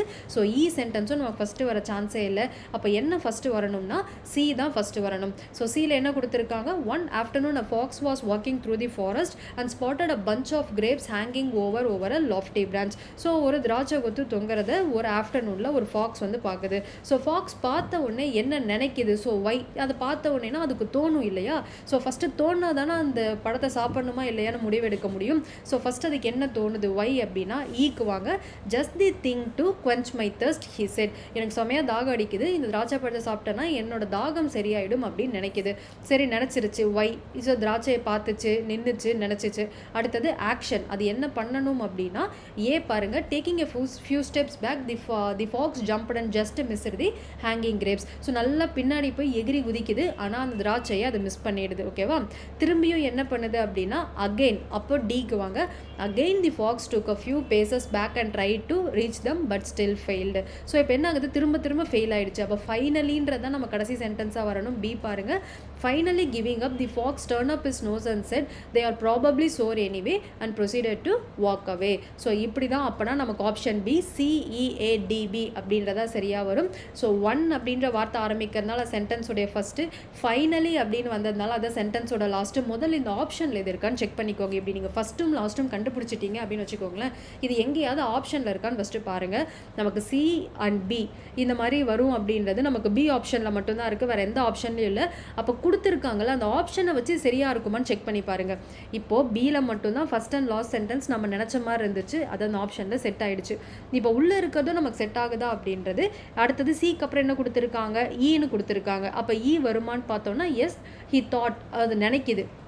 அந்த திராட்சையை பார்த்தோன்னே தன் தாகம் தீருமான்னு நினைக்கிது. ஸோ ஈ வரத்துக்கு சரியாக தான் இருக்குது. அப்புறம் அடுத்தது அதுக்கு என்ன பண்ணுது, ஆக்ஷன் எடுக்கணும் இல்லையா. ஒய் தெரிஞ்சிருச்சு, அடுத்தது ஆக்ஷன் எடுக்கணும். ஸோ அந்த பழத்தை பிடிக்கிறதுக்காக அது குதிக்குது. ஸோ அடுத்த ஏவும் சரியாக இருக்குது. ஸோ திரும்பி டி பார்ப்போம், again the fox took a few paces back and try to reach them but still failed. So அப்படின்னா நம்ம ஃபஸ்ட்டும் லாஸ்ட்டும் கண்டுபிடிச்சிட்டிங்கனாலே உங்கள் ஆப்ஷனில் அது இருக்கான்னு செக் பண்ணுங்கள். அது இருக்கும் ஆப்ஷனில் நடுவில் இருக்கும் வார்த்தைகள்லாம் அவங்க சொல்கிற ஆர்டரில் பொருந்துதான்னு பார்த்தீங்கன்னா அவ்வளோதான், நீங்கள் இந்த மாதிரி ஜம்பிள் சென்டென்ஸ்லாம் ஈஸியாக வந்து மார்க்ஸ் ஸ்கோர் பண்ணிடலாம். இந்த டாப்பிக்கில் கடைசியாக நம்ம ஒரு கொஷின் டிஸ்கஸ் பண்ணிட்டு இந்த டாபிக் இதோட நம்ம ஃபினிஷ் பண்ணிடுறோம். ஸோ இந்த ஃபாலோயிங் சென்டென்சஸ் வந்து என்ன அப்படின்னா, the first S1 and the 6th S6 sentence of passage are already provided. So வந்து என்னென்னா இது என்னது, ரைட் ஆர்டர் ஆஃப் சென்டென்சஸ். நம்ம இந்த டாபிக் ஆரம்பிக்கும் போது சொன்னால் jumbled sentences and right order of sentences ரெண்டு இருக்குன்னு சொன்னேன்.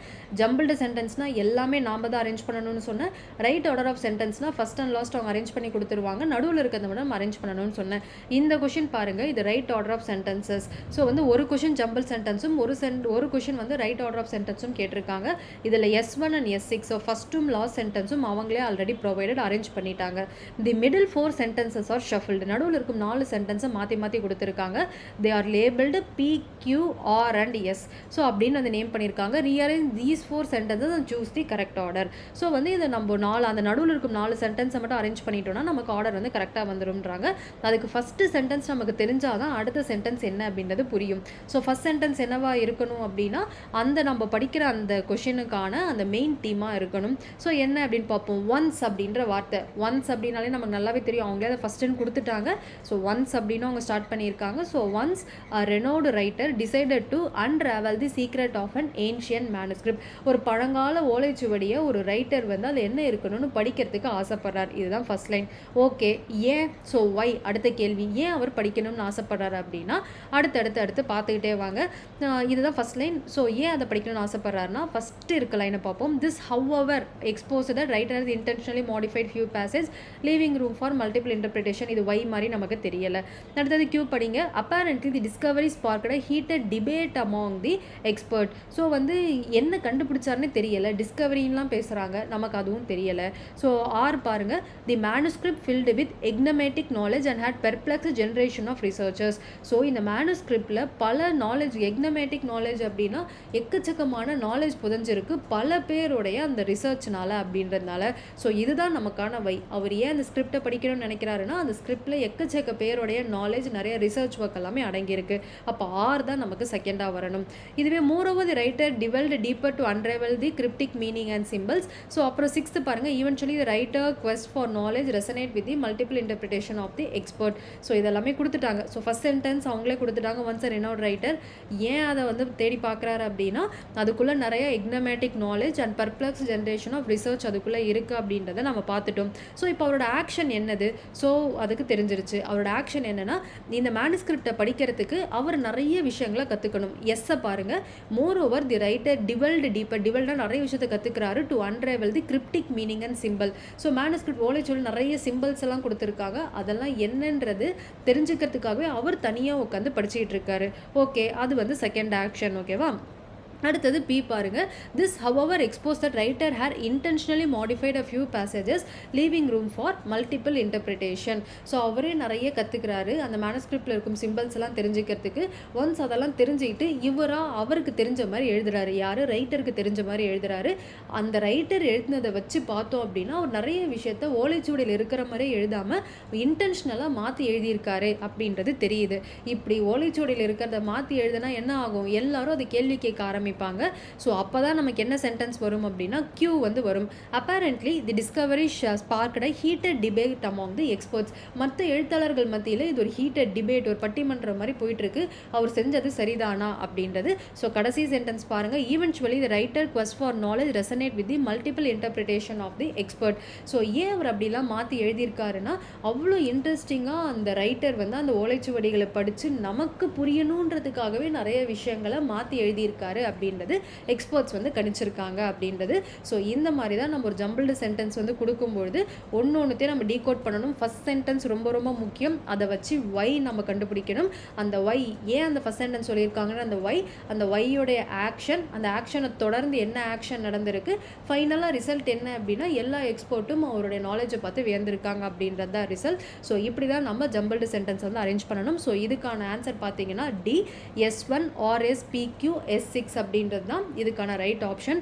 ஸோ இந்த மாதிரி தான் இந்த ஜம்பிள்டு சென்டென்ஸ்லாம் வந்துச்சு அப்படின்னா நீங்கள் ஒரு ரஃப் ஒர்க் பேஜ் நம்ம கொஷின் பேப்பரில் கொடுத்துருப்பாங்க. ஸோ ஃபஸ்ட்டு சென்டென்ஸ் என்ன, செகண்ட் சென்டென்ஸ் என்ன அப்படின்றத நீங்கள் ரஃபாக வந்து இப்போது ஃபஸ்ட் சென்டென்ஸ் வந்து சி அப்படின்னா அது சீனு போட்டுக்கோங்க. ஸோ அப்புறம் நீங்கள் அடுத்தடுத்த சென்டென்ஸை திரும்பி படிங்க. எங்கேயாவது ஒய் அந்த கேள்விக்கு ஆன்சர் பண்ணதான்னு பாருங்கள். அதுதான் உங்கள் செகண்ட் சென்டென்ஸாக இருக்கும். அது தொடர்பான ஆக்ஷன், ஸோ ஃபஸ்ட் ஆக்ஷன் என்ன, ஸோ செகண்ட் ஆக்ஷன் என்ன அப்படின்னு எழுதுங்க. ஸோ ரிசல்ட் என்ன அப்படின்னு சொல்லிட்டு நீங்கள் அந்த ஆல்ஃபாபெட்ஸ் அந்த ஆர்டர் நீங்கள் அரேஞ்ச் பண்ணிட்டீங்கன்னா ஈஸியாக ஜம்பிள் சென்டென்ஸ் அப்படின்றத முடிச்சிடலாம். ஸோ இதோட நம்ம ஜம்பிள்டு சென்டென்ஸ் அப்படின்ற இந்த டாபிக் கம்ப்ளீட்டாகவே முடிச்சிட்டோம். ஜம்பிள்டு சென்டென்ஸ்னாலும் right order of a sentence அப்படின்னாலும் ரெண்டும் ஒன்று தான். ஸோ எல்லாத்துக்கும் ஒரே ரூல்ஸ் தான். ஸோ அதனால் இந்த டாபிக் நம்ம ஃபுல்லாகவே முடிச்சிருக்கோம். இதில் உங்களுக்கு ஏதாவது டவுட் இருந்துச்சு அப்படின்னா தாராளமாக வந்து கமெண்ட்டில் கேளுங்க. ஸோ இந்த மாதிரி நமக்கு லாஸ்ட் இயர் சிலபஸில் இல்லாமல் இந்த இயர் சிலபஸில் ஆட் பண்ணி கொடுத்த அப்டேட்டட் டாபிக்ஸ் எல்லாமே நம்ம சேனலில் ஒரு டாப்பிக்காக உங்களுக்கு வந்து எக்ஸாமுக்கு முன்னாடி எல்லாமே வீடியோவாக வந்துடும். ஸோ எல்லா டாப்பிக்குமே பார்த்தீங்கன்னா பேசிக் ரூல்ஸும் கொஷின்ஸும் இருக்கும், ப்ராக்டிஸ் செட் ஆஃப் கொஷினும் இருக்கும், அதே மாதிரி நம்ம ப்ரீவியஸ் இயர் கொஷின் பேப்பர் கொஷின்ஸும் டிஸ்கஸ் பண்ணியிருப்போம். ஸோ கம்ப்ளீட்டாக ஒரு டாப்பிக்கை பற்றி நீங்கள் தெரிஞ்சுப்பீங்க. அதே மாதிரி நம்ம எக்ஸாம் பாயிண்ட் ஆஃப் வியூலையும் எவ்வளோ தூரம் ப்ரிப்பேர் ஆனால் நம்ம கொஷின் அட்டன் பண்ண முடியுமோ அந்த அளவுக்கு நம்மளோட கிளாஸஸ் அண்ட் நோட்ஸ் உங்களுக்கு இருக்கும். ஸோ இதெல்லாம் வச்சுக்கிட்டு நீங்கள் previous year question paper solve பண்ணி பார்த்தீங்க அப்படின்னா உங்களுக்கு ஈஸியாக இந்த டாப்பிக்கோட கொஷின்ஸ் தான் நீங்கள் ஆன்சர் பண்ணிடலாம். இதோட நோட்ஸ் உங்களுக்கு வேணும் அப்படின்னா நம்ம டெலகிராம் சேனலில் அப்லோட் பண்ணியிருப்போம். டெலகிராம் சேனலோட லிங்க் வீடியோட டிஸ்கிரிப்ஷனில் இருக்கும். ஸோ வந்து அந்த டிஸ்கிரிப்ஷனில் யூஸ் பண்ணி லிங்க் போயிட்டு நீங்கள் அங்கேருந்து வந்து இந்த வீடியோட நோட்ஸை வந்து நீங்கள் டவுன்லோட் பண்ணிக்கலாம். ஸோ இது வரைக்கும் இந்த வீடியோவை பார்த்ததுக்கு ரொம்ப தேங்க்ஸ். ஸோ இந்த வீடியோவோட எண்டுக்கு வந்துட்டோம். So bye friends, thank you.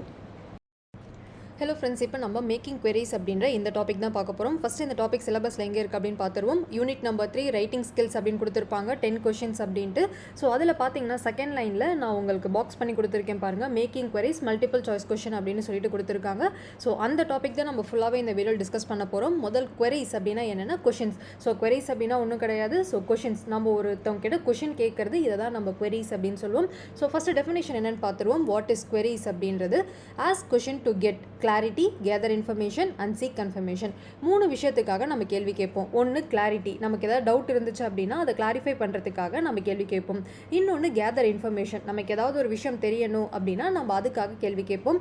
இல்லைனா சீக் கன்ஃபர்மேஷன், ஒரு தடவை அவங்க சொல்லியிருப்பாங்க இதை நம்ம பண்ணலாமா அப்படின்னு சொல்லிட்டு ஒரு கன்ஃபர்மேஷனுக்காக திருப்பியும் ஒரு கேள்வி கேட்போம். ஸோ இந்த 3 காரணத்துக்காக நம்ம ஒரு கேள்வி கேட்குறோம் இல்லையா, இதை தான் queries அப்படின்வாங்க. ஸோ இதுக்கான இந்த 3 சுச்சுவேஷனுக்கான எக்ஸாம்பிள் நான் உங்களுக்கு சொல்கிறேன். இதை நீங்கள் பார்க்கும்பொழுது உங்களுக்கு ஈஸியாக queries அப்படின்னா என்னென்னு புரியும். ஃபஸ்ட்டு கிளாரிட்டிக்காக கேட்குற கொஷின் எப்படி இருக்கும் அப்படின்னா, do you need blue file or red file? So blue ஃபைலும் இருக்குது, ரெட் ஃபைலும் இருக்குது. இப்போ யாராவது நம்ம கிட்ட அந்த டேபிள் மேலே இருக்கும் ஃபைல் எடுத்துகிட்டு வா அப்படின்னு சொன்னாங்கன்னா நமக்கு ஒரு கிளாரிட்டி இல்லை, ஒரு டவுட்டாகவே இருக்குது, ஒரு கன்ஃபியூஷனாகவே இருக்குது. ஸோ கிளாரிட்டி வரத்துக்காக அவங்க கிட்டே கேட்குறோம். So do you need blue file or red file? So blue ஃபைலா ரெட் ஃபைலா அப்படின்னு கேட்கும்பொழுது நமக்கு ஒரு கிளாரிட்டி, ஏன்னா அவங்க பதில் சொல்லிடுவாங்க.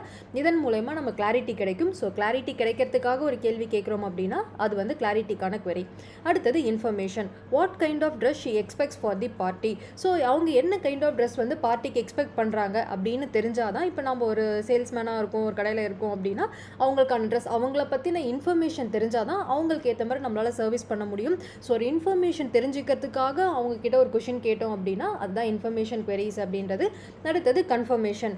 Does this project NEET to B closed? இந்த ப்ராஜெக்ட் நிஜமாவே நம்ம மூடணுமா அப்படின்னு ஒரு கேள்வி.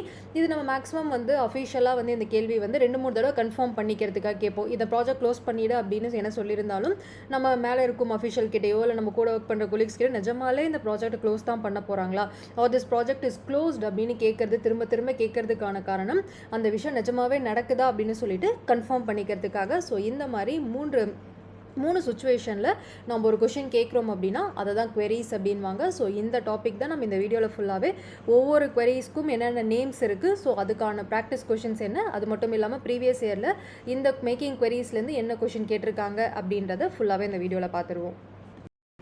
இப்போ நம்ம queries அப்படின்னா என்னன்றதை ஜென்ரலாக பார்த்தோம். இப்போ டைப்ஸ் ஆஃப் queries அப்படின்னு எடுத்துக்கிறோம். queries அதாவது நம்ம இந்த கொஷின் கேட்குறத 3 டைப்பாக பிரிக்கிறாங்க. ஒன்று yes or no queries. So நம்ம ஒரு கேள்வி கேட்டோம் அப்படின்னா எதிரில் இருக்கிறவங்க கிட்டே இருந்து வர பதில் எஸ் ஆர் நோவாக இருந்துச்சு அப்படின்னா அப்படி வைக்கிற கேள்வியை தான் நம்ம வந்து எஸ் ஆர் நோ queries அப்படின்வாங்க.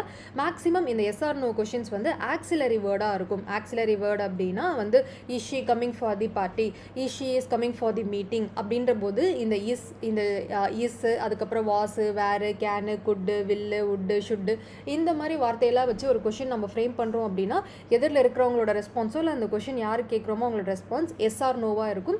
ஸோ இப்படி இருக்கும் queries தான் நம்ம எஸ் ஆர் நோ queries அப்படின்னு சொல்லுவோம். மெயினாக இந்த எஸ் ஆர் நோ queries எதுக்கு யூஸ் பண்ணுவோம்னா கன்ஃபர்மேஷனுக்காக யூஸ் பண்ணுவோம். ஓகேவா, ஒரு விஷயத்தை கன்ஃபார்ம் பண்ணுறதுக்காக நம்ம இந்த எஸ் ஆர் நோ கொஷின்ஸ் வந்து யூஸ் பண்ணுவோம். அடுத்த query பார்த்தோம் அப்படின்னா WH கொஷினோட queries அப்படின்வாங்க. WH கொஷின்னா என்னது? வாட்டு, வென்னு, வேறு, ஹவு, ஹூ, ஹூம் இந்த மாதிரியான WH கொஷின்ஸ்லாம் வச்சு நம்ம ஒரு queries கேட்குறோம் அப்படின்னா அதை WH கொஷின்ஸ் அப்படின்னு சொல்லுவோம். மெயினாக இந்த WH கொஷின்ஸ் நம்ம எதுக்காக கேட்போம் அப்படின்னா இன்ஃபர்மேஷன் பேஸ்டு, ஒரு இன்ஃபர்மேஷனை தெரிஞ்சுக்கிறது. Where did he went, where did she went, வந்து with whom did she talk. So என்ன நடந்துச்சு அப்படின்னு தெரிஞ்சுக்கிறதுக்காக அந்த இன்ஃபர்மேஷன் கேதர் பண்ணுறதுக்காக நம்ம கேட்குற கொஷின் எல்லாமே WH பேஸ்டு queries-ஆக இருக்கும். அடுத்தது choice based queries. Choice based queries அப்படின்னா கொஷின்லேயே 2 சாய்ஸ் இருக்கும். நம்ம கேட்குற கேள்வியிலேயே 2 சாய்ஸ் இருக்கும். ஆர் வச்சு வச்சு அந்த கொஷின்ஸ் இருக்கும். Do you prefer tea or coffee, do you prefer cake or ice cream. So அந்த கொஷின்லேயே பார்த்தீங்கன்னா 2 சாய்ஸ் நம்ம கொடுத்துருக்கோம் ஆர் வச்சு. ஸோ எதில் இருக்கிறவங்களோட இது பார்த்தீங்கன்னா கிளாரிஃபிகேஷன். ஸோ அவங்க என்ன வேணும் அப்படின்றத கிளாரிஃபை வந்து பண்ணுறதுக்காக சொல்லுவாங்க. So yes or no question பார்த்தீங்க அப்படின்னா டேரெக்டாக கன்ஃபார்ம், ஒரு விஷயத்தை கன்ஃபார்ம் பண்ணுறதுக்காக எஸ் ஆர் நோ query நம்ம வைக்கணும். இதுவே நம்ம ஒரு இன்ஃபர்மேஷனை கேதர் பண்ணணும் அப்படின்னா WH கொஷின்ஸ் வைக்கணும். இதுவே வந்து ஒரு விஷயத்தை கிளாரிஃபை பண்ணணும், நம்ம கன்ஃபியூஸ்டாக இருக்குது, டவுட்டாக இருக்குது, ஸோ அந்த விஷயத்தை கிளாரிஃபை பண்ணுறதுக்காக நம்ம யூஸ் பண்ணுற queries பார்த்திங்கன்னா சாய்ஸ் queries வந்து நம்ம யூஸ் பண்ணுவோம். இப்போ ஃபஸ்ட் டைப் பார்த்துருவோம் எஸ் ஆர் நோ queries. இது மெயினாக எதுக்காக யூஸ் பண்ணுறோம்? Confirmation purpose. ஸோ ஒவ்வொரு queryயும் என்ன பர்பஸ்க்கு யூஸ் பண்ணுறோம் அப்படின்றது ரொம்ப ரொம்ப முக்கியம். ஏன்னா இது வந்து நமக்கு ப்ரீவியஸ் இயர் சிலபஸ்லாம் நமக்கு இது கிடையாது. இந்த வருஷம் 2025 அப்டேட்டட் சிலபஸில் தான் மேக்கிங் queries அப்படின்ற டாபிக் இன்க்ளூட் பண்ணியிருக்காங்க. ஸோ எல்லாமே இதில் படிக்கணும். ஸோ ஒரு query ஏன் வைக்கிறாங்க, அந்த query என்ன பர்பஸ்க்காக வைக்கிறாங்க, அதில் என்னென்ன வார்த்தைகள் யூஸ் பண்ணுறாங்க, இது எல்லாமே நமக்கு தேவை. ஏன்னா கொஷின் எங்கேருந்து வரும்ன்றது தெரியாது. ஸோ ஒவ்வொரு queryயும் ஏன் யூஸ் பண்ணுறாங்க, அதோட பர்பஸ் அப்படின்றதையும் நல்லா பார்த்துக்கணும். So yes or no queries எதுக்கு யூஸ் பண்ணுறாங்க அப்படின்னா கன்ஃபர்மேஷன் பர்பஸ், ஒரு விஷயத்தை கன்ஃபார்ம் பண்ணுறதுக்காக யூஸ் பண்ணுறாங்க. ஃபஸ்ட்டு ஒரு query உங்களோட கொஷின் பேப்பரில் ஒரு கொஷின் கொடுத்துட்டாங்க, இது என்ன டைப் ஆஃப் query அப்படின்றத நீங்கள் தான் கண்டுபிடிக்கணும். எப்படி கண்டுபிடிக்கலாம்? இப்போ அது எஸ் ஆர் நோ queryயா அப்படின்றத எப்படி கண்டுபிடிக்கலாம்னா, அந்த கொஷின் இருக்கு இல்லையா, அதில் ஆக்சிலரி வேர்ப்ஸ் யூஸ் பண்ணியிருந்தாங்கன்னா அது yes or no queries. Auxiliary வேர்ப்ஸ்னால் என்னது நான் கீழே டிஸ்பிளே பண்ணியிருக்கேன் பாருங்கள். இஸ்ஸு, ஆறு, வாசு, வேறு, two, டஸ்ஸு, can, good, will, would, அப்புறம் shall, should, may, might, has, have, had, did, must. So இந்த வார்த்தைகள்லாம் அந்த கொஷின் ஆரம்பிக்குது அப்படின்னா அதை நம்ம டைரக்ட், அதாவது எஸ் ஆர் நோ queries அப்படின்ற கேட்டகரியில் எடுத்துகிட்டு வந்துடலாம். ஸோ ஆக்சிலரி வேர்ப்ஸ் யூஸ் பண்ணியிருந்தாங்க அப்படின்னா அது எஸ் ஆர் நோ queries. அதுக்கான ஒரு சில எக்ஸாம்பிள் நான் கொடுத்துருக்கேன். இது ஜஸ்ட் எக்ஸாம்பிளாக பார்த்துக்கோங்க. நம்ம பின்னாடி ப்ராக்டிஸ் கொஷின் இருக்குது. ஸோ அப்போ ப்ராக்டிஸ் கொஷின் பண்ணும்போது உங்களுக்கு ஈஸியாகவே தெரிஞ்சிடும். ஸோ இப்போதைக்கு ஜஸ்ட் எக்ஸாம்பிள் மட்டும் பார்த்துக்கோங்க. Is she coming to the party? இந்த இடத்துல இது என்ன query? Yes or no query. ஏன் அப்படின்னா இந்த கொஷின் எப்படி ஆரம்பிக்குதுன்னு பாருங்கள். இஸ்ஸிலிருந்து ஆரம்பிக்குது. இஸ் அப்படின்றது ஆக்சிலரி verb. ஸோ இது வந்து yes or no query. Can you please help me? கேனும் ஆக்சிலரி verb தான். ஸோ இதுவும் yes or no query. May I help you? So இதில் மே அப்படின்ற வார்த்தை யூஸ் ஆயிருக்கு. ஸோ இதுவும் yes or no query. would you like to join for the meeting அப்படின்னு நம்ம கேட்குறோம். would அப்படின்ற வார்த்தை வந்ததுனால இதுவும் ஆக்சிலரி verb. ஸோ இந்த மாதிரி ஆக்சிலரி verbல ஒரு query ரைஸ் ஆகுது அப்படின்னா அது எஸ் ஆர் நோ queries. அடுத்த டைப் WH queries அப்படின்வாங்க. மெயினாக இந்த WH கொஷின்ஸில் ஆரம்பிக்கிற queriesக்கு என்னென்னா இன்ஃபர்மேஷன் பர்பஸ்க்காக நம்ம யூஸ் பண்ணுவோம். இதுவே எஸ் ஆர் நோ queries நம்ம எதுக்கு யூஸ் பண்ணுவோம்? கன்ஃபர்மேஷன் பர்பஸ்க்காக யூஸ் பண்ணுவோம். WH queries நம்ம மெயினாக இன்ஃபர்மேஷன் பர்பஸ்க்காக யூஸ் பண்ணுவோம். ஏன்னா இது இந்த பர்பஸ்லாம் தெரிஞ்சாதான் ஒரு வேளை உங்களுக்கு பேராகிராஃபில் கொடுத்து அதுலேருந்து உங்களுக்கு query பில்ட் பண்ண சொன்னாலும் அந்த பேராகிராஃப் என்னன்றதை நீங்கள் தெரிஞ்சுக்கணும். அது கன்ஃபர்மேஷனுக்கான பேராகிராஃபா, இன்ஃபர்மேட்டிவ் பேராகிராஃபா, இல்லை உங்களை கன்ஃபியூஸ் பண்ணுறதுக்கு அதுலேருந்து கிளாரிஃபிகேஷனுக்கான பேராகிராஃபா அப்படின்னு தெரிஞ்சால் மட்டும்தான் நீங்கள் அதுக்கான queryயை வந்து ஃபார்ம் பண்ணவே முடியும். ஆப்ஷனில் கொடுத்துருப்பாங்க. ஸோ அதனால் ஒவ்வொரு queryயோடைய பர்பஸ் அப்படின்றது ரொம்ப ரொம்ப முக்கியம். ஸோ WH queries அப்படின்றது என்னென்னா கொஷின், ஓகேவா? WH ஃபார்ம் ஆஃப் கொஷின்ஸ்ன்னு இருக்கும். ஒரு லைன், ஒரு கொஷின், லைனில் ஒரு கொஷினில் அந்த கொஷின் வந்து என்னென்ன வார்த்தையில் ஸ்டார்ட் ஆகுதுன்னு பாருங்கள். What, where, when, why, who, whom, which, whose, how. இது எல்லாமே WH queries, ஓகேவா? ஸோ இந்த வார்த்தைகளை இப்போ நான் டிஸ்பிளே பண்ணியிருக்கும் வார்த்தையில் எந்த ஒரு வார்த்தையில் அந்த query ஸ்டார்ட் ஆனாலும் அது WH query. What, where, when, why, who, whom, which, whose and how அப்படின்றது. ஸோ அதுக்கான example where are you going? So இது எல்லாமே ஒரு information. Where are you going? So அவங்க நம்ம எங்கே போகிறோம் அப்படின்னு தெரிஞ்சுக்கிறதுக்காக நம்ம கிட்ட கேட்பாங்க. What time is it? So time என்னன்னு தெரிஞ்சுக்கிறது, எல்லாமே தெரிஞ்சுக்கிற மாதிரி இருக்கும். பிகாஸ் ஏன்னா இன்ஃபர்மேஷன் கேதர் பண்ண தான் WH கொஷின் யூஸ் பண்ணுவாங்க. Why are you here? So நீங்கள் ஏன் இங்கே இருக்கீங்க அப்படின்ற போது இதுவும் இன்ஃபர்மேஷன் கேதர் பண்ணதான். How much does it cost? So இப்போ நம்ம பார்த்த இந்த WH queries எல்லாமே ஒரு இடத்துலையோ இல்லை ஒரு பர்சன் கிட்ட இருந்தோ இல்லை அங்கே என்ன நடக்குது அப்படின்ற அந்த இன்ஃபர்மேஷனை கேதர் பண்ணுறதுக்காக யூஸ் பண்ணுறது WH queries. So third type choice queries அப்படின்றது இது கிளாரிஃபிகேஷன் பர்பஸ்க்காக யூஸ் பண்ணுறது. ஸோ சாய்ஸ் பச்சாங்கனாலே கிளாரிஃபை, ஏன்னா சாய்ஸ் கொடுக்குறாங்கனாலே நம்ம கன்ஃபியூஸ் ஆகிடும். கன்ஃபியூஸ் ஆனாலே அதுக்கு ஒரு கிளாரிஃபிகேஷன் வரணும் அப்படின்றதுக்காகவே இந்த சாய்ஸ் query அப்படின்றது வைப்பாங்க. முன்னாடி பார்த்ததுலேருந்து இந்த சாய்ஸ் query கொஷின் சூஸ் பண்ணுறது ரொம்ப ரொம்ப ஈஸி. ஆர் அப்படின்ற வார்த்தை உங்கள் கொஷினில் பார்த்தீங்க அப்படின்னா அது வந்து சாய்ஸ் query. ஆக்சிலரி வேர்ப் இருந்துச்சு அப்படின்னா அது yes or no query. WH வார்த்தைகளில் வந்து அந்த கொஷின்ஸில் அந்த query ஆரம்பிச்சுன்னா WH query. இதுவே அந்த கொஷினில் ஆர், OR அப்படின்ற அந்த வார்த்தை பார்த்தீங்க அப்படின்னா அப்படின்னா அது வந்து சாய்ஸ் queries. ஸோ அதுக்கான எக்ஸாம்பிள் கொடுத்துருக்கேன். Do you prefer tea or coffee? So or அப்படின்ற வார்த்தை வந்ததுனால இது choice query. Do I need to take right or left? இப்போ நான் ரைட் எடுக்கணுமா லெஃப்ட் எடுக்கணுமா? ஆர் அப்படின்ற வார்த்தை. Can I wait or leave now? So இப்போ நான் வெயிட் பண்ணவா இல்லை கிளம்பிடவா அப்படின்றது. Which color suits me? Yellow or blue? So இப்போ நான் yellow எடுக்கணுமா ப்ளூ எடுக்கணுமா? Is presentation going well or not? இப்போ இந்த presentation நல்லா போயிட்டுருக்கா இல்லையா? ஸோ இது எல்லாமே அதாவது நம்ம 2 இல்லை 3 சாய்ஸ் கொடுத்து அதுலேருந்து ஏதாவது ஒன்று பிக் பண்ணுற மாதிரி இருக்கும். ஸோ ஆர் அப்படின்ற வார்த்தை யூஸ் பண்ணியிருந்தாங்க அப்படின்னா அது வந்து சாய்ஸ் query. இந்த query கேட்கறதுக்கான ரீசன் என்னது, நம்ம ஒரு விஷயத்தில் கிளாரிஃபிகேஷன் கிடைக்கிறதுக்காக நம்ம சாய்ஸ் query வந்து யூஸ் பண்ணுவோம். இப்போ இதுக்கு முன்னாடி பார்த்த queries எல்லாமே ஜென்ரலாக type of queries. So yes or no query, WH query and choice query அப்படின்றது எல்லாமே ஒரு டைப் ஆஃப் queries. இதில் நம்ம இன்னும் 2 டிஃப்ரெண்ட் டைப்ஸ் இருக்குது. அதாவது இப்போ பார்த்த queries இல்லாமல் query கேட்கறதுலேயே 2 டைப் இருக்குது. ஃபார்மல் இன்ஃபார்மல் அப்படின்ற 2 டிஃப்ரெண்ட் டைப்ஸ். ஓகேவா? What is the difference between informal and formal questions or queries? முதல் இன்ஃபார்மல் queries அப்படின்றது என்னென்னா நம்ம யார்கிட்ட கேட்போம் அப்படின்றது ரொம்ப முக்கியம். நம்ம ஃப்ரெண்ட்ஸாக இருக்காங்க, ஃபேமிலி மெம்பர்ஸ், நம்மளை விட சின்னவங்க யங்கர் ஒன்ஸாக இருந்தாங்கன்னா அவங்கக்கிட்ட கேட்குற இந்த queries எல்லாமே இன்ஃபார்மல் queries அப்படின்னு வந்து சொல்லுவாங்க. ஒரு ஃப்ரெண்ட்லி மேனரில் கேட்கறது informal queries.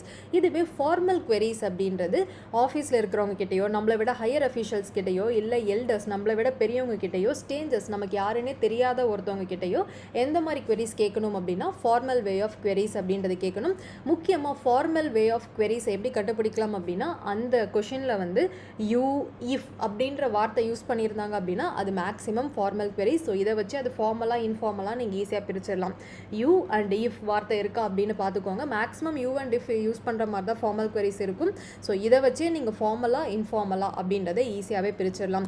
So informal queries நமக்கு தெரிஞ்சவங்க கிட்ட, ஃப்ரெண்ட்ஸு கிட்ட, நம்மளை விட சின்னவங்க கிட்ட யூஸ் பண்ணுறது. இதுவே ஃபார்மல் queries அப்படின்றது அஃபிஷியலாக நம்மளை விட எல்டர்ஸ், அதுக்கப்புறம் நமக்கு யாருனே தெரியாத ஸ்டேஞ்சர்ஸ், ஸோ இவங்க கிட்ட யூஸ் பண்ணுறது எல்லாமே ஃபார்மல் queries. ஸோ நம்ம முன்னாடி பார்த்த 3 டைப்ஸ் வேறு, இப்போ நம்ம பார்க்குறது எப்படி யூஸ் பண்ணுறோம் அப்படின்ற விதத்தில் இது வந்து 2 டைப்பாக பிரிக்கிறாங்க.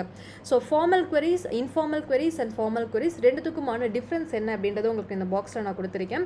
இன்ஃபார்மல் queriesக்கு இன்னொரு வார்த்தை என்னென்னா டைரக்ட் queries அப்படின்வாங்க. இன்ஃபார்மல் அப்படின்னா நம்ம டைரக்ட், இப்போது நம்ம வீட்டில் யார்கிட்ட கேட்குறோம், நம்ம ஃப்ரெண்ட்ஸ் யார்கிட்ட கேட்குறோன்னா டேரெக்டாக நமக்கு என்ன கேள்வி இருக்கோ அதை நம்ம டேரெக்டாகவே கேட்டுட்டு போயிடுவோம். ஸோ இன்ஃபார்மல் அப்படின்றது டேரெக்டாகவே கேட்குறது. இதுவே ஃபார்மல் query அப்படின்றது இன்டைரக்டாக கேட்பாங்க. ஸோ அதனால் ஃபார்மல் queryக்கு இன்னொரு பேர் இன்டைரக்ட் query. நம்ம எடுத்தோடனே டேரெக்டாக வந்து நம்ம ஹையர் அஃபிஷியல் கிட்டேயோ தெரியாதவங்கிட்ட நம்ம டக்குன்னு போயிட்டு கேட்டுற மாட்டோம். கொஞ்சம் வந்து இன்டைரக்டாக, அதாவது அவங்கள ஹர்ட் ஆகாத மாதிரி, அவங்களுக்கு பார்த்தா ஆர்டர் பண்ணுறது தெரியாத மாதிரி கொஞ்சம் கேட்கணும் அப்படின்னு சொல்லி இன்டைரக்டாக நம்ம கொஷின் பண்ணுவோம்.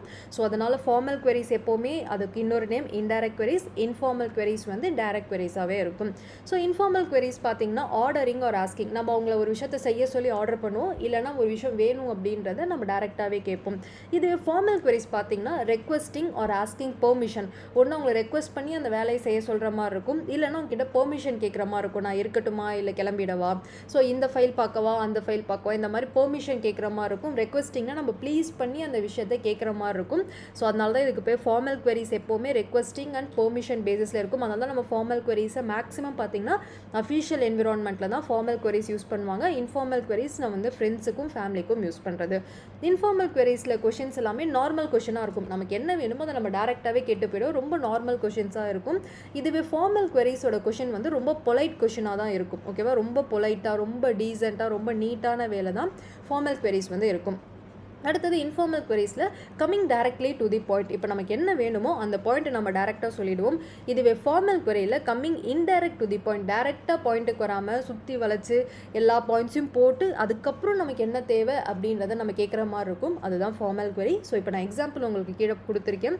இதை பார்க்கும்பொழுது உங்களுக்கு ஈஸியாகவே புரிஞ்சிடும் ஃபார்மல்னா என்ன, இன்ஃபார்மல்னா என்ன, ஃபார்மல்னா என்னன்றது. ஸோ இன்ஃபார்மல் queryயோட example where is the bus stop. So bus stop எங்கே இருக்குது? ஸோ எல்லாமே பாருங்கள், இது ஒரு ஆர்டரிங், ஒரு கொஷின் கேட்குற மாதிரி. Where is the bus stop, bus stop எங்கே இருக்குது?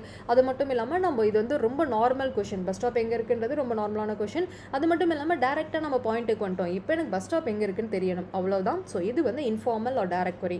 இதுவே இதை ஃபார்மலாக இன்டைரக்டாக வந்து கேட்குறாங்க அப்படின்னா could you tell me where the bus stop is அப்படின்னு நம்ம கேட்குறோம். ஸோ இந்த இடத்துல அது நம்ம டேரெக்டாக அந்த பாயிண்ட்டுக்கு வராமல் could you tell me அப்படின்னா முடிஞ்சால் உங்களால் சொல்ல முடியுமா இந்த பஸ் ஸ்டாப் எங்கே இருக்குது அப்படின்றது. ஸோ இதெல்லாம் நம்ம இந்த ஸ்டேஞ்சஸ் தெரியாதவங்க கிட்ட யூஸ் பண்ணும்போது இந்த மாதிரிலாம் இதெல்லாம் கேட்போம், உங்களுக்கு தெரியுமா, உங்களுக்கு தெரிஞ்சால் கொஞ்சம் சொல்லுங்களேன். ஸோ ப்ளீஸ் பண்ணுற மாதிரி நம்ம ஒரு கொஷின் கேட்போம். ஸோ இதை தான் ஃபார்மல் queries அப்படின்வாங்க.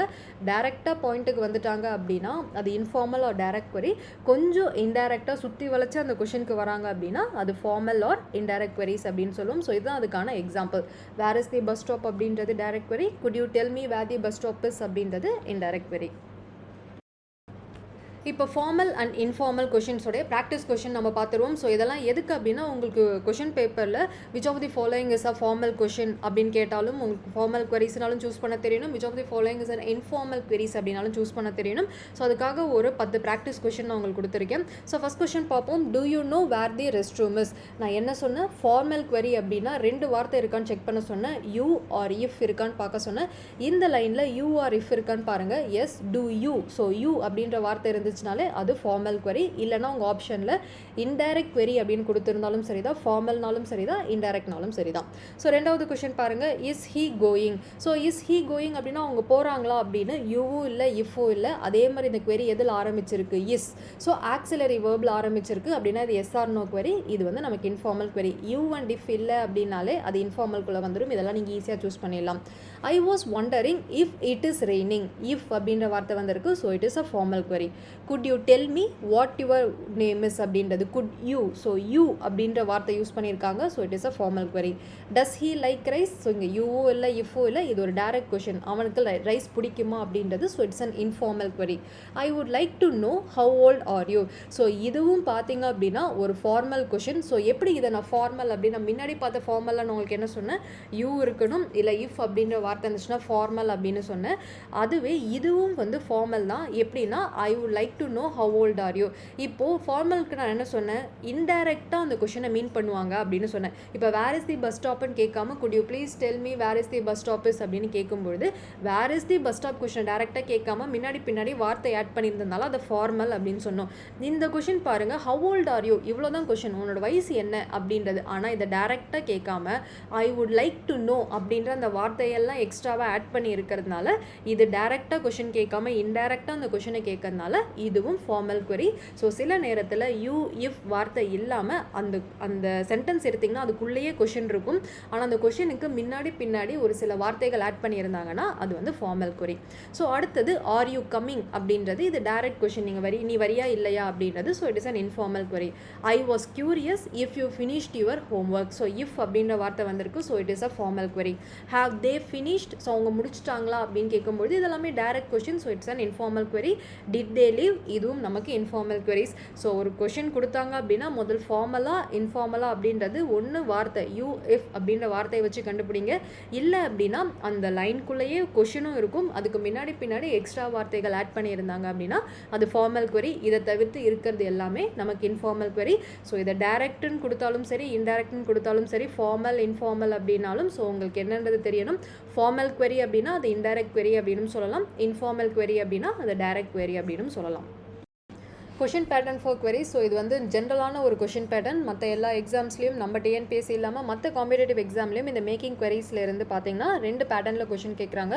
ஒன்று identify the type of question. So type of question அப்படின்னா நான் ஒரு query கொடுத்துருவாங்க, அதாவது ஒரு கொஷினாக உங்கள் கொஷின்லேயே கொடுத்துருவாங்க. இது என்ன டைப் ஆஃப் queryன்றதை நம்ம கண்டுபிடிக்கணும். எஸ்ஆர் நோவா இல்லை WHஆ இல்லை சாய்ஸ் queryயா, ஃபார்மலா இன்ஃபார்மலா அப்படின்னு சொல்லி நம்ம கண்டுபிடிக்கணும். இது வந்து ஃபர்ஸ்ட் டைப். செகண்ட் டைம் பார்த்தோம் அப்படின்னா frame relevant question from the given paragraph. ஒரு பேராகிராஃப் கொடுத்துருவாங்க, ஒரு 4-5 லைனில் ஒரு சின்ன ஸ்டோரியோ இல்லை ஒரு நியூஸ் பேப்பரில் நடந்த இன்சிடென்ட்டோ இல்லை ஏதோ ஒரு இன்ஃபர்மேஷனோ கொடுத்துருப்பாங்க. அதிலிருந்து நாம் கொஷின் ஃபார்ம் பண்ணுற மாதிரி இருக்கும். ஃபஸ்ட் அந்த பேராகிராஃபை படித்து நம்ம பார்க்கணும். அது வந்து கன்ஃபர்மேஷனுக்கான பேராகிராஃபாக இருந்தால் நம்ம எஸ்ஆர் நோ query ஃபார்ம் பண்ணணும். அது வந்து இன்ஃபர்மேட்டிவ் பேராகிராஃபாக இருந்தால் WH கொஷின் நம்ம ஃப்ரேம் பண்ணணும். இல்லை கொஞ்சம் கன்ஃபியூஷன் பசில் மாதிரி கொஷின்ஸாக இருந்துச்சு அப்படின்னா நம்ம வந்து சாய்ஸ் query வந்து ஃப்ரேம் பண்ணுற மாதிரி இருக்கும். ஸோ டேரெக்டாக query கொடுத்துட்டு அது என்ன queryன்னு ஐடென்டிஃபை பண்ணோன்னா அது டைப் 1. ஒரு பேராகிராஃப் கொடுத்துட்டு நாம் தான் அந்த பேராகிராஃப்க்கு கொரியே வந்து ஃப்ரேம் பண்ண போகிறோம் அப்படின்னா அது செகண்ட் டைப். ஸோ இப்போ ஃபஸ்ட் டைப்க்கான கொஷின்ஸ் பார்த்துருவோம். Which of the following is a yes or no question. So இப்போ வந்து கொஷினில் என்ன கொடுத்துட்டாங்கன்னா நம்ம இப்போ கீழே 4 ஆப்ஷன் கொடுத்துருக்காங்க, அதில் ஒரு ஆப்ஷனில் மட்டும் எஸ் ஆர் நோ கொஷின் இருக்குது. ஸோ எஸ் ஆர் நோ கொஷின்னா நமக்கு என்ன ஃபஸ்ட்டு மைண்டில் ஞாபகம் வரணும், ஆக்சிலரி வேர்ப் அப்படின்றது நமக்கு ஞாபகம் வரணும். ஸோ இஸ்ஸு வாஸு வேறு இந்த மாதிரியான ஆக்சிலரி வேர்ப்ஸ் ஞாபகம் வரணும். ஸோ நம்ம 4 ஆப்ஷனையும் செக் பண்ணுவோம், இதில் எது எஸ் ஆர் நோ கொஷின்னு பார்த்துருவோம். So option A where is your house. So first first WHல ஆரம்பிச்சிருக்கு. ஸோ இது எஸ்ஆர் நோ query கிடையாது. So option B what is your name, இதுவும் WH கொஷின், இதுவும் நமக்கு எஸ் ஆர் நோ கிடையாது. Option C did you finish your homework. So did அப்படின்ற வார்த்தை, ஸோ இது ஆக்சிலரி வெர்ப். ஸோ இதுதான் நமக்கு yes or no question. So option C தான் நமக்கு right. Option D how do you go to school. So இதுவும் WH question டியும். So ABD கிடையாது, சி மட்டும்தான். Did you finish your homework. So did அப்படின்ற வார்த்தை வந்ததுனால இதுதான் நமக்கு yes or no question. Question number 2, identify the WH question from the option given below. கீழே கொடுத்திருக்கும் இதில் queriesல நமக்கு WH questionோட ஆரம்பிக்கிறது என்னன்னு கேட்குறாங்க. ஸோ ஃபர்ஸ்ட் ஆப்ஷன் பாருங்கள், கேன் யூ ஹெல்ப் மீ. இந்த கேன் அப்படின்றது ஸோ மாடல் அது ஆக்சிலரி வேர்ப். இது நமக்கு yes or no question. So A option கிடையாது. பி பாருங்கள், what is your favourite food. So what இதுதான் நமக்கு WH கொஷின். அப்போ நமக்கு ஆப்ஷன் பி தான் சரியானது. சியும் டியும் பார்த்தீங்கன்னா டூ ஷெல், இது எல்லாமே ஆக்சிலரி வேர்ப், இது எல்லாமே yes or no question. So அப்போ நமக்கு ரைட்டான ஆப்ஷன் ஆப்ஷன் பி மட்டும்தான். Which of the following is an indirect question. So indirect question என்னன்னு சொன்னால் டேரெக்டாக அந்த கொஷினை சொல்லாமல் அந்த கொஷனுக்கு முன்னாடி பின்னாடி வார்த்தைகள் ஆட் பண்ணியிருப்பாங்கன்னு சொன்னேன். ஸோ இப்போ நம்ம இன்டைரக்ட் கொஷின் என்னன்னு கண்டுபிடிக்க போகிறோம். ஆப்ஷன் ஏ பாருங்கள், வேர் இஸ் தி லைப்ரரின்னு கேட்குறாங்க. ஸோ இது டேரெக்ட் கொஷின் தான், இதில் மறைக்கிறதுக்கும் முன்னாடி பின்னாடி எதுவுமே ஆட் பண்ணல. ஸோ ஏ ஆப்ஷன் கிடையாது. இதுவே பி ஆப்ஷன் பாருங்கள், could you tell me where the library is. So where the library அப்படின்றத கேள்வி, அதுக்கு முன்னாடி குட் யூ டெல் மீ அப்படின்லாம் கொடுத்துருக்காங்க. இன்டைரக்ட் கொஷினுக்கு நான் இன்னொரு வார்த்தை என்ன சொன்னேன், ஃபார்மல் கொஷின்ஸ் அப்படின்னு கேட்கலான்னு சொன்னேன். ஃபார்மல் அப்படின்னு வந்தாலே ரெண்டு வார்த்தை இருக்கான்னு செக் பண்ண சொன்னேன், யூ அண்ட் இஃப் இருக்கான்னு பார்க்க சொன்னேன். இந்த queryல இந்த பி ஆப்ஷனில் பாருங்கள் யூவும் இருக்குது. அதே மாதிரி வேர் தி லைப்ரரி அப்படின்ற கொஷனுக்கு முன்னாடி குட் யூ டெல் மீ அப்படின்ற வார்த்தையெல்லாம் ஆட் பண்ணியிருக்கிறதுனால ஆப்ஷன் பி தான் நமக்கு கரெக்ட். அதுதான் நமக்கு இருக்கிறதுல இன்டைரக்ட் கொஷின். ஸோ சியில் பார்ப்போம், is the library open now. Is the library open now அப்படின்றது எல்லாமே டேரெக்டான question. Can I go to the library, நான் லைப்ரரிக்கு போகவா. ஸோ இது எல்லாமே டேரெக்டான கொஷின். பி மட்டும்தான் நமக்கு இன்டைரக்ட் கொஷின், இல்லை அப்படின்னா formal question. Which of the following is a choice based question. Choice based question அப்படினாலே என்ன வார்த்தை இருக்கணும்னு சொன்னால் OR அப்படின்ற அந்த ஆர் வார்த்தை இருக்கான்னு பார்ப்போம். ஸோ ஒவ்வொரு ஆப்ஷனாக செக் பண்ணிட்டு வரும். Option A how are you, இந்த ஆர் இல்லை OR இருந்தால் மட்டும்தான் அது choice. So how are you அப்படின்றது WH கொஷின். ஸோ இது கிடையாது. Option B what is your name. So இதுவும் WH கொஷின், வாட் அப்படின்னு ஆரம்பிக்கிறது, சாய்ஸ் கிடையாது. Option C do you want tea or coffee. So or அப்படின்ற வார்த்தை யூஸ் பண்ணியிருக்காங்க. ஸோ நமக்கு சாய்ஸ் பேஸ்ட் கொஷின்னாலே ஆர் அப்படின்ற வார்த்தை இருக்கணும். ஸோ ஆப்ஷன் சி தான் நமக்கு right. Option D where do you live, இதுவும் WH கொஷின் வேர்னு ஆரம்பிச்சதுனால ஸோ சாய்ஸ் பேஸ் கொஷின் பார்த்தோம்னா நமக்கு ஆப்ஷன் சி மட்டும்தான். Which of this is an polite query. So polite அப்படின்றதுக்கான அர்த்தம் என்னது, நம்ம ஃபார்மல் queryயை தான் நம்ம பொலைட். அதனால தான் சொன்னால் நான் ஒரு தடவை ஒரு வார்த்தை எக்ஸ்பிளைன் பண்ணும்போதும் அதுக்கு ஈக்குவலண்ட்டான வார்த்தையும் தெரிஞ்சுக்கணும். ஏன்னா நமக்கு கொஷின் பேப்பரில் கொஷின் எப்படி வேணாலும் நம்மளுக்கு ட்விஸ்ட் பண்ணி கன்ஃபியூஸ் பண்ணுற மாதிரி கேட்பாங்க. பொலைட் queryனாலும் அதே தான். ஸோ பொலைட் அப்படின்னாலும் ஃபார்மல் அப்படின்னாலும் இன்டைரக்ட் அப்படின்னாலும் மூணு ஒரே விஷயத்தை தான் சொல்லுது. ஸோ இந்த இடத்துல பொலைட் query அப்படின்னு கேட்டிருக்காங்க. அப்படின்னா இது என்னது, இது ஒரு ஃபார்மல் queryயா இல்லையா அப்படின்னு நம்ம வந்து செக் பண்ண போகிறோம். ஸோ ஒவ்வொரு ஆப்ஷனாக பார்ப்போம். Option A tell me where the bank is அப்படின்றாங்க. ஸோ இங்கே வேர் தி பேங்கர்ஸ் அப்படின்ற கொஷின் இங்கே டெல் மீ அப்படின்ற வார்த்தையும் வந்து கொடுத்துருக்காங்க. பட் இந்த இடத்துல பொலைட்டாக சொல்லணும் அப்படின்னு கேட்டிருக்காங்க. ஸோ நம்ம ஏவை வச்சுப்போம். பட் இருந்தாலும் நம்ம அடுத்தடுத்ததை பார்த்துட்டு அதுக்கப்புறம் ஃபைனலாக வந்து கன்க்ளூட் பண்ணுவோம். Option B you should show me the way. So இது கொஷினே வந்து இல்லை. ஸோ அதனால் நம்ம இதை பிஏ எடுத்துக்க முடியாது. So C can you tell me where the bank is. So where the bank இருக்குது, அதுக்கு முன்னாடி கேன் யூ டெல் மீ. ஏன்னா பொலைட் அப்படின்றதுக்கு இன்னொரு இது என்ன சொன்னால் ஃபார்மல் அப்படின்னா யூ ஆர் இஃப் இருக்கான்னு பார்க்க சொன்னேன். ஸோ சியில் தான் யூவும் இருக்குது. அதே மாதிரி வேர் தி பேங்க் அப்படின்ற கொஷனுக்கு முன்னாடியும் பின்னாடியும் miss can you tell me இந்த மாதிரி வார்த்தையெல்லாம் ஆட் பண்ணியிருக்காங்க. ஸோ நமக்கு ஏவை விட ஆப்ஷன் சி தான் பார்த்தீங்கன்னா இந்த பொலைட் queryக்கு வந்து கரெக்டான option. D where the bankers அப்படின்றது நமக்கு டைரக்ட் query, இது பொலைட்லாம் கிடையாது. ஸோ ஒரு சில நேரத்தில் ரெண்டு ஆப்ஷனும் நமக்கு சரியாக இருக்கிற மாதிரி இருக்கும். அதில் மோஸ்ட் கரெக்ட் ஆப்ஷன், ஸோ அதாவது உங்களுக்கு எல்லா ரூல்ஸும் தெரிஞ்சால் மட்டும்தான் மோஸ்ட் கரெக்டான ஆப்ஷன். ஸோ நியர்பை ஆன்சர் தான் நம்ம சூஸ் பண்ணுற மாதிரி இருக்கும். ஸோ இந்த மாதிரி ஒரு சில கொஷின்ஸ் வந்து இருக்கும். ஸோ அதனால் நீங்கள் நிறையா அந்த ரூல்ஸை திரும்ப படிக்க தான் ஸோ நமக்கு நியர்பையாக இருக்கும் ஆப்ஷனை நீங்கள் சூஸ் பண்ண முடியும். இந்த கொஷனுக்கு அந்த பொலைட் queryக்கான ஆன்சர் பார்த்தீங்கன்னா ஆப்ஷன் சி தான். தயவு செஞ்சு யாரும் ஆப்ஷன் ஏ சூஸ் பண்ணாதீங்க. ஏன்னா நம்ம ஃபார்மல் queryக்கு யூ அப்படின்ற வார்த்தையும் இருக்கணும். அதே மாதிரி ஒரு கொஷனுக்கு பின்னாடி வார்த்தையும் ஆட் பண்ணியிருக்கணும். ஸோ இங்கே தான் கேன் யூ டெல் மீ அப்படின்ற வார்த்தை, வேர் தி பேங்க் இஸ்ன்ற அந்த வார்த்தைலாம் யூஸ் பண்ணியிருக்காங்க. ஸோ அதனால் நமக்கு ஆப்ஷன் சி தான் இதுக்கு ரைட்டான ஆன்சர். இப்போ நம்ம type number 2 group 4 2025 question paper கொஷினே பார்த்துருவோம். அதுக்கப்புறம் நம்ம 5 ப்ராக்டிஸ் கொஷின் பார்ப்போம். ஸோ டைப் 1ல் ஒரு query கொடுத்துருப்பாங்க. அது என்ன டைப் ஆஃப் query நம்ம ஐடென்டிஃபை பண்ணியிருப்போம். இப்போ இந்த டைப் 2ல் பார்த்தீங்கன்னா ஒரு பேராகிராஃப் கொடுத்துட்டு இந்த பேராகிராஃப்கான query என்ன அப்படின்னு சொல்லி கேட்டிருக்காங்க. The ocean is the very vast mysterious place வந்து therefore it is a countless pieces of marine life. So அதில் என்ன இருக்குது அப்படின்னா ஒரு ஓஷன், ஒரு கடல் அப்படின்னு எடுத்துக்கிட்டோம் அப்படின்னா அதில் வந்து எக்கச்சக்கமான வந்து ஸ்பீசஸ் ஸோ லைஃப் இருக்குது. From colourful coral reef so பவளப்பாறை டு டீப் சி கிரியேச்சர் கடல் அடியில் வாழும் உயிரினங்கள். The underwater world is full of wonders waiting to be explored. As we learn more about the ocean it become clear that protecting this vital ecosystem is essential for the health of our planet. இதுதான் பேராகிராஃபில் கொடுத்துருக்காங்க. அதாவது ஓஷனில் என்னென்ன இருக்குது, so வந்து பெருங்கடலில் என்னென்ன இருக்குது அப்படின்றத சொல்லியிருக்காங்க. ஏன் நம்ம பெருங்கடலை ப்ரொடெக்ட் பண்ணணும் அப்படின்னா நம்மளுடைய பூமியை பாதுகாக்கிறதுக்காக அப்படின்னு சொல்லிட்டு which question is related to the given paragraph அப்படின்னு கேட்டிருக்காங்க. இதில் ஆப்ஷன் பி பாருங்க, why is protecting the ocean ecosystem vital for the health of our planet அப்படின்றது தான் வந்து கரெக்டான ஆப்ஷன். ஏன்னா நம்ம ஏன் ப்ரொடெக்ட் பண்ணணும் அப்படின்னா ஓஷனை ப்ரொடெக்ட் பண்ணாதான் நம்மளோட எர்த்துன்ற பிளானட்டோட ஹெல்த்தை நம்ம ப்ரொடெக்ட் பண்ண முடியும் அப்படின்ற இந்த பி தான் ரைட்டு. மற்ற ஏசிடி இது எதுவுமே பார்த்தீங்கன்னா நம்ம பேராகிராஃப்க்கு சூட் ஆகலை. ஸோ ஃபஸ்ட்டு ஏ என்னன்னு பார்த்துருவோம். What type of boats are commonly use for fishing in ocean கேட்டிருக்காங்க. இங்கே போட்டை பற்றி எதுவுமே பேசல. ஸோ ஏ வந்து நமக்கு செட் ஆகாது. சி பாருங்கள், what is the name of the deepest part of ocean, அதை பற்றிலாம் அவங்க பேசலை. ஓஷனில் என்னென்ன இருக்குது, ஏன் நம்ம ஓஷனை ப்ரொடெக்ட் பண்ணணுன்றதான் பேசியிருக்காங்க. ஸோ சியும் கிடையாது. Option D, which ocean is known for having most shipwrecks. Shipwrecks அப்படின்னா உடஞ்ச கப்பல்கள் இருக்கிறது. ஸோ அதை பற்றியும் இங்கே பேசலை. அப்படின்னா option B, why is protecting the ocean ecosystem vital for the health of our planet அப்படின்றது தான் இந்த பேராகிராஃப்கான கரெக்ட் query. இப்போ நம்ம கொஷின் பேப்பர் கொஷின் பார்த்துட்டோம். இப்போ நம்ம ஒரு சில ப்ராக்டிஸ் கொஷின் பார்த்துருவோம். ஃபர்ஸ்ட் பேராகிராஃப் பாருங்கள். Gopi and Ramesh went to the supermarket to buy groceries. So groceries அப்படின்னா மளிகை பொருட்கள் வாங்குறதுக்காக பக்கத்தில் இருக்கும் சூப்பர் மார்க்கெட்டுக்கு போயிருக்காங்க. இந்த supermarket they found lot of things. Supermarket அப்படின்னா அங்கே நிறைய பொருள்கள் இருக்கும். It was harder for them to pick their required item. So உங்களுக்கு கஷ்டமாக இருக்குது, எல்லா பொருளையும் உங்களுக்கு வேண்டிய பொருள் எங்கெல்லாம் இருக்குன்னு தேடி எடுக்கிறது ரொம்ப கஷ்டமாக இருக்குது. Now they have to ask the store staff to assist them to find their need. இப்போ ஸ்டோரில் இருக்கும் ஸ்டாஃப் கிட்ட நான் தனக்கு வேண்டிய பொருள்கள்லாம் எங்கே இருக்குது அப்படின்றதுக்கு ஹெல்ப் பண்ணுங்க அப்படின்னு சொல்லி கேட்கணும். So which query best suits the situation அப்படின்னு கேட்குறாங்க. 4 ஆப்ஷன் கொடுத்துருக்காங்க. ஆப்ஷன் ஏ பாருங்கள், can you help us to find where these items are placed. So இப்போ வந்து அந்த ஸ்டோரில் இருக்கும் ஒரு ஸ்டாஃப் கிட்ட கோபியும் ரமேஷும் கேட்குறாங்க. ஸோ இந்த பேராகிராஃப் பொறுத்த வரைக்கும் இது நம்ம ஒரு தேர்ட் பர்சன் கிட்ட பேசுகிற மாதிரி. அப்போனா இது முதல் என்ன queryயாக இருக்கணும் அப்படின்னா formal query. So formal query அப்படின்றதுக்கான அர்த்தம் என்னது, நம்ம ஒருத்தவங்களுக்கு பொலைட்டாக மரியாதை கொடுத்து பேசணும். ஸோ ஃபார்மல் query அப்படின்னா அதில் என்ன வார்த்தைகள்லாம் யூஸ் பண்ணணும் அப்படின்னு நம்ம சொன்னோம். யூ இஃப் அப்படிலாம் இருக்கணும் அப்படின்னு சொன்னோம். ஸோ இந்த query ஆப்ஷன் ஏல பாருங்கள், can you help us to find where these items are placed அப்படின்றதா சரியாக வரும். Option B, where is the store manager. நம்ம ஸ்டோரில் இருக்கும் பொருள் தான் வேணும், ஸ்டோர் மேனேஜரை பற்றி கேட்க வேண்டிய அவசியம் இல்லை. ஸோ பி வந்து வராது. C, tell me where the items are present. So எங்கே இருக்குது அப்படின்னு கேட்குறது எல்லாமே இன்ஃபார்மலாக வந்து இருக்குது. D, where are these item அப்படின்னு கேட்குறது ரொம்ப இன்ஃபார்மலாக இருக்குது. ஸோ ஏ மட்டும் தான் நம்ம கரெக்டாக வரும். ஏன்னா நம்ம இன்னொரு தேர்ட் பர்சன் கிட்ட இந்த கொஷின் கேட்கும்பொழுது கொஞ்சம் பொலைட்டாக தான் நம்ம கேட்கணும். ஸோ ஆப்ஷன் ஏ மட்டும் தான் இதுக்கான பெஸ்ட் query. அடுத்த question, Mexico is a beautiful country to visit. There are lot of tourist attraction where nature and human creativity meets. So இப்போ மெக்சிகோ அப்படின்னு ஒரு கண்ட்ரி பற்றி பேசுகிறாங்க. அது ரொம்ப அழகான கண்ட்ரி. அது மட்டும் இல்லாமல் அங்கே நிறைய டூரிஸ்ட் அட்ராக்ஷன், அதாவது டூரிஸ்ட் பிளேசஸ் நிறையா இருக்குது.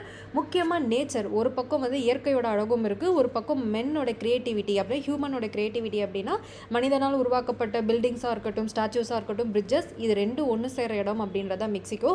But media shows as all the negative side of the city like drug cartels, violence and safer things. ஆனால் மீடியாவில் எப்பயுமே மெக்சிகோ பற்றி சொன்னாங்க அப்படின்னா ட்ரக் கார்ட்டல்ஸ் அப்படின்னா ட்ரக்ஸை வந்து கடத்துறது, வைலன்ஸ், கன் ஷூட்டு, அதுக்கப்புறம் வந்து அந்த இடங்களில் நிறைய இந்த தெஃப்ட் நடக்கிற மாதிரி, திருடிட்டு போகிற மாதிரி நிறைய விஷயங்கள் மீடியாவில் காட்டுறாங்க.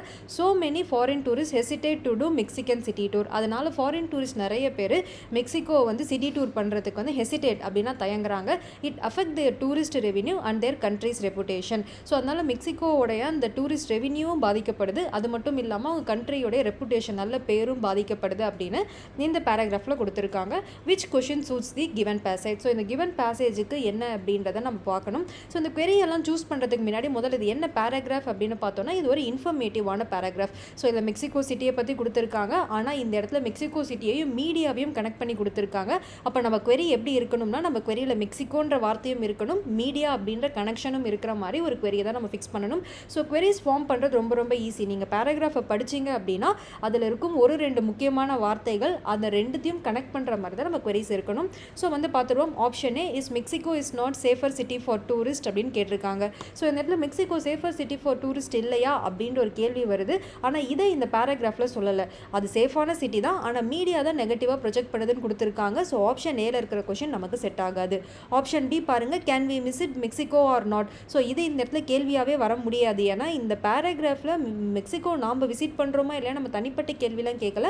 மெக்சிகோ அப்படின்ற ஒரு நாடு, அந்த நாட்டை மீடியா எப்படி ப்ரொஜெக்ட் பண்ணுது அப்படின்ற இன்ஃபர்மேஷன் தான் நமக்கு இந்த பேராகிராஃபில் இருக்குது. இதுவே ஆப்ஷன் சி பாருங்கள், is media creating a bad impression on Mexico. So இதுதான் நமக்கு சரியாக வரும். ஏன்னா ஒரு இடத்துல மெக்சிகோவோடைய ஒரு பெருமையை கொடுத்துருக்காங்க, இதுவே மீடியா வந்து அதுக்கு ஒரு பேட் இம்ப்ரெஷன் கிரியேட் பண்ணுது அப்படின்றத இந்த பேராகிராஃப். ஸோ ரெண்டுத்தையும் கனெக்ட் பண்ணுறது நமக்கு ஆப்ஷன் சி தான். Is media creating a bad impression on Mexico அப்படின்ற இந்த query தான் இந்த பேராகிராஃபு கரெக்டானது. Option D is Mexico really beautiful city. So அதை பற்றி சொல்லியிருக்காங்க, ஆனால் இந்த இடத்துல வெறும் பியூட்டிஃபுல் சிட்டி மட்டும் சொல்லாமல் மீடியாவோட கனெக்ட் இருக்கிறதுனால நம்மளோட query எப்பயுமே எல்லா இன்ஃபர்மேஷனையும் சேர்த்த ஒரு query-ஆ தான் இருக்கணும். அப்படின்னா நமக்கு ஆப்ஷன் சி தான் ரைட் ஆப்ஷன்.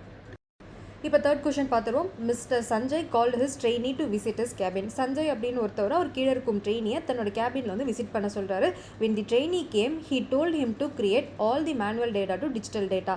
ஸோ ட்ரெயினி அவரை பார்க்க வந்ததுக்கப்புறம் என்ன சொல்கிறாருன்னா, இருக்கிற எல்லா மேனுவல் டேட்டாவையும் டிஜிட்டல் டேட்டாவாக மாற்று, அப்படின்னா எல்லா ஃபைல்ஸையும் கம்ப்யூட்டரைஸ்ட் ஆக்கு அப்படின்னு வந்து சொல்கிறாரு. To complete this work he may take 10 days time. So அந்த ட்ரெயினிக்கு ஒரு 10 நாள் டைம் கொடுக்குறாரு Sanjay. If you require more time to complete he can வந்து இன்டிமேட் ஹிம் இயர்லி.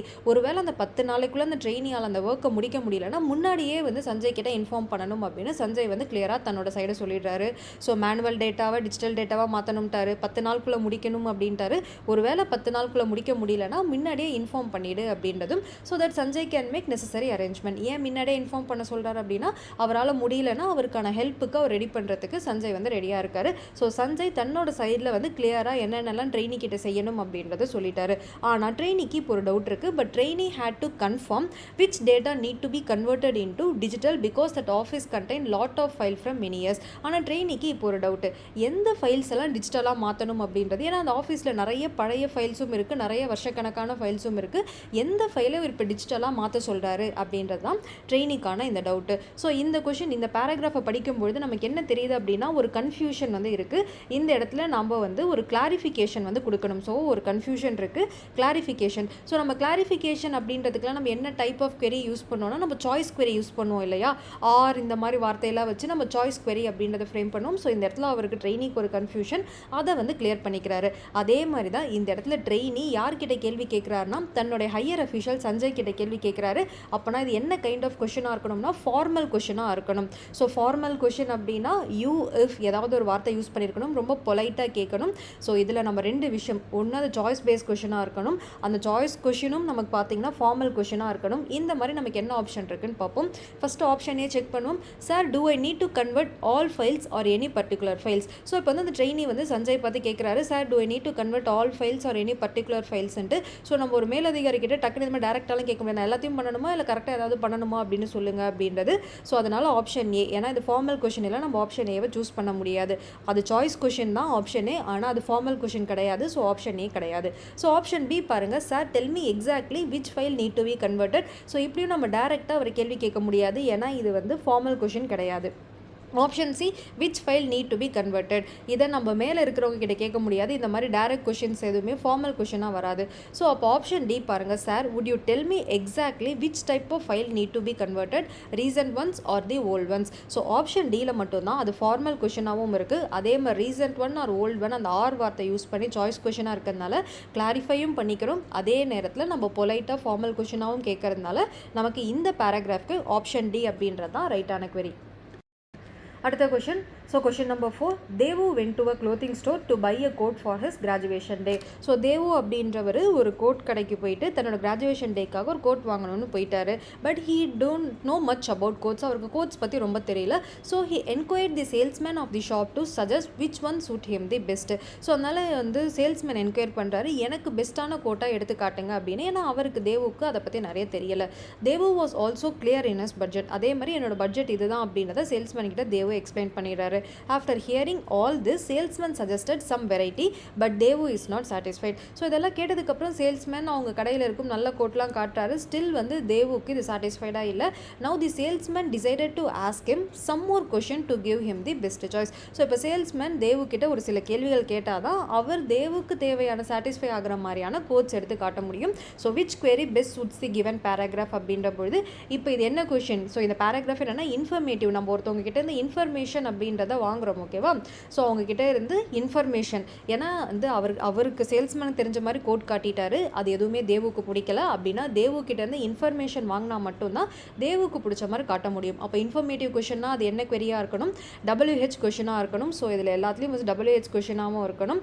அதே மாதிரி இவர் ஒரு சேல்ஸ்மேன். ஸோ கடையில் விற்கிறவங்க வர கஸ்டமர்ஸ்க்கு மரியாதை தான் கொடுக்கணும். ஸோ ஃபார்மலாக தான் நம்ம அதை பேச வேண்டியது இருக்கும். ஸோ இது ஃபார்மல் கொஷினாகவும் இருக்கணும். ஸோ அதே நேரம் WH question with formal question தான் இதுக்கான நம்ம query-யாக நம்ம சூஸ் பண்ண முடியும். So which query best suits the given paragraph அப்படின்னா option A, sir tell me what I want to show now அப்படின்றது. ஸோ இப்போ நான் உங்களுக்கு என்ன தான் காட்டணும் நீங்களே சொல்லுங்கள் அப்படின்றது இது கஸ்டமரை வந்து கொஞ்சம் நெகட்டிவாக ட்ரீட் பண்ணுற மாதிரி. இது வந்து ஃபார்மல் கொஷினும் கிடையாது. ஸோ ஆப்ஷன் ஏ நம்ம கிடையாது. Option B, I showed you all the best coat in our shop, why you don't like anything. So நான் உங்களுக்கு எல்லாத்தையுமே காட்டிட்டேன், ஏன் உங்களுக்கு எதுவுமே பிடிக்கல அப்படின்னு நம்ம கஸ்டமர்கிட்டே ஒரு சேல்ஸ்மேன் வந்து கேள்வி கேட்க முடியாது. இதுவும் பொலைட்டான ஃபார்மல் கொஷின் கிடையாது. ஏன்னா சேல்ஸ்மேனோட வேலை என்ன, எப்படியாவது பேசி அந்த கோட்டை விற்கணும். நான் எல்லாத்தையுமே காட்டிட்டேன், உங்களுக்கு ஏன் எதுவும் பிடிக்கல அப்படின்னு சொல்லிலாம் நம்ம கஸ்டமர் கிட்ட கேட்க முடியாது. அடுத்தது option C, sir would you like to share what purpose you are buying this coat. So இந்த கேள்வி தான் இது கரெக்டான கொஷின். ஏன்னா இதில் பாருங்கள், வுட் யூ அப்படின்ற யூ அப்படின்றது ஃபார்மலாகவும் இருக்குது, வாட் பர்பஸ் அப்படின்ற போது வாட் அப்படின்றது இன்ஃபர்மேஷன் query-ஆகவும் இருக்குது, ஓகேவா? Sir would you like to share. So இந்த ஆப்ஷன் சியில் ஏதாவது நம்ம இன்ஃபர்மேஷன், ஏன்னா சேல்ஸ்மேன் தனக்கு தெரிஞ்ச மாதிரி கோட் எல்லாத்தையும் காட்டிட்டாரு, தேவுக்கு சாட்டிஸ்ஃபைட் ஆகலை. ஸோ என்ன பர்பஸ்க்கு கோட் எடுக்க வந்திருக்காங்கன்னு தெரிஞ்சால் தான் அவர் அதுக்கேற்ற மாதிரி காட்ட முடியும். கல்யாணத்துக்காக கோட் எடுக்க வந்திருக்காங்களா, இல்லை ஃப்ரெண்ட்ஸுக்காக எடுக்க வந்திருக்காங்களா, கிராஜுவேஷன் டேக்கு எடுக்க வந்திருக்காங்களா, பிஸ்னஸ் மீட்டிங் எடுக்க வந்திருக்காங்களா, இல்லை ட்ராவல்க்கு எடுக்க வந்திருக்காங்களா. ஸோ என்ன பர்பஸ்க்காக கோட் எடுக்க வந்திருக்காங்கன்னு தெரிஞ்சால் தான் அவர் அதுக்கேற்ற மாதிரி கோட் காட்ட முடியும். ஸோ இந்த இடத்துல கடைக்காரர் கேட்க வேண்டிய கேள்வியே இதுதான், what purpose are you buying this coat அப்படின்றது தான். இதை இன்னும் கொஞ்சம் ஃபார்மலாக, ஏன்னா வந்து சேல்ஸ்மேன் கஸ்டமரை பொலைட்டாக தான் ட்ரீட் பண்ணணும், அதனால் would you அப்படின்ற அந்த வார்த்தையை போட்டு இந்த query கேட்கறதுனால ஆப்ஷன் சி தான் நமக்கு சரியானது. So option D, which colour you want me tell I will show you அப்படின்றது எல்லாமே ஃபார்மல் கொஷின்ஸ் கிடையாது.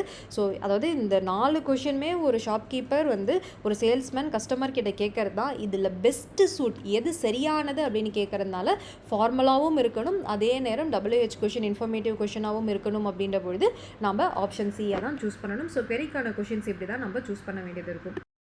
ஸோ ப்ராக்டிஸ் கொஷனோட கடைசி question, arctic ices melting in a rapid rate due to global warming. புவி வெப்பமாகிறதுனால ஆர்டிக் பகுதியில் இருக்கும் ஐஸ் எல்லாம் உருக ஆரம்பிக்குது. Because of that global sea level is rising in an alarming rate. அதனால என்ன ஆகுது அப்படின்னா பூமியில் உள்ள கடல் மட்டம்லாம் அதிகரிச்சுக்கிட்டே இருக்குது.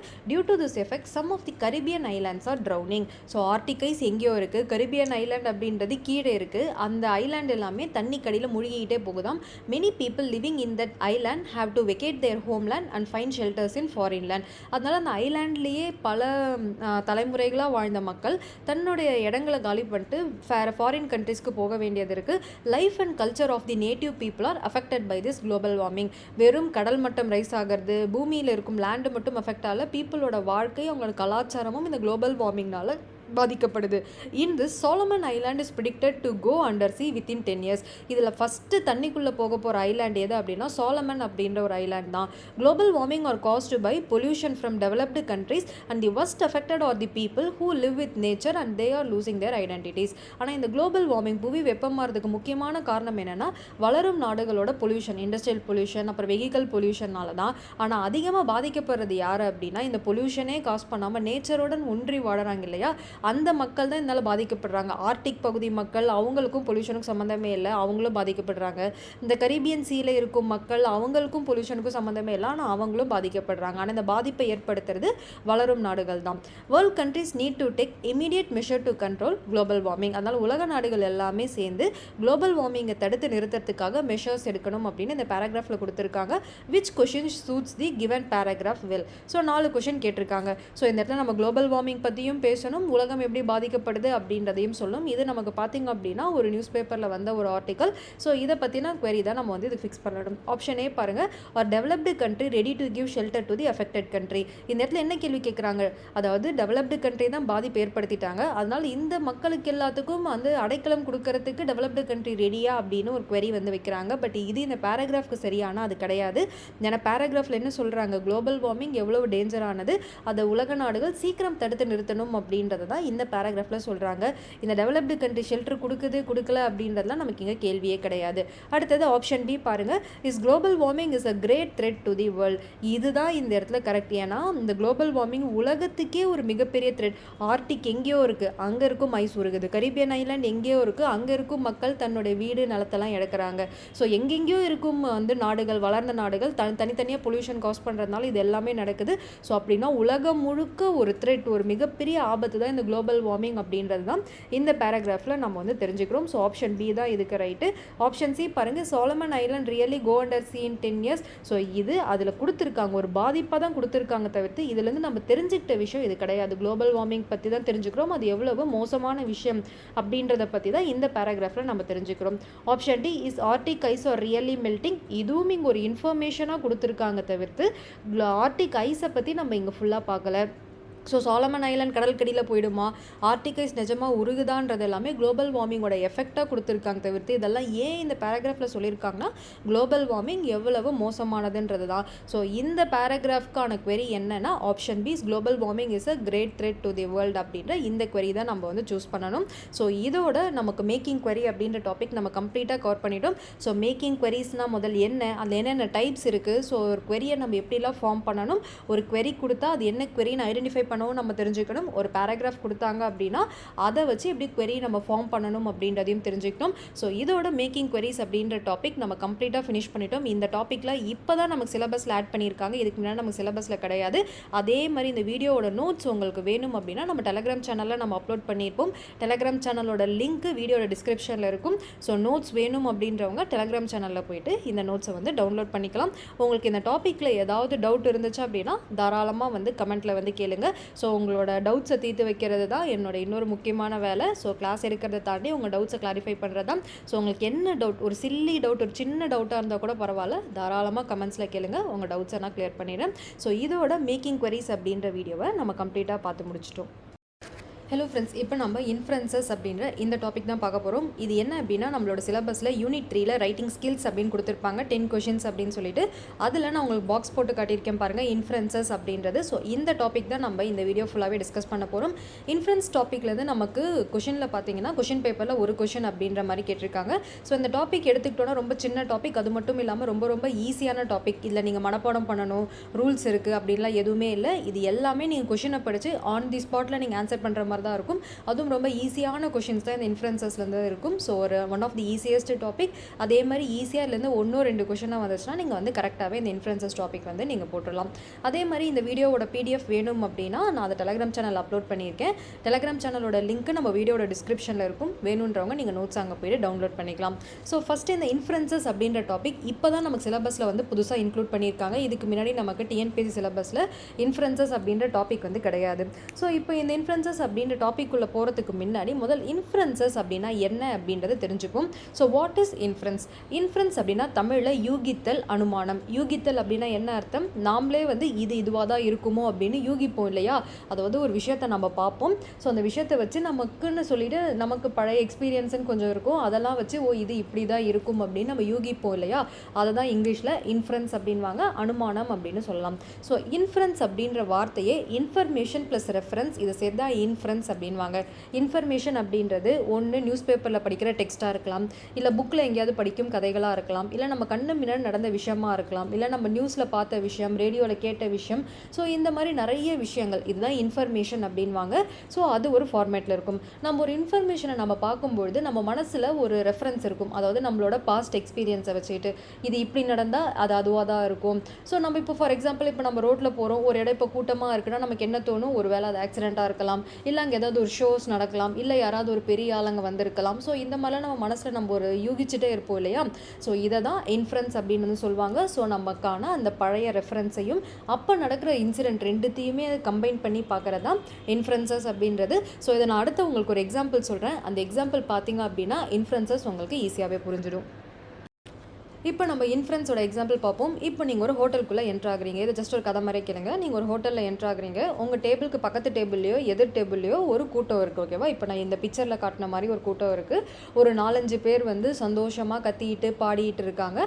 ஸோ அந்த இடத்த நீங்கள் பார்க்கும்பொழுது, அதாவது அவங்க ஏன் இதை பண்ணுறாங்க அப்படின்றத நம்ம இப்போ யூகிக்கணும். அதுதான் இன்ஃபரன்ஸ். ஸோ அவங்க பக்கத்து டேபிளில் இருக்காங்க, நமக்கு அவங்களுக்கும் எந்த சம்மந்தமும் இல்லை, நமக்கு அவங்கள யாருன்னே தெரியாது, அவங்க நம்மக்கிட்ட வந்து எதுவும் சொல்ல போகிறதில்ல. ஆனால் நடக்கிற விஷயங்களை வச்சு அது என்னவா இருக்கும் அப்படின்னு நம்ம யூகிப்போம் இல்லையா? இப்போ இந்த இமேஜ் பாருங்க. ஸோ இந்த இமேஜில் ஒரு 5 பேர் இருக்காங்க. ஸோ இதில் நமக்கு இன்ஃபர்மேஷன் என்ன அப்படின்னா, நம்ம பார்க்குற அந்த காட்சி, ஸோ நம்ம அந்த பக்கத்து டேபிள்லையோ இல்லை எதிர் டேபிள்லையோ பார்க்குற அந்த காட்சியும் இன்ஃபர்மேஷன். அதுலேருந்து என்ன பார்க்குறோம்? முதல் குரூப் ஆஃப் பீப்புள் இருக்காங்க, கூட்டமாக மக்கள் வந்திருக்காங்க. இது ஃபர்ஸ்ட் இன்ஃபர்மேஷன். ரெண்டாவது கேக் வித் கேண்டில்ஸ். ஒரு கேக் இருக்குது, அதில் நிறைய கேண்டில்ஸ் வந்து ஏற்றி வச்சிருக்காங்க, மெழுகுவர்த்தி இருக்குது. இதை ரெண்டாவதாக பார்க்குறோம். அடுத்தது பர்த்டே கேப் ஆன் ஹெட். எல்லா தலையிலையும் அந்த கோன் ஷேப்பில் அந்த கேப் இருக்குல்ல, இதுக்கு பேர் பர்த்டே கேக் அப்படின்வாங்க. இது அந்த கூட்டத்தில் எல்லாருமே தலையில் போட்டிருக்காங்க. அப்புறம் சிங்கிங் அண்ட் என்ஜாயிங், அப்படியே நல்லா ஜாலியாக பேசிட்டு பாடிட்டு இருக்காங்க. இது எல்லாமே நம்ம கண்ணு முன்னாடி நடக்கிற விஷயங்களோட இன்ஃபர்மேஷன். இதை நம்ம பார்த்துட்டோம். ஸோ இப்போ ரெஃபரன்ஸ் அப்படின்றது என்ன அப்படின்னா, இதுக்கு முன்னாடி நம்ம நிறைய இந்த மாதிரி எங்கேயாவது பார்த்துருக்கோமான்னு சொல்லிட்டு பிரெயின் வந்து கலெக்ட் பண்ண ஆரம்பிக்கும். அதாவது என்ன அப்படின்னா, நம்ம இதுக்கு முன்னாடி போன நிறைய பர்த்டே பார்ட்டிஸாக இருக்கலாம், இல்லை நம்ம யூடியூப்லேயோ இல்லை இன்ஸ்டாகிராம்லேயோ இல்லை டிவிஸ்லேயோ பார்த்த பர்த்டே பார்ட்டிஸாக இருக்கலாம். அதுக்கு ஒத்த விஷயமா இது நடக்கிற மாதிரி இருக்கலாம். எப்படி இதை நம்ம பர்த்டே பார்ட்டி அப்படின்னு கன்க்ளூட் பண்ணுவோம் அப்படின்னா, இந்த இன்ஃபர்மேஷனை வச்சு ஃபஸ்ட்டு கேக் இருக்குது, கேண்டில் இருக்குது, சுற்றி ஆட்கள் இருக்காங்க, பாடிட்டு இருக்காங்க, ஆடிட்டு இருக்காங்க. ஸோ அவங்க எந்த இடத்துலையும் பர்த்டே அப்படின்னு டிஸ்பிளே பண்ணலை அப்படின்னாலும், நமக்கும் அவங்களுக்கும் யாருக்குமே நமக்கு தெரியவே இல்லை அப்படின்னாலும், நம்ம ஈஸியாக இதை பார்க்குறத வச்சு நம்மளோட பழைய ஞாபகங்கள் வச்சு ஓகே இது ஒரு பர்த்டே பார்ட்டி தான் அப்படின்னு நம்மளால் யூகிக்க முடியும். அதுதான் இன்ஃபரன்ஸு. ஸோ இதோட இன்ஃபரன்ஸ் என்ன அப்படின்னா, அங்கே இருக்கும் ஒரு பொண்ணுக்கு birthday party, it is her birthday அப்படின்றது. எப்படி நான் ஹர் பர்த்டே அப்படின்னு சொன்னேன்? ஏன்னா கேக் முன்னாடி யார் நிற்கிறாங்களோ அவங்களுக்கு தானே பர்த்டே. இது நமக்கு எப்படி தெரியும்? நம்ம நிறைய பர்த்டே பார்ட்டிஸ் அட்டன் பண்ணியிருப்போம். கேக் யார் கட் பண்ணுவா? கேக்குக்கு முன்னாடி யார் நிற்பா? அன்றைக்கி பர்த்டே யாருக்கும் அவங்க தான் கேக் கட் பண்ணுவாங்க.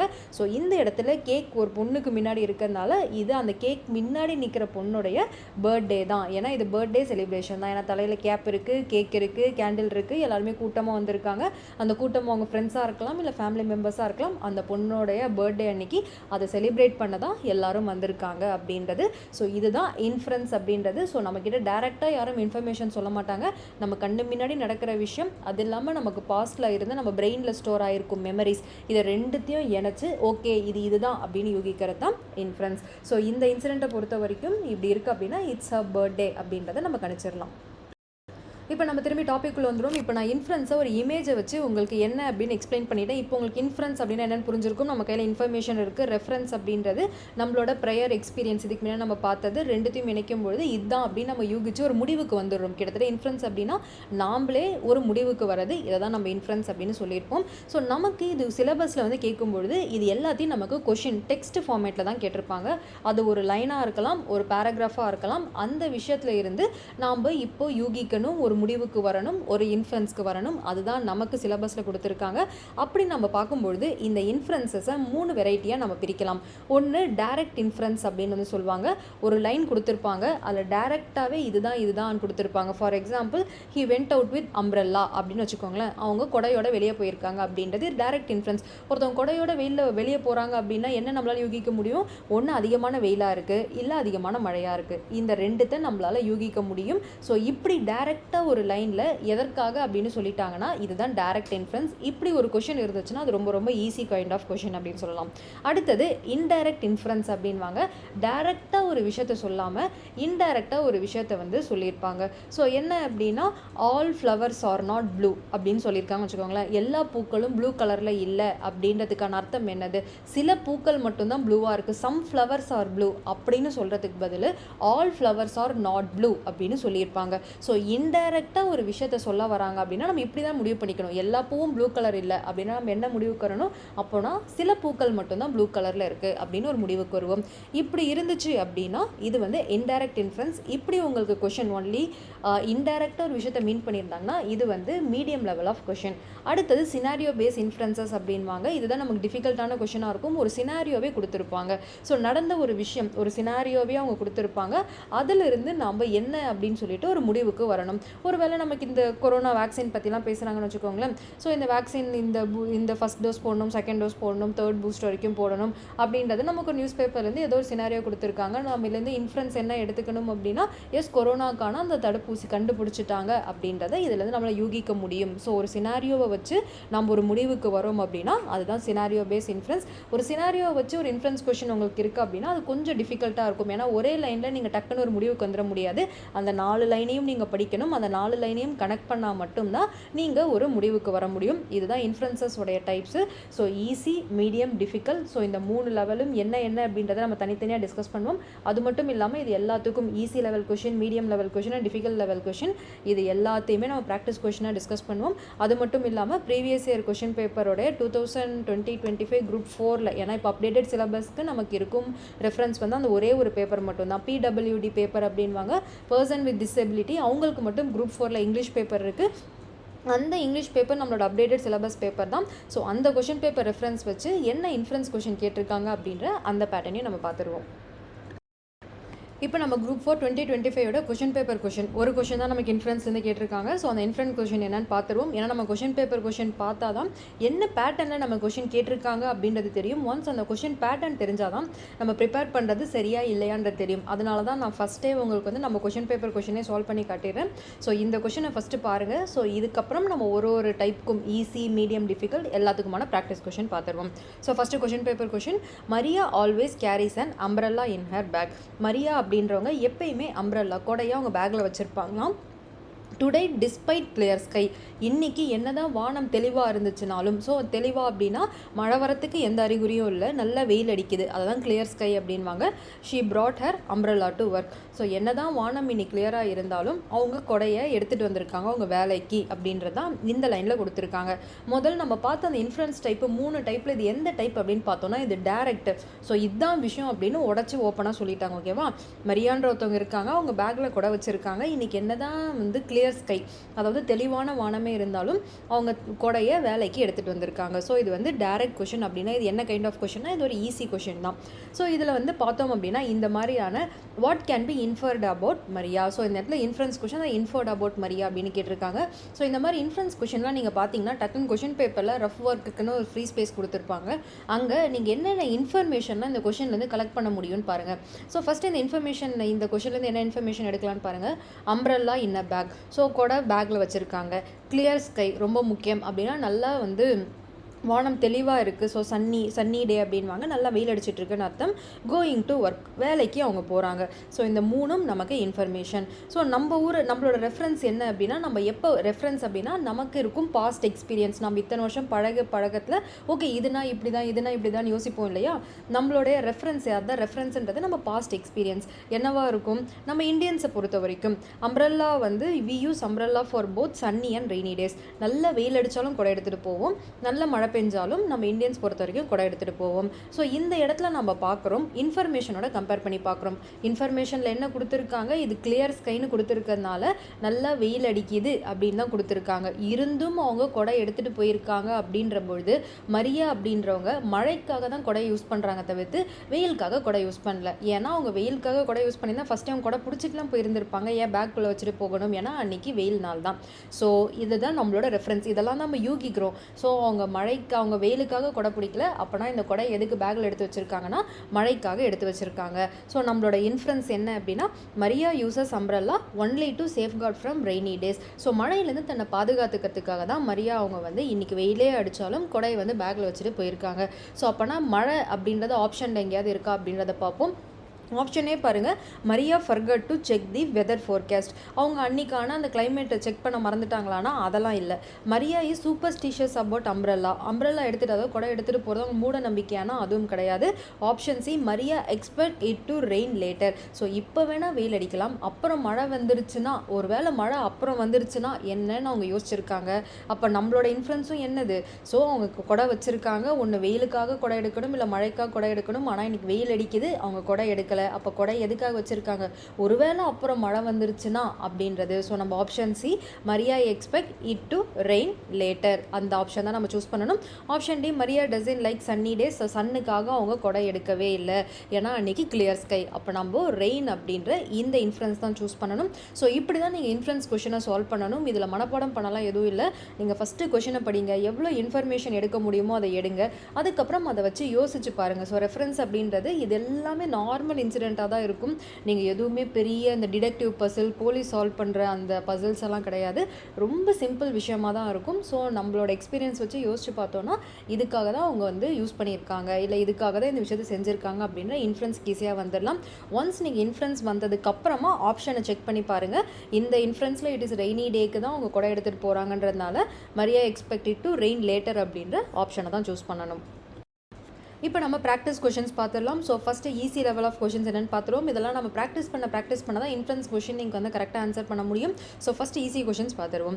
எ person says it is raining heavily outside. ஒருத்தவங்க சொல்கிறாங்க வெளியே செம்மையாக மழை பெஞ்சிட்டு இருக்கு அப்படின்ட்டு. You see someone with a wet umbrella you can infer. அதாவது நம்ம கிட்ட யாரோ சொல்கிறாங்க வெளியே செம்மையாக மழை பெய்யுது அப்படின்ட்டு. அப்போ திடீர்னு யாரோ கொடை ஃபுல்லாக ஈரமான மாதிரி நடந்து போயிட்டு இருக்காங்க அப்படின்னா என்ன அர்த்தம்? இல்லைருந்து நீங்கள் என்ன இன்ஃபர் பண்ணுறீங்க? இதெல்லாமே டேரக்ட் கொஷின், ஓகேவா? ஸோ டேரெக்டாக இதை இன்சிடென்ட்னு சொல்லியிருக்காங்க. ஸோ ஆப்ஷன் பார்ப்போம். Option A, the umbrella was used.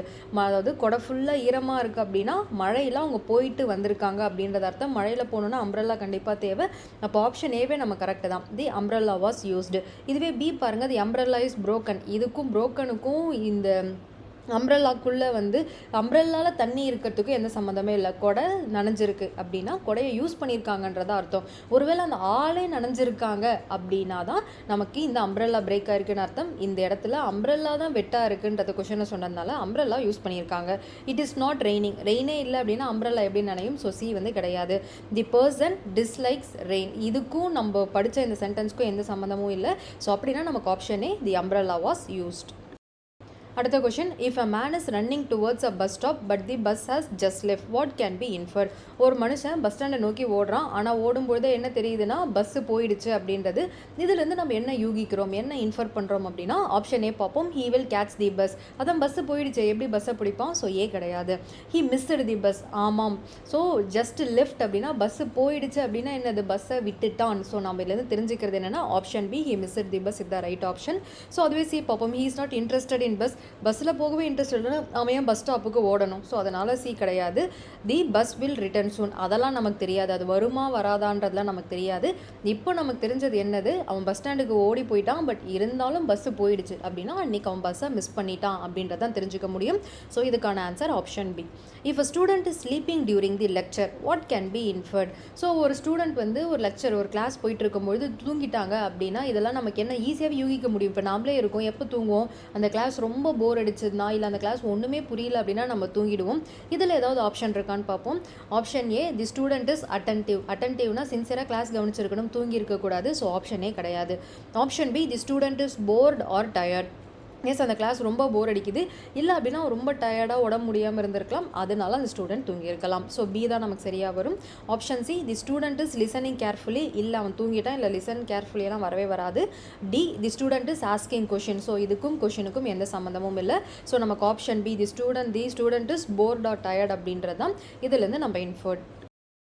அடுத்த question, a shop is closed and sign says back in 15 minutes, what can be inferred? So ஒரு கடைக்கு நீங்கள் போகிறீங்க, கடை க்ளோஸ் ஆகிருக்கு, கடைக்கு முன்னாடி ஒரு போர்டு இருக்குது, பேக் இன் 15 minutes, நாங்கள் 15 நிமிஷத்தில் திரும்பி வந்துடுவோன்றது இருக்குது. இதுலேருந்து நம்ம என்ன யூகிக்க முடியும், என்ன முடிவுக்கு வரலாம் அப்படின்றத ஆப்ஷன் பார்த்துருவோம். Option A, the shop is permanently closed. Permanently க்ளோஸ்டுன்னா அவங்க ஏன் போர்டு வைக்கணும்? ஸோ அப்போ ஆப்ஷனே கிடையாது. Option B, the shop will reopen shortly. இன்னும் கொஞ்சம் நேரத்தில் கடை திறந்துருவாங்க, அதுதான் அவங்க டைமே போட்டாங்களே 15 நிமிஷத்தில் கடை திறந்துருவோன்றது. ஸோ நமக்கு ஆப்ஷன் பி தான் சரியாக இருக்கும், ரீஓப்பன் ஷார்ட்லி. இதுவே option C, the shop is never open. So அந்த கடையை காலையிலேருந்தே திறக்கலை அப்படின்னா அவங்க ஏன் 15 நிமிஷம் ரிட்டர்ன் வரேன்னு போர்டு வைக்க போகிறாங்க? திறக்கலை அப்படின்னா ஷட்டர் போட்டு தானே இருக்கும், போர்டு வைக்க வேண்டிய அவசியம் இல்லை. ஸோ சியும் கிடையாது. Option D, the shop is closed for the day. So இதுக்கு மேலே அந்த கடை மூடி தான் இருக்குமான கிடையாது, அவங்க 15 நிமிஷத்தில் வரேன்னு சொன்னதுனால அந்த கடையை ஆப்ஷன் பி படி தி ஷாப் வில் ரீஓப்பன் ஷார்ட்லின்றது தான் correct answer. If the ground is wet and there are puddles outside, what can you infer? So ஒரு கிரவுண்ட் நம்ம வெளியே போகிறோம், வீட்டை விட்டு கொஞ்சம் வெளியே வரும், ரோடு அந்த கிரவுண்டு இது எல்லாமே ஈரமாக இருக்குது, அதாவது அப்போ தான் நனைஞ்ச மாதிரி ஈரமாக இருக்குது. there are puddles outside. puddles அப்படின்னா குட்டை குட்டையாக தண்ணி நிற்கிது, அதாவது குழிக்குள்ளே தண்ணி நிற்கும் இல்லையா, அதுதான் puddles அப்படின்வாங்க. அந்த குட்டைக்குள்ளே தண்ணி குட்டி குட்டியாக அந்த ரோட்டில் ஓட்டை விழுந்து ஓட்டைக்குள்ளே தண்ணி நிற்கும் இல்லையா, அந்த மாதிரி இருக்குது. இதுலேருந்து நம்ம என்ன முடிவுக்கு வரலாம் அப்படின்னா option A, it reigned recently. ஏன்னா அப்போ மழை பெஞ்சிருந்தால் மட்டும்தான் மண் அந்த கிரவுண்ட் நனைஞ்சிருக்கும், அந்த பள்ளத்துக்குள்ளெல்லாம் தண்ணி நிற்கும். இதுவே எப்பயோ பெஞ்ச மழை அப்படின்னா அந்த அளவுக்குலாம் நமக்கு தண்ணி நிற்காது. அந்த தண்ணி நிற்கிறதுக்கும் படுல்ஸ்குள்ளே தண்ணி நிற்கிறதுக்கும் நம்ம நல்ல வித்தியாசம் தெரியும். ஸோ கிரவுண்டு நனைஞ்சிருக்கு, அந்த படுல்ஸ்குள்ளே தண்ணி நிற்கிது அப்படின்னா இட் ரெயின்ட் ரீசெண்ட்லி, இப்போ தான் மழை பெஞ்சிருக்கு. ஒருவேளை 2-3 நாள் ஆயிடுச்சுன்னா அந்த குழியில் வேணாலும் தண்ணி நிற்கலாம், தவிர்த்து ரோடெல்லாம் வந்து வெட்டாக இருக்காது. ஸோ கிரவுண்டும் வெட்டாக இருக்குது, அந்த குழிக்குள்ளேயும் தண்ணி நிற்கிதுன்னா இப்போ தான் மழை பெஞ்சிருக்கு. So option A. So someone washed the ground, அதுக்கெலாம் வாய்ப்பு இல்லை. இட் வில் ரெயின் டுமாரோ மழை பெய்யுதுன்னா இன்றைக்கே கிரவுண்டு நனையணும், ஸோ அதுவும் கிடையாது. தி ground is always wet. So இந்த மாதிரி கிரவுண்ட் ஆல்வேஸ் வெட்டாக இருக்கலாம், ஆனால் ஏன் வந்து கிரவுண்டை கழுவி விடுறவங்க ரோட்டில் இருக்கும் அந்த குழிக்குள்ளெல்லாம் தண்ணி ஊற்றணும், ஸோ அதுவும் பண்ண மாட்டாங்க. அப்படின்னா நமக்கு ஆப்ஷனே இட் ரெயின்டு ரீசெண்ட்லி அப்படின்றது தான் நமக்கு ரைட்டான ஆப்ஷன். அடுத்தது இப்போ நம்ம ஈஸி லெவல் கொஷின் பார்த்துட்டோம், அடுத்தது மீடியம் லெவல் கொஷின் பார்த்துட்டோம், ப்ராக்டிஸ் கொஷின் ஃபார் இன்ஃபரன்சஸ். இப்போ மீடியம் லெவல். நம்ம முன்னாடியே ஈஸி கொஷின் என்ன பார்த்தோம், நமக்கு டேரெக்டாக ஒரே லைனில் எல்லாமே கொடுத்துருவாங்க, நம்ம என்ன இன்ஃபரன்ஸ்ன்னு மட்டும் கண்டுபிடிக்க போகிறோம். மீடியம் லெவலில் என்ன அப்படின்னா எல்லாமே இன்டைரக்டாக மறைமுகமாக கொடுத்துருப்பாங்க, அதுதான் மீடியம் லெவல் கொஷின். ஸோ என்னென்ன கொஷின்லாம் பார்த்துருவோம். All birds can fly, penguin are birds, what can be inferred. முதல்ல இந்த லைனில் என்ன சொல்கிறாங்கன்னா எல்லா பறவைகளும் பறக்கும், ஆனால் பென்குயினும் பறவை தான் அப்படின்ற பொழுது நமக்கு கண்டிப்பாக பென்குயினை பற்றி தெரிஞ்சாதான் இந்த கொஷின் ஆன்சர் பண்ண முடியும். பறவைகள்லையே பறக்க முடியாத பறவை அப்படின்றது பென்குயின் மட்டும்தான், ஆனால் அது பறவை இனத்தை சேர்ந்தது தான். ஆனால் எல்லா பறவை பறக்கும் தன்மை இருக்கிறதுனால அதுக்கு பேரே பறவை, ஆனால் பறக்க முடியாத ஒரே ஒரு பறவை பென்குயின் தான். ஸோ இதுலேருந்து நம்ம என்ன தெரிஞ்சுக்கலாம் அப்படின்னா என்ன முடிவுக்கு வரலாம் அப்படின்னா option B, penguin cannot fly. ஏன்னா ஆல் பேர்ட்ஸ் கேன் ஃப்ளைன்னு கொடுத்துட்டாங்க, எல்லா பறவையும் பறக்கும். பென்குயின்ஸ் ஆர் பேர்ட்ஸ் அப்படின்ற பொழுது ஆனால் பென்குயினும் பறவை தான் அப்படின்னு சொல்லும் பொழுது பறக்க முடியாத ஒரே பறவை இந்த பென்குயின் தான் அப்படின்றத நம்ம வந்து முடிவுக்கு வருவோம். இதுதான் option B, penguin cannot fly அப்படின்றது தான். ஸோ இந்த மாதிரி மறைமுகமாக சொல்லியிருப்பாங்க, டேரெக்டாக பென்குயின் cannot fly அவங்க கொடுத்துருக்கலாம், பட் அது கொடுக்காம எல்லா பறவையும் பறக்கும் ஆனால் பென்குயினும் பறவை தான் அப்படின்றது மூலயமா பென்குயினால் மட்டும் பறக்க முடியாதுன்றதை இந்த இடத்துல இன்ஃபர் பண்ணியிருக்காங்க. அடுத்த question, some students are athletes, what can be inferred. So இந்த லைனில் என்ன சொல்லியிருக்காங்கன்னு பார்ப்போம். சம் ஸ்டூடெண்ட்ஸ் ஆர் அத்லெட், சில பசங்க மட்டும்தான் ஸ்போர்ட்ஸ் விளையாடுவாங்க, சில பசங்க மட்டும்தான் அத்லெட் அப்படின்னு சொல்லியிருக்காங்க. என்னெல்லாம் இன்ஃபர் பண்ண முடியும்னு பாருங்கள். Option A, all students are athlete. கிடையவே கிடையாது, கொஷினில் என்ன சொல்லியிருக்காங்க, சம் ஸ்டூடெண்ட்ஸ் ஆர் அத்லெட்னு தான் சொல்லியிருக்காங்க, அதனால் எல்லா ஸ்டூடெண்ட்டுமே அத்லெட்டுன்ற முடிவுக்கு வர முடியாது. Option B, no student are athlete. அதுதான் அவங்க சொல்லிட்டாங்களே சம் ஸ்டூடெண்ட் ஆர் அத்லெட்டுன்ட்டு, அப்புறம் எப்படி யாருமே அத்லெட் இல்லைன்னு சொல்ல முடியும், அந்த முடிவுக்கும் வர முடியாது. Option C, some student are not athlete. So இதுதான் நமக்கு சரி, ஏன்னா சில ஸ்டூடெண்ட்ஸ் அத்லெட்டாக இருந்தாங்கன்னா சில ஸ்டூடெண்ட் அத்லெட் இல்லைன்னு தானே அர்த்தம், இதுதான் நம்ம முடிவுக்கு வர முடியும். ஏன்னா நிறைய ஸ்டூடெண்ட் இருக்காங்க, சில பேர் அத்லெட்டு சில பேர் அத்லெட்டு இல்லை, இந்த முடிவுக்கு தான் வர முடியும். ஸோ ஆப்ஷன் சி தான் நம்ம correct. Option D, all athletes are student. இதுவும் நமக்கு தெரியாது, இந்த இடத்துல ஸ்டூடெண்ட்டு தான் அத்லெட்டாக இல்லையான்னு பேசுகிறாங்க தவிர்த்து அங்கே வந்திருக்கும் அத்லெட்னா ஸ்டூடெண்ட்டாக இல்லையான்றதுலாம் நமக்கு இந்த கொஷின்லேருந்து அந்த முடிவுக்குலாம் நம்மளால் வர முடியாது. So option C, some student are athlete அப்படின்னா some student are not athlete, இந்த முடிவுக்கு தான் நம்மளால் வர முடியும். A person enters a restaurant and looks at the menu but leaves without ordering. What can you infer? ஒருத்தவங்க ரெஸ்டாரண்ட்குள்ளே என்ட்ரு ஆகுறாங்க, menu கார்டை ஃபுல்லாக படிக்கிறாங்க, அதுக்கப்புறம் எதுவுமே வேணாம் அப்படின்னு சொல்லிட்டு வெளியே போயிடுறாங்க. இதுலேருந்து நம்ம என்ன முடிவுக்கு வரலாம் அப்படின்னா ஒவ்வொரு ஆப்ஷனாக செக் பண்ணுவோம். Option A, food is expensive. So இது வரத்துக்கு ஒரு சில நேரங்களில் வாய்ப்பு இருக்குது, ஆனால் ஃபுட்டு ரொம்ப எக்ஸ்பென்சிவ் ரொம்ப காஸ்ட்லியாக இருந்தால் நம்ம என்ன பண்ணுவோம்னா சாப்பிடாமலாம் எஞ்சி போக மாட்டோம், இருக்கிறதுலே எது விலை கம்மியோ அட்லீஸ்ட் அதையாவது வாங்கி சாப்பிட்டு போகணும் தான் நினைப்போம், தவிர்த்து ரொம்ப காஸ்ட்லியாக இருக்குது அப்படின்றதுக்கு அப்படின்றதுக்காக ரெஸ்டாரண்ட் விட்டு நம்ம வெளியே வர மாட்டோம். ஆப்ஷன் பி பாருங்கள், the person is allergic to the food. அது மாதிரி இருக்க வாய்ப்பு இல்லை. ஏன்னா அவங்க கடை பேரை பார்த்து தானே அவங்க உள்ளேயே சாப்பிட வந்திருக்காங்க. அந்த மெனுவை பார்த்ததுக்கப்புறம் அவங்களுக்கு ஃபுட்டுக்கு அலர்ஜிக்கான்றது தெரியாது. ஏன்னா 1-2 ஃபுட்டு தான் எல்லாருக்கும் அலர்ஜிக்காக இருக்கும். அந்த அலர்ஜிக் ஃபுட்டை விட்டுட்டு மற்ற ஏதாவது மெனுவிலேருந்து கூட அவங்க சாப்பிட்ருக்கலாம். ஆனால் அவங்க ஆர்டரே பண்ணாமல் வெளியே போயிட்டாங்க அப்படின்றதுனால இந்த அலர்ஜிக் ஆப்ஷன் வாய்ப்பே இல்லை. அடுத்தது option C, the person does not want to eat there. So இதுதான் நமக்கு இந்த சினாரியோவுக்கு பொருந்தும். ஏன் அப்படின்னா சில நேரங்களில் நாம்ளே இருக்கோம், முடிவு பண்ணி இன்றைக்கி வெஜ்ஜு சாப்பிட்லான்னு போயிடுவோம். ஸோ அங்கே வெஜ்ஜும் இருக்கும் நான்வெஜ்ஜும் இருக்கும், ஒரு ஹோட்டலுக்குள்ளே நுழைஞ்சிருவோம். ஆனால் நம்ம கேட்குற வெஜ் ஐட்டம் எதுவுமே இருக்காது. வேறு வழியே இல்லாமல் அங்கேருந்து நம்ம வெளியே வர வேண்டியது இருக்கும். ஸோ இந்த கட்டத்தில் மட்டும்தான் ஒருத்தவங்க மெனு கார்டை பார்த்துட்டு அதுக்கப்புறம் வெளியே வருவாங்க. So the person does not want to eat there. So உள்ளே போயிட்டு மெனுவை பார்த்ததுக்கப்புறம் எனக்கு எந்த மெனுவுமே அங்கே செட் ஆகலை அப்படின்னா மட்டும்தான் வெளியே வருவாங்க. Option D, the person was not hungry. So அந்த பர்சன் பசியலைன்னா முதல் ரெஸ்டாரண்ட்குள்ளே என்ட்ராகி இருக்க மாட்டாங்க. மெனு கார்டை பார்த்துட்டு வெளியே வரணுன்றது கிடையாது. ஸோ இந்த இடத்துல இதுலேருந்து நம்ம இன்ஃபர் பண்ண வேண்டியது என்ன அப்படின்னா option C, the person does not want to eat there. அடுத்த question, no dogs are cat, what can be inferred. So இதுலேருந்து நம்ம என்ன இன்ஃபர் பண்ண முடியும் அப்படின்னா ஆப்ஷனே பாருங்கள், some dogs are cat. No dogs are cat அப்படின்னா ஒரு நாய் கூட பூனை கிடையாது அப்படின்றது தான். ஸோ இதுலேருந்தே நமக்கு நல்லா தெரிஞ்சது என்ன அப்படின்னா நாய் வேறு பூனை வேறன்றது தான் சொல்கிறாங்க. ஏன்னா ஒரு நாய் கூட பூனை கிடையாது. ஏன்னா நாயின்றது வேறு பூனைன்றது வேறு, இது நமக்கு ஜென்ரலாகவே தெரியும். So no cats are no dogs are cat அப்படின்ற பொழுது பூனைக்கும் நாய்க்கும் சம்மந்தம் இல்லைன்றது தான் சொல்ல வராங்க. ஸோ ஆப்ஷனே சம் டாக்ஸ் ஆர் கேட், இது வாய்ப்பே இல்லை. அதான் நோ டாக்ஸ்ன்னு சொல்லிட்டாங்களே, ஸோ அதனால் சம் வரதுக்கு வாய்ப்பு இல்லை. Option B, dogs and cat are different animal, இதுதான் இதுக்கான option. No dogs are cat, அவங்க டேரெக்டாக கேட் அண்ட் டாக் டிஃப்ரெண்ட் அனிமல்னு கொடுத்துருக்கலாம். அப்படி கொடுக்காம நோ டாக்ஸ் ஆர் கேட், ஒரு நாயும் பூனை இல்லை அப்படின்னா நாய் வேற பூனை வேற, இதை தான் நம்ம தெரிஞ்சுக்கணும். ஸோ இன்ஃபர்ட் பார்த்தீங்கன்னா option B, dogs and cat are different animal அப்படின்றது தான். Option C, all dogs are cat. ஏன்னா ஃபஸ்ட்டே கொஷனில் நோ டாக்ஸ் ஆர் கேட்னு கொடுத்துட்டாங்க, அப்படி எப்படி ஆல் வராது வாய்ப்பே இல்லை. டி, கேட்ஸ் ஆர் டாக், இதுக்கும் நமக்கு வாய்ப்பு இல்லை.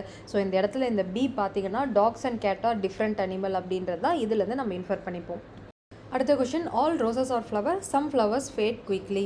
So what can be inferred. So all roses are flowers, எல்லா ரோஜாவும் பூக்கள் தான் அப்படின்னா எஸ், ரோஜா எல்லாமே பூக்கள் தான். சம் ஃப்ளவர்ஸ் ஃபேட் குவிக்லி, ஆனால் சில பூக்கள் சீக்கிரமாக காஞ்சி போயிடும் அப்படின்றாங்க. ஸோ இந்த இடத்துல பூக்கள் அப்படின்னு சொல்கிறது எந்த பூவை சொல்கிறாங்க, ரோஜா பூவை தான் சொல்கிறாங்க. ஸோ இந்த லைனில் வச்சுக்கிட்டு நம்ம என்ன இன்ஃபர் பண்ணலான்றதை பார்ப்போம். ஆப்ஷனே பாருங்கள், ஆல் ஃப்ளவர் ஆர் ரோசஸ், இதுவும் நமக்கு அங்கே கொடுத்துட்டாங்க. பட் இது மட்டுமானா ரெண்டாவது லைனும் கொடுத்துருக்காங்க இல்லையா, நம்ம அதையும் கன்சிடர் பண்ணுற மாதிரி தான் முடிவு எடுக்கணும். So all roses are flowers அப்படின்ற பொழுது ஆல் ஃப்ளவர்ஸ் ஆர் ரோசஸ் நம்ம எடுக்க முடியாது.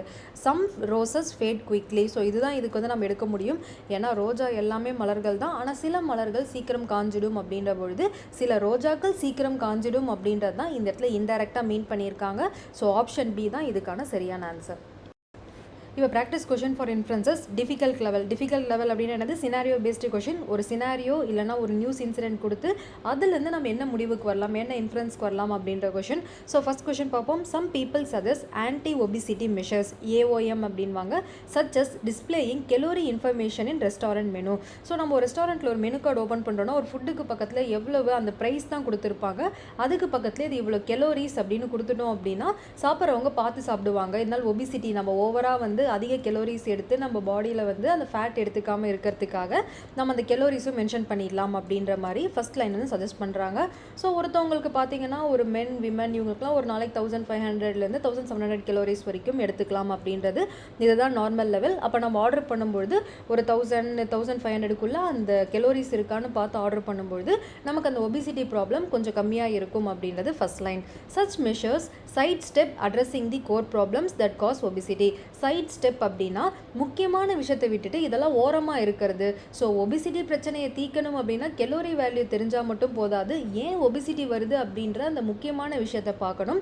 ஸோ ஏன் ஒபிசிட்டி வருது அப்படின்னா பாவர்ட்டி அண்ட் இன்கம் இன்இக்வாலிட்டி. பாவர்ட்டினா வறுமை, ஒருத்தவங்களுக்கு எதுவுமே கிடைக்கிறது இல்லை. ஸோ அதனால் ஒரு செக்டாருக்கு எல்லாமே கிடைக்கிறதுனால அவங்க அதிகமாக சாப்பிட்டு ஒபிஸாக இருக்காங்க. இன்னொன்று இன்கம் இன்இக்வாலிட்டி, அதே மாதிரி தான் அந்த வருமானத்தில் ஏற்றத்தாழ்வு. ஸோ ஒருத்தவங்களுக்கு ரொம்ப கம்மியான வருமானம், ஒருத்தவங்களுக்கு ரொம்ப அதிகமான வருமானம் இருக்கும்போது அந்த வருமானத்தோட பேசிஸில் அவங்க சாப்பிட்றாங்க. அப்போ அதிகமாக சாப்பிட்றவங்களுக்கு அந்த ஒபிசிட்டி அப்படின்றது வருது. ஸோ இதுதான் இந்த பேராகிராஃபில் கொடுத்துருக்காங்க. ஸோ மெனு கார்டில் கெலோரி வேல்யூ மென்ஷன் பண்ணணும். ஆனால் என்ன தான் கெலோரி வேல்யூ மென்ஷன் பண்ணாலும் இது முக்கிய பிரச்சனை கிடையாது. ஒபிசிட்டி வரத்துக்கு 2 காரணங்கள், ஒன்று பாவர்ட்டி, ஒன்று இன்கம் ஈக்குவாலிட்டி அப்படின்றது இந்த பேராகிராஃபில் நமக்கு தெரியுது. Which one of the following statement summarises the passage. So இப்போ நம்ம இதுலேருந்து என்ன இன்ஃபரன்ஸ் சம்மரி எடுத்துக்கிறோம் அப்படின்னா ஒவ்வொரு ஆப்ஷனாக செக் பண்ணுவோம்.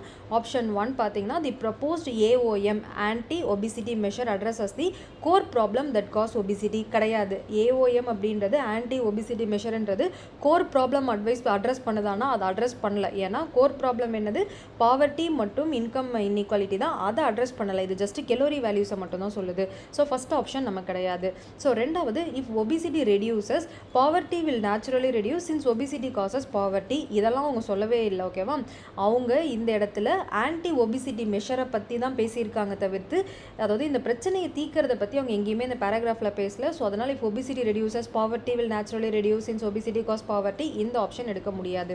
Third option, AOM are addressing the core problem and are likely to succeed.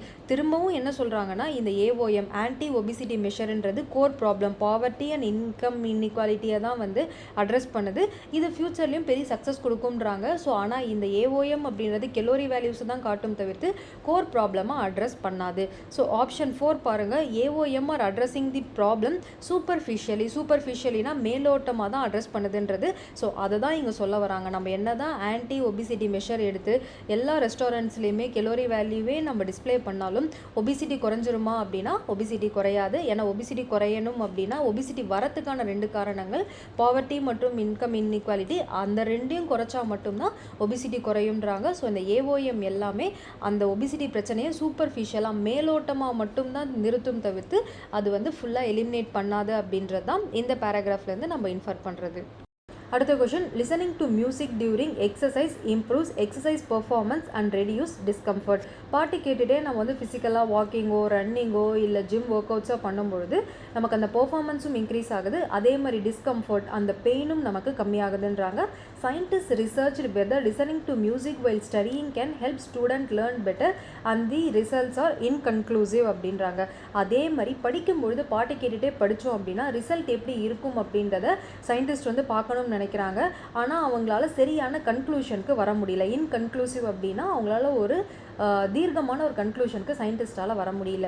ஏன் அப்படின்னா students who needed external stimulation for studying fared worse. So யாரெல்லாம் வந்து எந்த ஸ்டூடெண்ட்லாம் நம்ம புஷ் பண்ணி வெளியிருந்து தள்ளி படின்னு சொல்லி படிக்க வைக்கிறோமோ அந்த ஸ்டூடெண்ட்டுக்கெல்லாமே மியூசிக் அப்படின்றது பார்த்தீங்கன்னா வெரி ஒஸ்ட் எஃபெக்ட். அதாவது பாட்டு மட்டும்தான் கேட்குறாங்க தவிர்த்து அவங்களால படிக்கிறதுல கான்சென்ட்ரேட் பண்ண முடியல அப்படின்றதும். While student who did not need any external stimulation benefited from music. So யாருக்கெல்லாம் அதாவது அவங்களுக்கு நேச்சுரலாகவே படிக்கிற ஆர்வம் இருக்கோ அவங்க பாட்டு கேட்டுட்டு படிக்கும்பொழுது இன்னும் நல்லா படிக்கிறாங்க அப்படின்றது சயின்டிஸ்டோட ஸ்டடியில் தெரிய வருது. ஸோ இந்த இடத்துல என்ன சொல்ல வராங்கன்னா மியூசிக் வந்து படிக்கிறதுக்கு லேர்னிங்க்கு ஹெல்ப் பண்ணுமா பண்ணாதா அப்படின்றத நாம் இந்த இடத்துல யூகிக்க போகிறோம். ஸோ இந்த ஆப்ஷன்ஸ் எல்லாத்தையுமே பார்ப்போம். which one of the following statement is the correct inference of the above passage? So first, listening to music has no effect on learning and a positive effect on physical exercise. no effect ன்லாம் நம்ம சொல்ல முடியாது. சில ஸ்டூடெண்ட்ஸுக்கு positive effect இருக்குது, சில ஸ்டூடெண்ட்க்கு negative effect இருக்கிறதுனால listening to music வந்து no effect on learning அப்படின்ற கன்க்ளூஷனுக்கு வர முடியாது. ஸோ ஃபஸ்ட்டு ஸ்டேட்மெண்ட் தப்பு. Second, listening to music has a clear positive effect both on physical exercise and on learning. So இதுவும் கிடையாது. ஏன்னா லிசனிங் டு மியூசிக் வந்து ஒரு சிலருக்கு பாசிட்டிவ் எஃபெக்ட் இருக்குது, ஒரு சிலருக்கு நெகட்டிவ் எஃபெக்ட் இருக்குது. லேர்னிங்கில் எல்லாருக்கும் பாசிட்டிவ் எஃபெக்ட் இருக்கிறது வேணால் ஃபிசிக்கல் எக்ஸசைஸ்லேயே இருக்கலாம். ஆனால் லேர்னிங்கில் ஒருத்தவங்களுக்கு பாசிட்டிவ் ஒருத்தவங்களுக்கு நெகட்டிவ் இருக்கிறதுனால எல்லாருக்கும் கிளியர் பாசிட்டிவ் எஃபெக்ட் அப்படின்றது கிடையாது. ஸோ செகண்ட் ஆப்ஷனும் தப்பு. Third, listening to music has clear positive effect on physical exercise. இது கரெக்டு. ஃபிசிக்கல் எக்ஸசைஸ் யார் பண்ணாலும் மியூசிக் கேட்டுகிட்டே பண்ணும்பொழுது ஸோ அவங்களுக்கு வந்து கிளியரான பாசிட்டிவ் எஃபெக்ட் இருக்குது. இது right. Music has a positive effect on learning only in some student. இதுதான் நமக்கு சரி. சில ஸ்டூடெண்ட்டுக்கு மட்டும்தான் லேர்னிங் படிக்கும்பொழுது பாட்டு கேட்டால் பாசிட்டிவ் எஃபெக்ட் அப்படின்றது இருக்குது. ஸோ நம்ம ஆப்ஷன் நம்பர் 3 தான் சூஸ் பண்ணணும். அதுவே ஆப்ஷன் 4 ஒரு செக் பண்ணிவிடுவோம். Listening to music has a clear positive effect on learning in all student கிடையவே கிடையாது. இந்த இடத்துல லேர்னிங் அதாவது லேர்னிங் அண்ட் மியூசிக்கை பற்றி குடிக்கும்பொழுது ஒரு சிலருக்கு பாசிட்டிவ் இருக்குது, ஒரு சிலருக்கு நெகட்டிவ் இருக்குது. ஸோ அதனால் clear positive effect on learning in all student அப்படின்றது வரவே வராது. ஸோ இந்த ஃபோர்த் ஆப்ஷனும் நமக்கு தப்பு. Music has and positive effect only in some student who exercise. So இந்த ரெண்டாவது லைனும் வரும், 4th தப்பாக இருக்குது. ஸோ 1, 2, 4 எல்லாமே தப்பு. நமக்கு இது கரெக்ட் இன்ஃபரன்ஸ் என்னன்னா option 3. Listening to music has a clear positive effect on physical எக்ஸசைஸ்க்கு பாசிட்டிவ் எஃபெக்ட் இதுவே படிக்கிறதுல ஒரு சில ஸ்டூடெண்ட்டுக்கு மட்டும்தான் இருக்குன்னு சொல்கிறாங்க. ஸோ நமக்கு ஆப்ஷன் 3 தான் சரி. அடுத்த question, healthy eating is a critical component of healthy ageing. நம்ம எவ்வளோ நல்லா ஹெல்த்தியாக சாப்பிட்றோமோ அந்த அளவுக்கு தான் நம்மளோட ஹெல்த்தி ஏஜிங். ஸோ ஏஜ் ஆகவும் நம்ம எவ்வளோ ஹெல்த்தியாக இருக்கோம் அப்படின்றது, நம்ம எவ்வளோ ஹெல்த்தியான ஃபுட் எடுத்துக்கிறோம் அப்படின்றத பொறுத்து இருக்குன்றாங்க. When should one start eating healthy? அப்போனா எப்போதுலேருந்து நம்ம ஹெல்த்தியாக சாப்பிடணும் அப்படின்ற ஒரு கேள்வி வருது. It turns out that it is never too early. எப்பயுமே இதை நம்ம முன்னாடியே பண்ணியிருக்கணும் அப்படின்றது கிடையாது. எப்போ நம்ம ஹெல்த்தியாக சாப்பிடணும்னு முடிவு பண்ணுறோமோ அப்போதுலேருந்து ஹெல்த்தியாக சாப்பிட்டாலே போதும். அதுக்கு முன்னாடியிலேருந்து இப்போதுலேருந்து பண்ணியிருக்கணும் அப்படின்றது ஹெல்த்துக்கு இல்லை. For example, babies who starting eating healthy in the first year R more likely to have better overall health as they get older. So ஒரு எக்ஸாம்பிள் சொல்கிறாங்க, ஒரு குழந்தைங்க சின்ன வயசுலேருந்தே, அதாவது ஒரு வயசுலேருந்தே ஹெல்த்தியான ஃபுட்டு சாப்பிட ஆரம்பிக்கும் பொழுது அவங்க அந்த ஏஜிங்லேயும் பார்த்தீங்கன்னா ஹெல்த்தியாகவே ஏஜ் ஆகுறாங்க அப்படின்னு சொல்கிறாங்க. ஸோ இந்த பேராகிராஃப்லேருந்து தெரிஞ்சுக்கிறது என்னென்னா, நம்ம ஃபஸ்ட்லேருந்தே ஹெல்த்தியாக சாப்பிட்டோம் அப்படின்னா நமக்கு ஏஜ் ஆகவும் நம்ம இன்னும் அந்த ஹெல்த்தியாகவே மெயின்டைன் பண்ணுவோம் அப்படின்றது தான் இந்த பேராகிராஃபில் இன்ஃபோ பண்ணியிருக்காங்க. ஸோ இதுக்கு நம்ம என்ன ஆப்ஷன் சூஸ் பண்ணலான்றது பார்த்துருவோம். Which one of the following is the correct logical inference based on the information in the above passage? So first option, healthy eating is important for those with good health condition but not for others. அதெல்லாம் அவங்க சொல்லலை. ஹெல்த்தியாக இருக்கிறவங்க தான் ஹெல்த்தியாக சாப்பிடணுன்றது கிடையாது. யார் ஹெல்த்தியாக சாப்பிட்டாலும் ஹெல்த்தியாக தான் இருப்பாங்க. ஸோ ஃபர்ஸ்ட் ஆப்ஷன் எலிமினேட் பண்ணிடலாம். Second option, healthy eating can be started at any age, earlier the better. எப்போ வேணாலும் ஹெல்த்தியாக சாப்பிடலாம், ஆனால் முன்னாடியே ஆரம்பித்தோன்னா நல்லது. ஸோ செகண்ட் ஆப்ஷன் மட்டும்தான் இதுக்கு சரியாக இருக்கும். Third option, healthy eating and better overall health are more correlated to young age but not older age. அப்படிலாம் இல்லை. வயசானதுக்கப்புறமும் நீங்கள் ஹெல்த்தியாக சாப்பிட்டு நீங்கள் திரும்பியுமே உங்களோட உடம்பை ரீகெயின் பண்ணிக்கலாம்ன்றதை இந்த பேராகிராஃபில் சொல்ல வராங்க. ஸோ அதனால் வயசுக்கும் நம்ம ஹெல்த்தியாக சாப்பிட்றதுக்கும் எந்த சம்மந்தமும் இல்லை. Option 4, healthy eating is more important for adult than kids. அதெல்லாம் அவங்க இங்கே சொல்லவே இல்லை. குழந்தையிலேருந்தே நம்ம ஹெல்த்தியாக சாப்பிட்டோன்னா கடைசி வரைக்கும் நம்ம ஓல்டாகவும் ஹெல்த்தியாக இருக்கலாம்னு சொல்லியிருக்காங்க. ஸோ ஆப்ஷன் 2 மட்டும்தான் நமக்கு சரி. Healthy eating can be started at any age. நம்ம எப்போ ஹெல்த்தியாக சாப்பிடணும்னு முடிவு பண்ணுறோமோ அந்த ஏஜ்லேருந்து ஸ்டார்ட் பண்ணாலும் போதும். ஆனால் முன்னாடியே ஸ்டார்ட் பண்ணியிருந்தோம் அப்படின்னா எஃபெக்ட் கொஞ்சம் அதிகமாக இருக்கும். ஸோ இதை தான் இந்த இடத்துலன்னு சொல்ல வராங்க. ஸோ ஆப்ஷன் 2 மட்டும்தான் நமக்கு சரி. In the last few years, several new shopping mall were opened in the city. So கடந்த கொஞ்சம் வருஷத்தில் பார்த்தோன்னா நிறைய ஷாப்பிங் மால் வந்து சிட்டியில் ஓப்பன் பண்ணுறாங்க. The total number of visitor in the mall is impressive. ஆனால் மாலுக்கு போய் விசிட் பண்ணுறவங்க அப்படின்ற அந்த நம்பர் பார்த்தீங்கன்னா இம்ப்ரெசிவ். அதாவது என்ன சொல்கிறாங்கன்னா, நிறைய பேர் மாலை விசிட் பண்ணுறாங்கன்னு சொல்கிறாங்க. However, the total revenue generated through the sales in the shop in these malls is generally low. ஆனால் மாலில் இருக்கும் அந்த தனித்தனி கடைகள் இருக்குல்ல, அந்த கடைகளோட ரெவின்யூ வருமானம் அப்படின்னு பார்த்தோம் அப்படின்னா ரொம்ப கம்மியாக இருக்குது அப்படின்ற இந்த பேராகிராஃப் கொடுத்துருக்காங்க. Which one of the following is the correct logical inference based on the information in the above passage? So option 1, fewer people are visiting the mall but spending more. கிடையாது. எத்தனை பேர் மால் விசிட் பண்ணுறாங்கன்றது இம்ப்ரெசிவ் அப்படின்னு கொடுத்ததுனால என்ன அர்த்தம், நிறைய பேர் visit பண்ணுறாங்க ஆனால் அங்கே வந்து பட் ஸ்பெண்டிங் இஸ் மோர், நிறைய ஸ்பெண்ட் பண்ணாங்க அப்படின்னா வருமானம் அதிகரிக்கணும், ஆனால் எங்கள் கடைகளோட வருமானம் கம்மின்றாங்க. ஸோ ஃபர்ஸ்ட் ஆப்ஷன் நமக்கு கிடையாது. ஸோ செகண்ட் ஆப்ஷன் பார்த்துருவோம். More people are visiting the mall. Yes, அதனால தான் வந்து விசிட்டர்ஸ் வந்து மால் இஸ் இம்ப்ரெசிவ்னு கொடுத்துருக்காங்க. அதுக்கான அர்த்தம் நிறைய பேர் மாலை விசிட் பண்ணுறாங்க பட் நாட் ஸ்பெண்டிங் இனஃப். இதுதான் சரியாக வரும். ஏன் அப்படின்னா total revenue generated by the shop in mall வந்து லோவாக இருக்குன்ற போது நிறைய பேர் மாலை மட்டும்தான் விசிட் பண்ணுறாங்க, அங்கே எதுவும் வாங்குறதில்லை அப்படின்ற போது ஸோ நம்மள மாதிரி நிறைய பேர் இருக்காங்க போல். ஸோ விண்டோ ஷாப்பிங் போயிட்டு மாலை பார்த்துட்டு எதுவும் வாங்காமல் திரும்பி வரவங்க நிறைய பேர் இருக்கிறதுனால தான் விசிட்டர்ஸ் அதிகமாக இருக்காங்க. ஸோ வந்து ஸ்பெண்டிங் வந்து அந்த அளவுக்கு அங்கே எதுவும் வாங்குறதில்லை அப்படின்றது. ஸோ ஆப்ஷன் 3 and 4 ஒரு செக் பண்ணிடுவோம். மோர் people are visiting the mall and spending மோர், இதுக்கு வாய்ப்பு இல்லை. அப்படின்னா ஸ்பெண்டிங் மோர் பண்ணியிருந்தாங்கன்னா ரெவென்யூ அதிகரிச்சிருக்கணும். ஸோ 3யும் நமக்கு சான்ஸ் இல்லை. Fewer people are visiting the mall, ஃபஸ்ட்டே அது தப்பாக இருக்குது. ஏன்னா number of visitor in mall is impressive அப்படின்னு கொடுத்ததுனால நிறைய பேர் மாலை விசிட் பண்ணுறாங்கன்றது இருக்கும். ஸோ 4th ஃபியூவர் பீப்புள்னு ஆரம்பிக்கிறதுனால இதுவும் நமக்கு கரெக்ட் கிடையாது. ஸோ இதோட கரெக்ட் ஆன்சர் என்னென்னா option 2, more people are visiting the mall but not spending enough. அடுத்த question, mosquito possesses a thread to human health. So வந்து கொசுகள் வந்து மனிதனுடைய அந்த சுகாதாரத்திற்கும் உடல் நலத்திற்கும் வந்து கேடு விளைவிக்குது அந்த மாதிரி சொல்கிறாங்க. Controlling mosquito using chemicals may have undesired consequences. அதுவே கெமிக்கல் தெளித்து அந்த மஸ்கிட்டோ கொல்றதின் மூலயமா மஸ்கிட்டோஸ் மட்டும் சாகிறதில்ல, கொசுக்கள் மட்டும் சாகிறதில்ல, அது மனுஷனுடைய ஹெல்த்லையும் மிகப்பெரிய பாதிப்பு ஏற்படுத்துதுன்னு சொல்கிறாங்க. அதனால் ஃப்ளோரிடா அப்படின்ற ஒரு மாகாணத்தில் authorities have use genetically modified mosquitoes to control the overall mosquito population. Genetically modified அப்படின்னா ஜீன்லேயே வந்து மாற்றுறது, அதாவது அந்த கொசுக்களுக்கு வந்து நிறைய அந்த முட்டை போட விடாமல் அதோடைய அந்த ஜீனையே வந்து மாற்றுறதின் மூலயமா கொசுக்களை வந்து கண்ட்ரோல் பண்ணுறது ஃப்ளோரிடாவில் வந்து யூஸ் பண்ணுறாங்களாம்.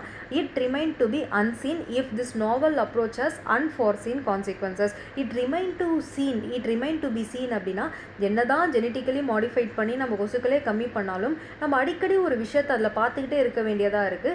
நமக்கு தெரிஞ்சு எந்த பாதிப்பும் ஹியூமனுக்கு இல்லை அப்படின்னாலும் நம்ம அதை தெளிவாக சொல்ல முடியாது. ஏன் அப்படின்னா அன்ஃபார்சீன் கான்சிக்வன்சஸ். அன்ஃபார்சீன் அப்படின்னா நமக்கு தெரிஞ்சு எந்த பாதிப்பும் இல்லை, ஆனால் நமக்கு தெரியாமல் பாதிப்புகள் இருக்கலாமே, இன்னும் நம்ம அதை கன்க்ளூட் பண்ணலை அப்படின்றத சொல்கிறாங்க. So genetically modified mosquitoes use பண்ணோம், அதை வந்து பண்ணாங்க அப்படின்னா கண்டிப்பாக மஸ்கிட்டோ பாப்புலேஷன் கம்மியாயிடும். ஆனால் இதனால் நெகட்டிவ் எஃபெக்ட் இருக்கா இல்லையான்னு நமக்கு இப்போ வரைக்கும் தெரியலை. அது இன்னமும் சயின்டிஸ்ட் பார்த்துக்கிட்டு தான் இருக்காங்க அப்படின்றது தான் இந்த பேராகிராஃபில் அவங்க சொல்கிறது. So which one of the following is the correct logical inference based on the information in the above passage. So இந்த பேசேஜ் எல்லாம் நீங்கள் படித்து நீங்கள் ஒரு கன்க்ளூஷனுக்கு வந்தால் தான் இந்த இன்ஃபரன்ஸ்லாம் சூஸ் பண்ண முடியும். ஸோ ஒவ்வொரு ஆப்ஷனாக செக் பண்ணிடுவோம். Option 1, using chemicals to kill mosquito is better than using genetically modified mosquito because genetic engineering is dangerous. இப்படிலாம் நம்ம கன்க்ளூட் பண்ண முடியாது, ஏன்னா ஜெனட்டிக் இன்ஜினியரிங் டேஞ்சரஸ் தான். பட் அது கெமிக்கல் விட ஜெனட்டிக் மாடிஃபைடோட அந்த டேஞ்சர் கம்மியாக இருந்துச்சுன்னா கண்டிப்பாக நம்ம ஜெனட்டிக்கலி மாடிஃபைட் திங்ஸ் யூஸ் பண்ணிக்கலாம். ஸோ இதை நம்ம ஃபஸ்ட் ஆப்ஷனை எடுத்துக்க முடியாது. ரெண்டாவது, using genetically modified mosquitoes better then using chemicals to kill mosquito because they don't have any side effect. நமக்கு சைட் எஃபெக்ட் இருக்கா இல்லையா நமக்கு இப்போ வரைக்கும் தெரியலை அப்படின்னு வேணால் சொல்லலாம், தவிர்த்து நோ சைட் எஃபெக்ட் நம்மளால் கன்க்ளூட் பண்ண முடியாது. ஸோ 2வும் நமக்கு கிடையாது. ஸோ ஆப்ஷன் 3 பார்ப்போம். Both using genetically modified mosquito and chemicals have undesired consequences and can be dangerous. So இந்த ஜெனட்டிக்கலி மாடிஃபைட் யூஸ் பண்ணால் அப்போ நமக்கு டேஞ்சரா அப்படின்றது தெரியாதே, நமக்கு தான் இன்னும் தெரியாதே. அதை யூஸ் பண்ணுறதுனால நமக்கு டேஞ்சரா இல்லையான்னு தெரிஞ்சாதானே நல்லதா கெட்டதான்னு சொல்ல முடியும். நமக்கு இன்னும் அந்த கன்க்ளூஷனே இல்லைன்றதுனால ஜெனட்டிக்கலி மாடிஃபைட் டேஞ்சரஸ் அப்படின்ற கன்க்ளூஷனுக்கும் வர முடியாது. ஸோ அடுத்தது ஆப்ஷன் 4 பாருங்கள். Using chemicals to kill mosquito may have undecided consequences but it is not clear if using genetically modified mosquito have any negative consequence. Chemical use பண்ணி மஸ்கிட்டோஸை கொன்னோம் அப்படின்னா கண்டிப்பாக கான்சிக்வன்சஸ் பிரச்சனை இருக்குது. அதுவே ஜெனட்டிக்கலி மாடிஃபைட் மஸ்கிட்டோ யூஸ் பண்ணோன்னா negative consequence இருக்காது அப்படின்றது நமக்கு இன்னும் கிளியராக இல்லை அப்படின்னு சொல்கிறாங்க. ஸோ அப்போது நம்ம சூஸ் பண்ண வேண்டியது ஆப்ஷன் 4. அடுத்தது இன்ஃபரன்ஸில் நம்ம பார்க்க போகிற கடைசி கொஷின் ஸ்டேட்மெண்ட் பார்த்துருவோம். There were different streams of freedom movement in colonial India. So வந்து இந்தியா வந்து பிரிட்டிஷ் காலனியாக இருக்கும் பொழுது நிறைய ஃப்ரீடம் மூவ்மெண்ட், சுதந்திரத்திற்கான நிறைய போராட்டங்கள் நடந்துட்டு இருந்துச்சு. Out of the moderates, so அமைதியாளர்கள், லிபரல்ஸ், ரேடிக்கல்ஸ், சோஷியலிஸ்ட் அப்படின்னு நிறைய குரூப்ஸ் வந்து அவங்களுக்கு தெரிஞ்ச மாதிரி போராடிட்டே இருந்தாங்க. அகிம்சை முறை, ஸோ வந்து இந்த ஆர்ம்டு ஃபோர்ஸஸ், இந்த மாதிரி நிறைய முறைகளில் ஃப்ரீடம் சுதந்திரத்திற்காக நிறைய பேர் கொலோனியல் இந்தியா அதாவது பிரிட்டிஷ் காலனி கீழே போராடிட்டு இருந்தாங்க. இதுதான் statement. Which one of the following is the best inference from the above statement. இந்த ஸ்டேட்மெண்ட்லேருந்து நம்ம என்ன தெரிஞ்சுக்கலாம் அப்படின்னு கேட்குறாங்க. First, the emergence of nationalism in colonial India led to our independence. So nationalism அப்படின்னா நம்மளோட தேசப்பற்றி இந்த கொலோனியல் இந்தியா அந்த காலத்தில் நம்ம பிரிட்டிஷ் காலனியாக இருக்கும்போது தான் பிறந்துச்சு. இதனால தான் நமக்கு சுதந்திரம் கிடைச்சிது அப்படின்றது இந்த இடத்த சொல்லலை. அவங்க முக்கியமாக இதில் என்ன சொல்லியிருக்காங்கன்னா எப்படியெல்லாம் போராட்டம் நடந்துகிட்டு இருந்துச்சுன்னு அந்த டிஃப்ரெண்ட் வெரைட்டிஸ் தான் சொல்லியிருக்காங்க. மாடரேட்ஸ், லிபரல், ரேடிக்கல், சோஷியலிஸ்ட்டு எப்படியெல்லாம் சுதந்திரம் போராட்டம் நடந்துச்சுன்றதான் சொல்லியிருக்காங்க. தவிர்த்து இந்த இடத்துல இந்த தேசப்பற்று வந்து தான் நம்ம சுதந்திரம் கிடைச்சிது அப்படின்றத பற்றிலாம் அவங்க பேசலை. ஸோ ஃபர்ஸ்ட் சென்டென்ஸ் எடுக்க முடியாது. ரெண்டாவது, nationalism in India emerge in the context of colonialism. So அதையும் இந்த இடத்துல சொல்லலை. கொலோனியல் அதாவது நம்ம பிரிட்டிஷ் காலனியாக இருக்கும்போது தான் நமக்குள்ள தேசப்பற்று வந்துச்சா அப்படின்னு கேட்குறாங்க. ஸோ அதையும் இந்த இடத்துல சொல்லலை. அவங்க என்ன சொல்கிறாங்கன்னா ஃப்ரீடம் மூவ்மெண்ட் என்னென்ன விதமாக நடந்துச்சுன்றது தான்.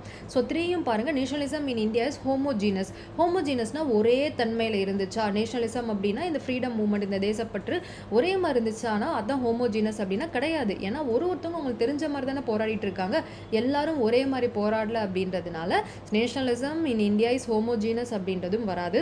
So 4th option, nationalism in India is heterogeneous அப்படின்னா பல்வேறு வகையில் தேசப்பற்ற வெளியிடுறாங்க. ஸோ மாடரேட்ஸாக இருக்காங்க, லிபரல்ஸாக இருக்காங்க, ரேடிக்கல்ஸாக இருக்காங்க, சோஷியலிஸ்டாக இருக்காங்க, இந்த மாதிரி நிறைய விதவிதமாக அவங்க போராடிட்டு இருக்காங்க. அப்போ நம்மளோட தேசியவாத இயக்கம் அப்படின்றது இந்தியாவில் ஹெட்ரோஜீனஸ் பலதரப்பட்டு இருக்குது அப்படின்றது தான் இந்த லைனில் மீன் பண்ணுறாங்க. ஸோ ஃபஸ்ட்டு 2 வரவே வராது. ஏன்னா அவங்க ஃப்ரீடம் மூவ்மெண்ட் என்னென்ன டைப்ஸில் இருக்குது அப்படின்றத நமக்கு ஸ்டேட்மெண்ட்டில் கொடுத்துருக்காங்க. இந்த இடத்துல நேஷனல் மூவ்மெண்ட் கொலோனியலில் வந்துச்சா, நேஷனல் மூவ்மெண்ட்டால் தான் சுதந்திரம் கிடைச்சதா, இதெல்லாம் அவங்க பேசவே இல்லை. நம்மளோட தேசியவாத இயக்கம் எப்படி இருந்துச்சு அப்படின்றது. ஸோ ஒரே தன்மையாக பலத்தன்மையாக, ஒரே தன்மைன்னு கொடுத்துருக்காங்க ஹோமோஜீனஸ்ன்றது, அதை நம்ம சூஸ் பண்ண முடியாது. ஸோ ஹெட்ரோஜீனஸ் அப்படின்றது பலத்தன்மை, மாடரேட்ஸ், லிபரல், ரேடிக்கல், சோஷியலிஸ்ட்டு. ஸோ நம்ம அந்த ஆப்ஷன் 4 தான் நம்ம சூஸ் பண்ணணும். ஸோ இதோட இந்த இன்ஃபரன்சஸ் அப்படின்ற டாபிக் நம்ம 3 டிஃப்ரெண்ட் டைப்பையும் ஃபுல்லாகவே வந்து டிஸ்கஸ் பண்ணி முடிச்சிட்டோம். ஸோ இந்த டாப்பிக்கில் உங்களுக்கு ஏதாவது டவுட் இருந்துச்சு அப்படின்னா தாராளமாக வந்து கமெண்ட்டில் வந்து கேளுங்க. ஸோ இந்த டாப்பிக்குடைய நோட்ஸ் உங்களுக்கு நம்ம டெலகிராம் சேனல் அப்லோட் பண்ணியிருப்போம். நோட்ஸ் வேணுன்றவங்க அங்கே போயிட்டு டவுன்லோட் பண்ணிக்கலாம். ஸோ இந்த வீடியோ உங்களுக்கு பிடிச்சிருந்துச்சு அப்படின்னா லைக் பண்ணுங்கள். இது வரைக்கும் இந்த சேனலை சப்ஸ்கிரைப் பண்ணல அப்படின்னா சப்ஸ்கிரைப் பண்ணிக்கோங்க. So bye friends, thank you. இப்போ நம்ம யூனிட் 3 ரைட்டிங் ஸ்கில்ஸ் அப்படின்ற டாப்பிக்கை கம்ப்ளீட்டாக பார்த்து முடிச்சிருக்கோம். இப்போ நீங்கள் இதை ஃபுல்லாக பார்த்து முடித்தாலே யூனிட் 3ல் கேட்க போகிற 10 கொஷினுக்கும் கன்ஃபார்மாக உங்களால் 8 to 9 கொஷின் டவுட்டே இல்லாமல் 100% உங்களால் கிளியராக அட்டன் பண்ண முடியும். ஏன்னா இது எல்லாமே அப்டேட்டட் சிலபஸ். உங்களுக்கு வெளியே நீங்கள் தேடினீங்கன்னா ரொம்ப கிடைக்காது. புக்கை வச்சு படிச்சிங்க அப்படின்னா புக்கில் ரொம்ப கம்மி இன்ஃபர்மேஷன் தான் இருக்கும். இதை பற்றி நமக்கு ரொம்ப ப்ரீவியஸ் இயர் கொஷின் பேப்பர் மாடல்ஸும் கிடையாது. அதனால் நான் ப்ரீவியஸ் இயர் கொஷின் பேப்பரில் நமக்கு இருக்கும் ரீசன்ட் குரூப் 4 2025 கொஷின் பேப்பரை வச்சுக்கிட்டும் மீதி காம்படிட்டிவ் எக்ஸாமில் எதுலலாம் இங்கிலீஷ் டாபிக் இருக்கோ அதில் எந்தெந்த டாப்பிக்லாம் அதிகமாக கான்சென்ட்ரேட் பண்ணுறாங்களோ, என்ன கொஷின் பேட்டர்ன் கேட்டிருக்காங்களோ அது எல்லாத்தையும் அனலைஸ் பண்ணி ஸோ உங்களுக்கு ஜென்ரலாக கம்ப்ளீட்டாக ஒரு பேக்கேஜாக தான் கொடுத்துருக்கேன். ஸோ இந்த வீடியோ நீங்கள் பார்த்தாலே போதும். யூனிட் 3 ரைட்டிங் ஸ்கில்லில் நீங்கள் மேக்ஸிமம் பார்த்தீங்கன்னா 99% ஆஃப் மார்க் வந்து ஸ்கோர் பண்ணிடலாம். நீங்கள் வெளியே போயிட்டு வேறு புக்ஸை படிக்கணும், வேறு நோட்ஸ் படிக்கணும் அப்படின்னு அவசியம் இல்லை.